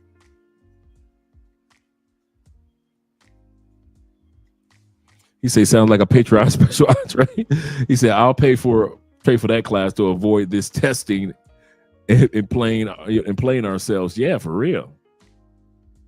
Seriously. I'm going to start doing Patreon live streams as well. I was supposed to have started that 3 months ago, but I didn't. But I have been posting stuff on Patreon quite a bit. Miko Love says, he said, you men better be reading them romance novels because it will help you boost your game with these women. Yeah, man. I know I did. I mean, I read all type of books, man. I ain't funny style like that. Tim, you said you sent a cash app. I didn't get it, Tim.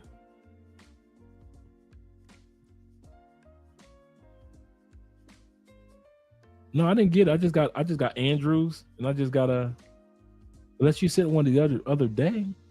No, I'm scrolling back, Tim. I don't see anything.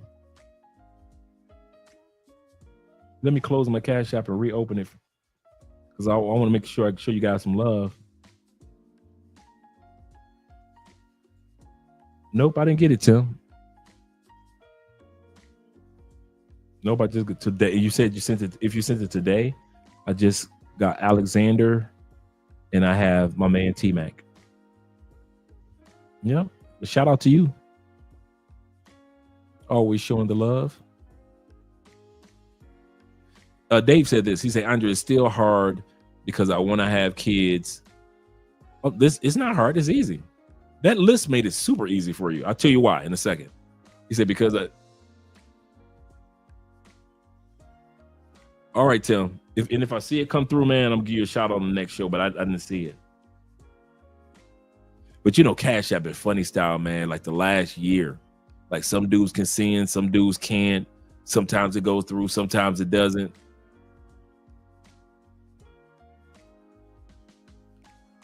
He said, Andre, it's still hard because I want to have kids, but I don't know if older ladies could do it. And I love younger women.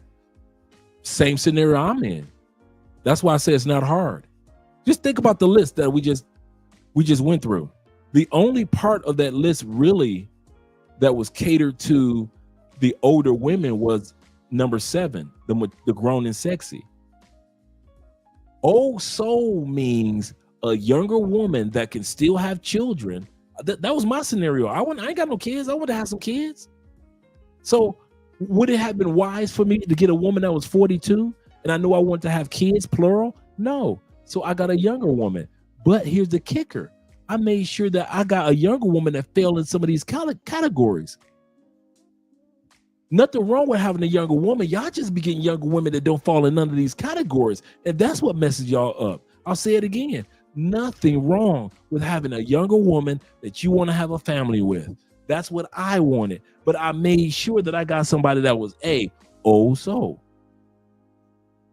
Homebody. Bookworm. Balanced beauty. Andrea is not shy and she's not too much of a loner. Yeah, a little bit. And hot nerd chick. You could get that at 23 like I got it. She was 23. But don't get a 23-year-old that's silly and childish. You got to test her and go through all these headaches and argue with all the time. And she want to be in the streets and she want to be. That's what be messing y'all up. Y'all pick them at 23, 24, 25, 27, 29. Cool. They look good. Yes, they do. But they have none of the long-term qualities of somebody that you need to be impregnating. None of it. And then when it all goes left, you be wondering like, but Dre said, no, Dre told you if you're going to go younger, get you somebody with an old soul. Get you somebody that she looks young. Her body is young. Her experiences are young. Her she's young. But her soul or her maturity is freaking light years ahead. Okay. Have you guys ever noticed, for the most part, in Andrea and I's photos, we don't look that far apart as far as age? If you look at any photo that you guys have seen of Andrea and I, you ever notice that we don't look that far apart in age, even though we're 27 years apart? You know why? She's an old soul. It picks up on the photos. Andrea doesn't look like a little girl as this older man.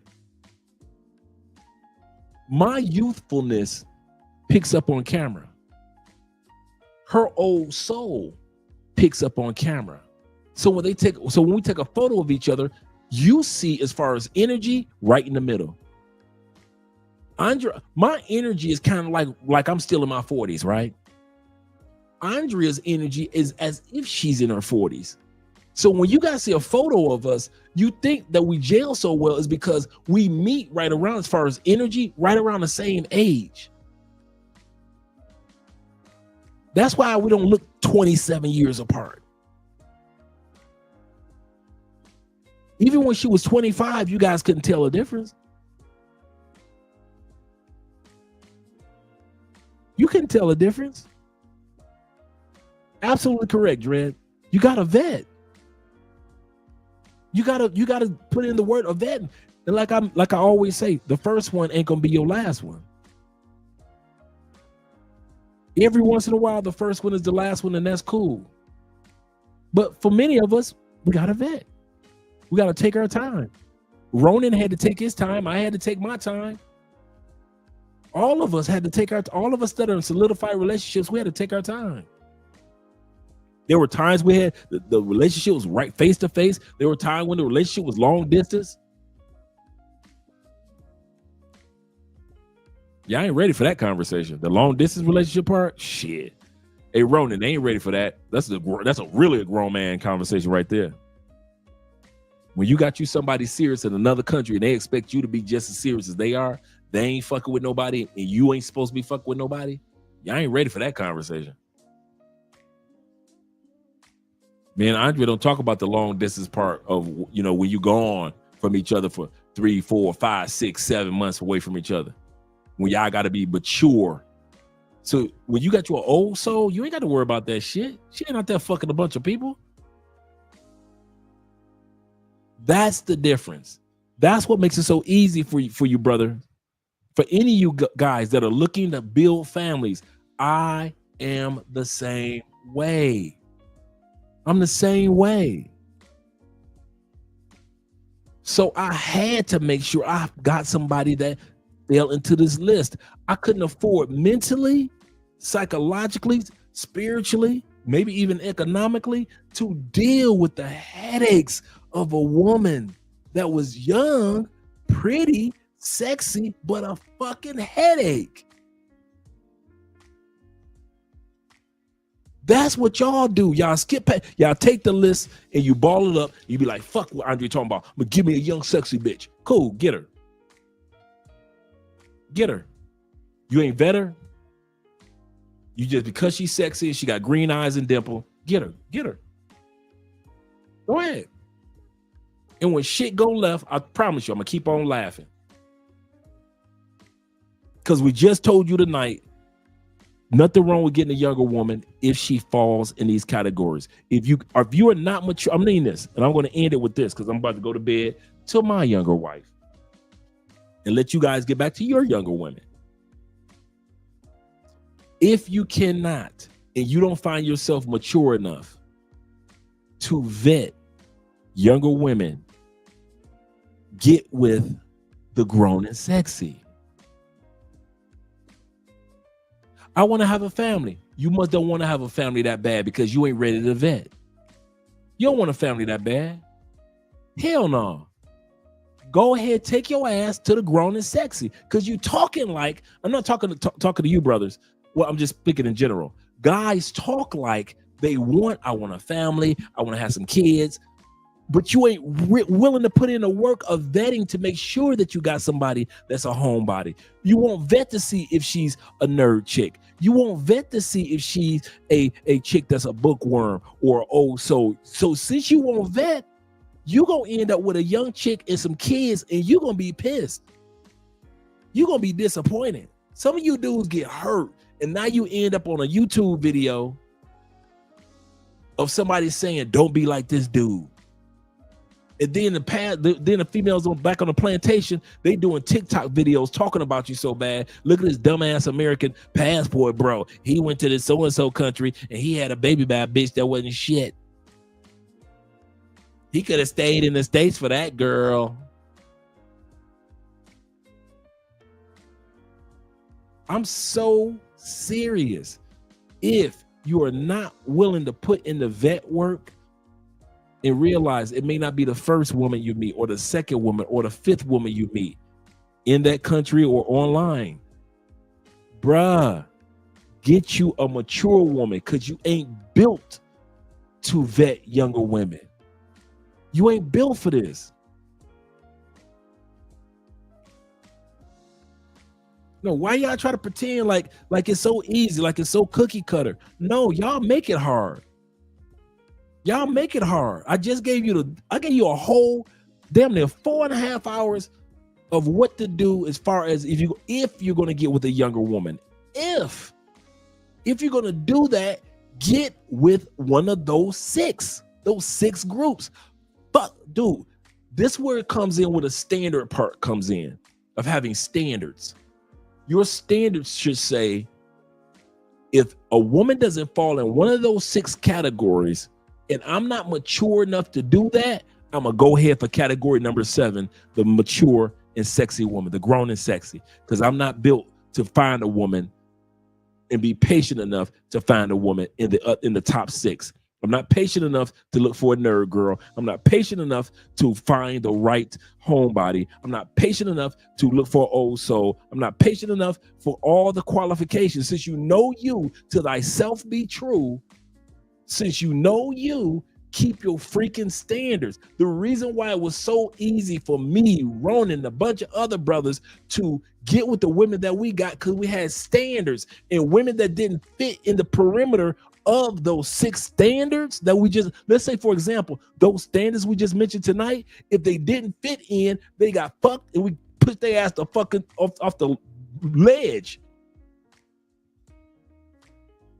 Yeah, we'll give you some dick, but that's it. We will be falling in love with these raggedy ass chicks. Y'all do what we do opposite. We know they sexy, so we will fuck them. Don't get it twisted. Y'all fuck them and keep them. That's the mistake y'all make. Y'all fuck them, then fuck them again, and fuck them again, and fuck them again, and then all of a sudden you in a relationship. And you mad at yourself because you in a relationship overseas with a chick that doesn't fit any of your standards. Get rid of every chick in your phone that doesn't meet any of those 6 criteria. I dare you. Why? Because the universe will start giving you chicks to replace those chicks that you got rid of. The universe will start giving you chicks that meet those 6 standards. I kid you not. You can't be with goofy ass chicks, but then think God gonna give you some good chicks. No. As long as you got goofy ass chicks in your phone, the universe gonna keep giving you goofy ass chicks. As soon as you decide that I'm gonna go ahead and get these young, sexy, but mature women that fits these qualifications, watch what the universe gives you. Every time. Every time. Every fucking time. And it makes it so easy for me and dudes like Ronan to tell this woman no, that woman yes. This woman no, that woman no, that woman yes. It was easy for us to do that because we had standards. Y'all ain't got no fucking standards. Y'all let any pretty bitch in your life. You let any pretty bitch in your life just hang out. She'll just hang out like she got the umbrella on the beach. Come in your life, just fuck it up. She just having a good time, spending your money, wasting your time, playing games and shit. When you could have been using that time wisely, and you wonder how the fuck did Ronan and Jay Clyde and my man Marcus from Love, Purpose, and Passports, and Andre from Love Crossing Borders, and all these other YouTubers that's out there, and TikTok brothers out there that you see that are happy in happy relationships. How the fuck these dudes are regular dudes like me with a regular passport like me? How the fuck did these dudes get good women? And I keep getting these bullshitty ass women. I keep going broke over these bitches, and I keep damn near ready to delete myself over half of these hoes. Why? Because you don't have any standards. You have no standards. None. Hey, Ronan, here's the other one. They think that, well, I got standards. I'm going to test her to see if she meet them. Brothers, if you got to test her, she doesn't meet them. If you have to test her, play games with her. Well, she's nice, Dre. Come on, Dre. You tripping, dog. You being too serious. Okay, cool. Y'all act like life is a game anyway. Cool. It's just like what Theo says in class. You know, you got to put in the work. You got to work with the groups. You want to play with this? You want this doing tech, doing cloud engineering, doing AI, doing all that we're doing. It's not a game. It's actual work. So if you don't want to put in the work and you want to half-ass it, get half-ass results, but don't be mad at Theo if it doesn't work out for you. You didn't get the 6-figure job that Theo been telling you about if you take it serious. You can't get mad at Theo, and you can't get mad at us who are men of standards. And I showed you tonight what our standards are. If she is not an old soul, or not necessarily but bookworm, or loner, meaning a beautiful shy girl. Like I said, in all these, she can be gorgeous. We're men, we're visual creatures. Or she's not the type to I threw the list away. You know, homebody, loner, old soul, and loner could be a shy girl too. But if she doesn't meet the criteria of that list, bruh, delete her from your fucking phone. Dude, can I tell y'all something? I still got females that I deleted a long time ago in this fucking country that still be trying to hit me up too. I'm gonna say that again. You think I ain't got bitches from the past that didn't cut it, that didn't meet the criteria, still trying to hit me up? Reason why I say that, yours ain't gonna stop hitting you up either sometime. You can delete her. She'll probably reach out from another number or on your Facebook or something. Dude, that don't mean you need to respond. I look, I delete, and I keep on living my life. You gotta have standards, man. That's what be fucking y'all over with these young girls. Y'all ain't got no fucking standards. It ain't about having no money. You got money, but you ain't got no fucking standards, Nate.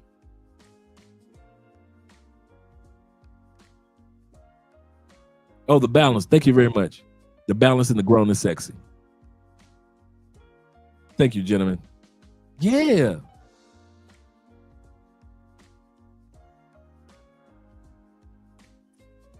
Dredd said this. Shout to Mike. Mike says, the only reason I would want a younger woman is because I want to have kids. Just like in my scenario. Absolutely correct. And some other guys said that too. And when I put this list together, I thought about that. He said, other than that, he said, I would be overseas with a woman rank. I thought about that too. I kid you not. If I was not looking for a family, I kid you not, I would be with a woman that's over 35. She would be in the grown and sexy category, and probably in maybe a homebody, or probably a nerd chick. They'll still fall into other places. But 9 times out of 10, if I was not looking for the family dynamic, I probably wouldn't have caught the eye of Andrea, and she probably wouldn't have caught my eye because I was looking for family. And I thought about that. And that's why I'm being honest with you guys. I'm the same way. I knew what I was looking for. In other words, my standards. Andrea met my standards, and I met her standards of what we were looking for as far as marriage and what we're looking for as far as future family. Think about how blessed I've been to be with somebody for 7 years, and they're just cracking 30. That gives us years to have 2 kids. 7 years married, 7 years together, 6 years married. I purposely did that. But I made sure it wasn't just no random ass female. But if I wasn't looking for the family dynamic, I would hands down would have been 35 and up, without a doubt. Now, would I have met an Andrea and it could have happened? It could have still been a younger person, yes. It could have still been Andrea, yes. But when it came to the family part, we're just talking about the family part. He's 100% correct. I would have did it just like that. Just like that if I wasn't looking for family. Now, like I just said, could it still have been me and a younger person?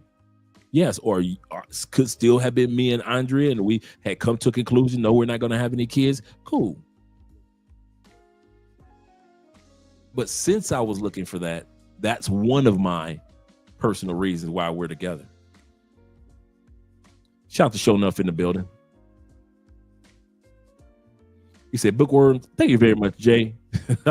I done balled, making a point, balled everything up and threw it in the trash bin. He said, Bookworm, shy girl, nerd, homebody, grown and sexy, balance beauty, and the old soul. Yes, sir. Guys, I'm telling you, man, that list right there. You won't have any competition when it comes to guys in any country. Most dudes do not take time out to give any of these women 10 seconds of their time. The few of us that do are always successful.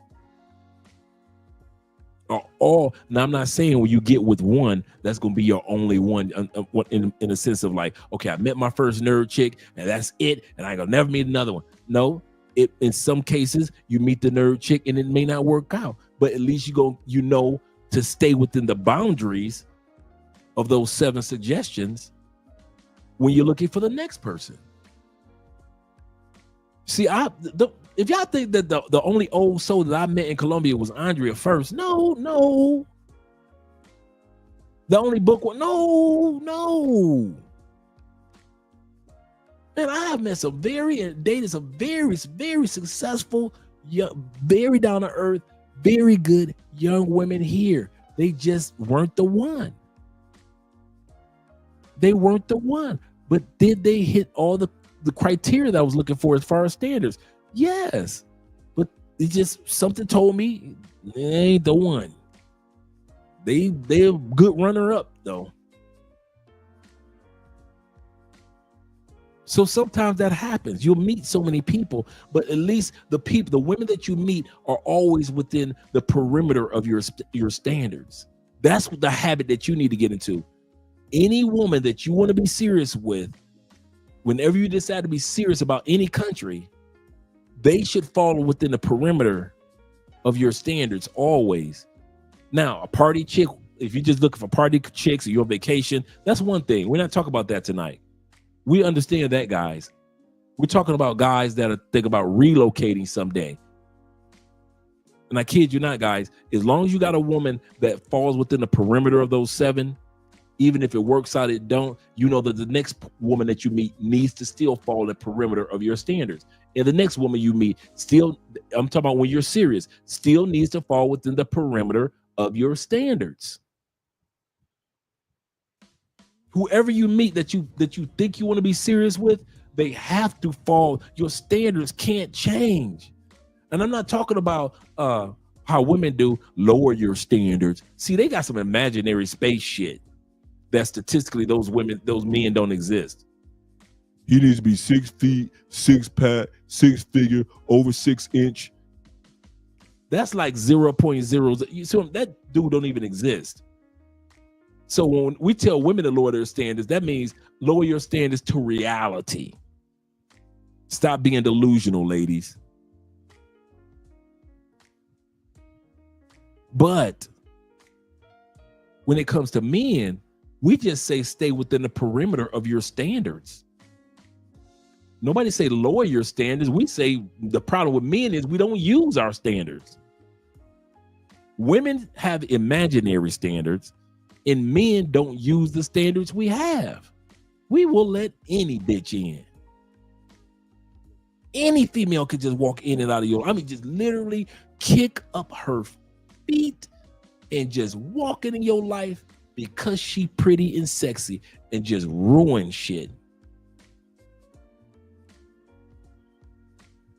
Okay, if I'm lying, just think back to how many times you done got into arguments with a pretty female that you knew that you should have been let go. But because she was pretty, you just held on for another year or two. She was always feisty. She was always in your phone. She was always jealous. She was always insecure. She was always argumentative. She never talked about anything productive, anything that had to do with the family dynamic, nothing. She just was a sexy barrel full of trouble. And you stayed around because she was so sexy. Let's think about how many times we all have done that one. We've all been there. I don't care if you stayed around an extra week. We've all had times where we made an extra phone call to that bitch because she wasn't so pretty. She wasn't so fine. Yep. Seriously. He said, my Chinese women meet 5 out of 7. I'm good. Yeah. Yeah. Them the ones that you ain't got no, man, you could put that shit on cruise control. They don't even bring no trouble to the table. They really don't. You could put them women, they on cruise control. They easy, dude. Easy. Anytime you see dudes having problems overseas with a bunch of women, I bet you 9 times out of 10, they don't fit the criteria of those 7 standards that we looked at today. I bet that. I forget the YouTuber that I was listening to in Thailand. He always reads the stories. Dudes emailing him their stories and he'll read them. That's his YouTube channel. Each video is him reading a story, right? And it's like cookie cutter. All the women have all the same quality. None of them fall in the criteria of anything of what we talked about tonight. Guy goes from France to Thailand, meet female as a bar girl, pays to get her off work one day, then pays to get her off work for a week, falls in love with the bar girl, flies back to France, sends money to the bar girl. Bar girl says she's going to do this with the money. She doesn't do that with the money. While he's in France still sending money, she meets a second lick that she really likes. So now she's got two dudes. I mean, this happens every episode. Now she's got 2 or 3 dudes that's sending her money, but she's only in love with one of them, and it's not you, the original dude.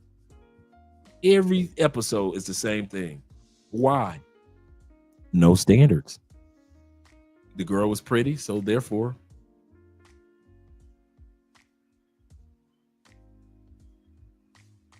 Let me let you guys go. And we got, hey, check it out. And we got some new, I just remember, we've been on here so long, we got some new outros. Yeah, it's called, that's the YouTube channel. Do me a favor, Bobby. If you could pull the channel up before we end the show.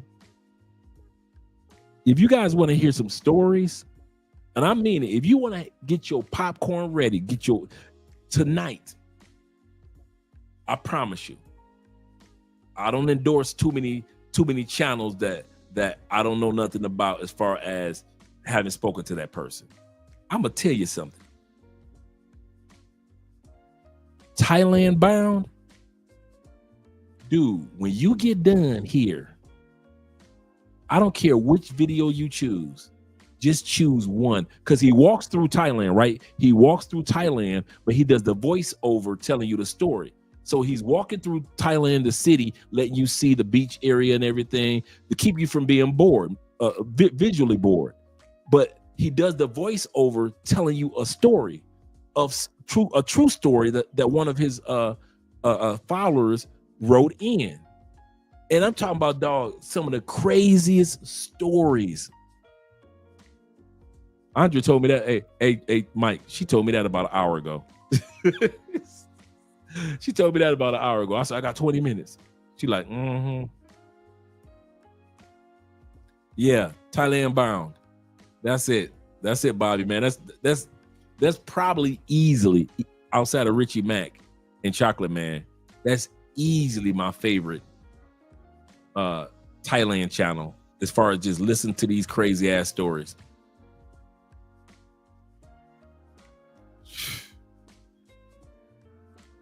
Crazy. All right, let's get ready for some of these. Shout out to all you guys that are here. Appreciate you. Let me check one more time. See if my man Timothy's. All right, there. Wait a minute. I got shout out to Slick for the $5, and shout out to Slick for $5 more for the $10. Appreciate you, brother. Appreciate you.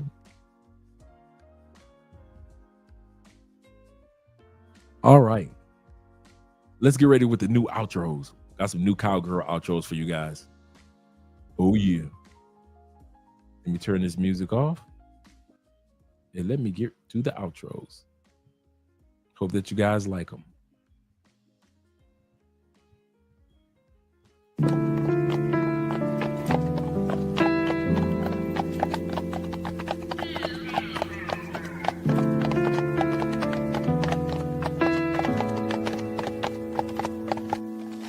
Should've known better, Aisha.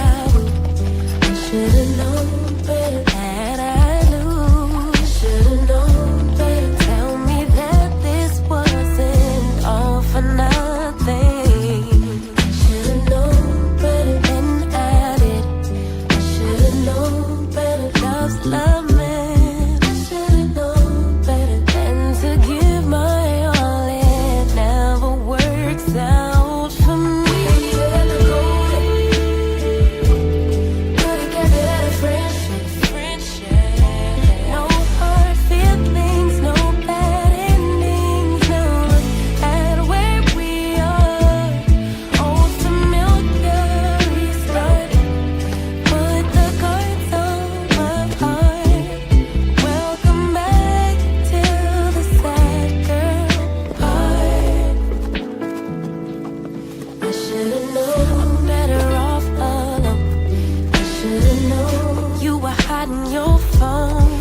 Should've known that time would show me your true colors. I feel I would play the fool. Should've known you would break all rules. Should've known you wasn't ready to be a lover for me. Would've kept it at a friendship. Oh, Baddie.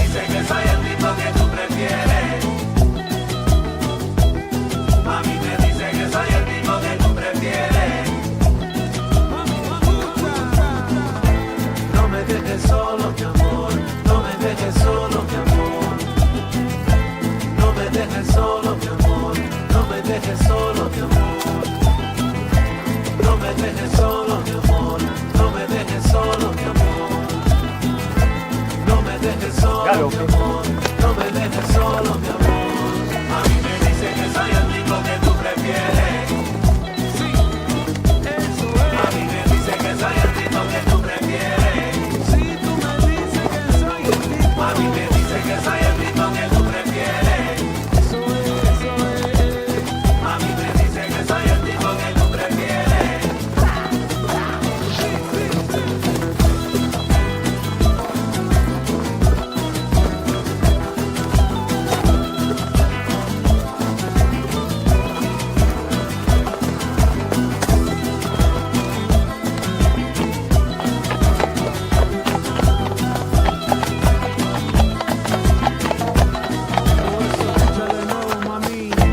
No me dejes solo, mi amor. No me dejes solo, mi amor. No me dejes solo, mi amor. No me dejes solo.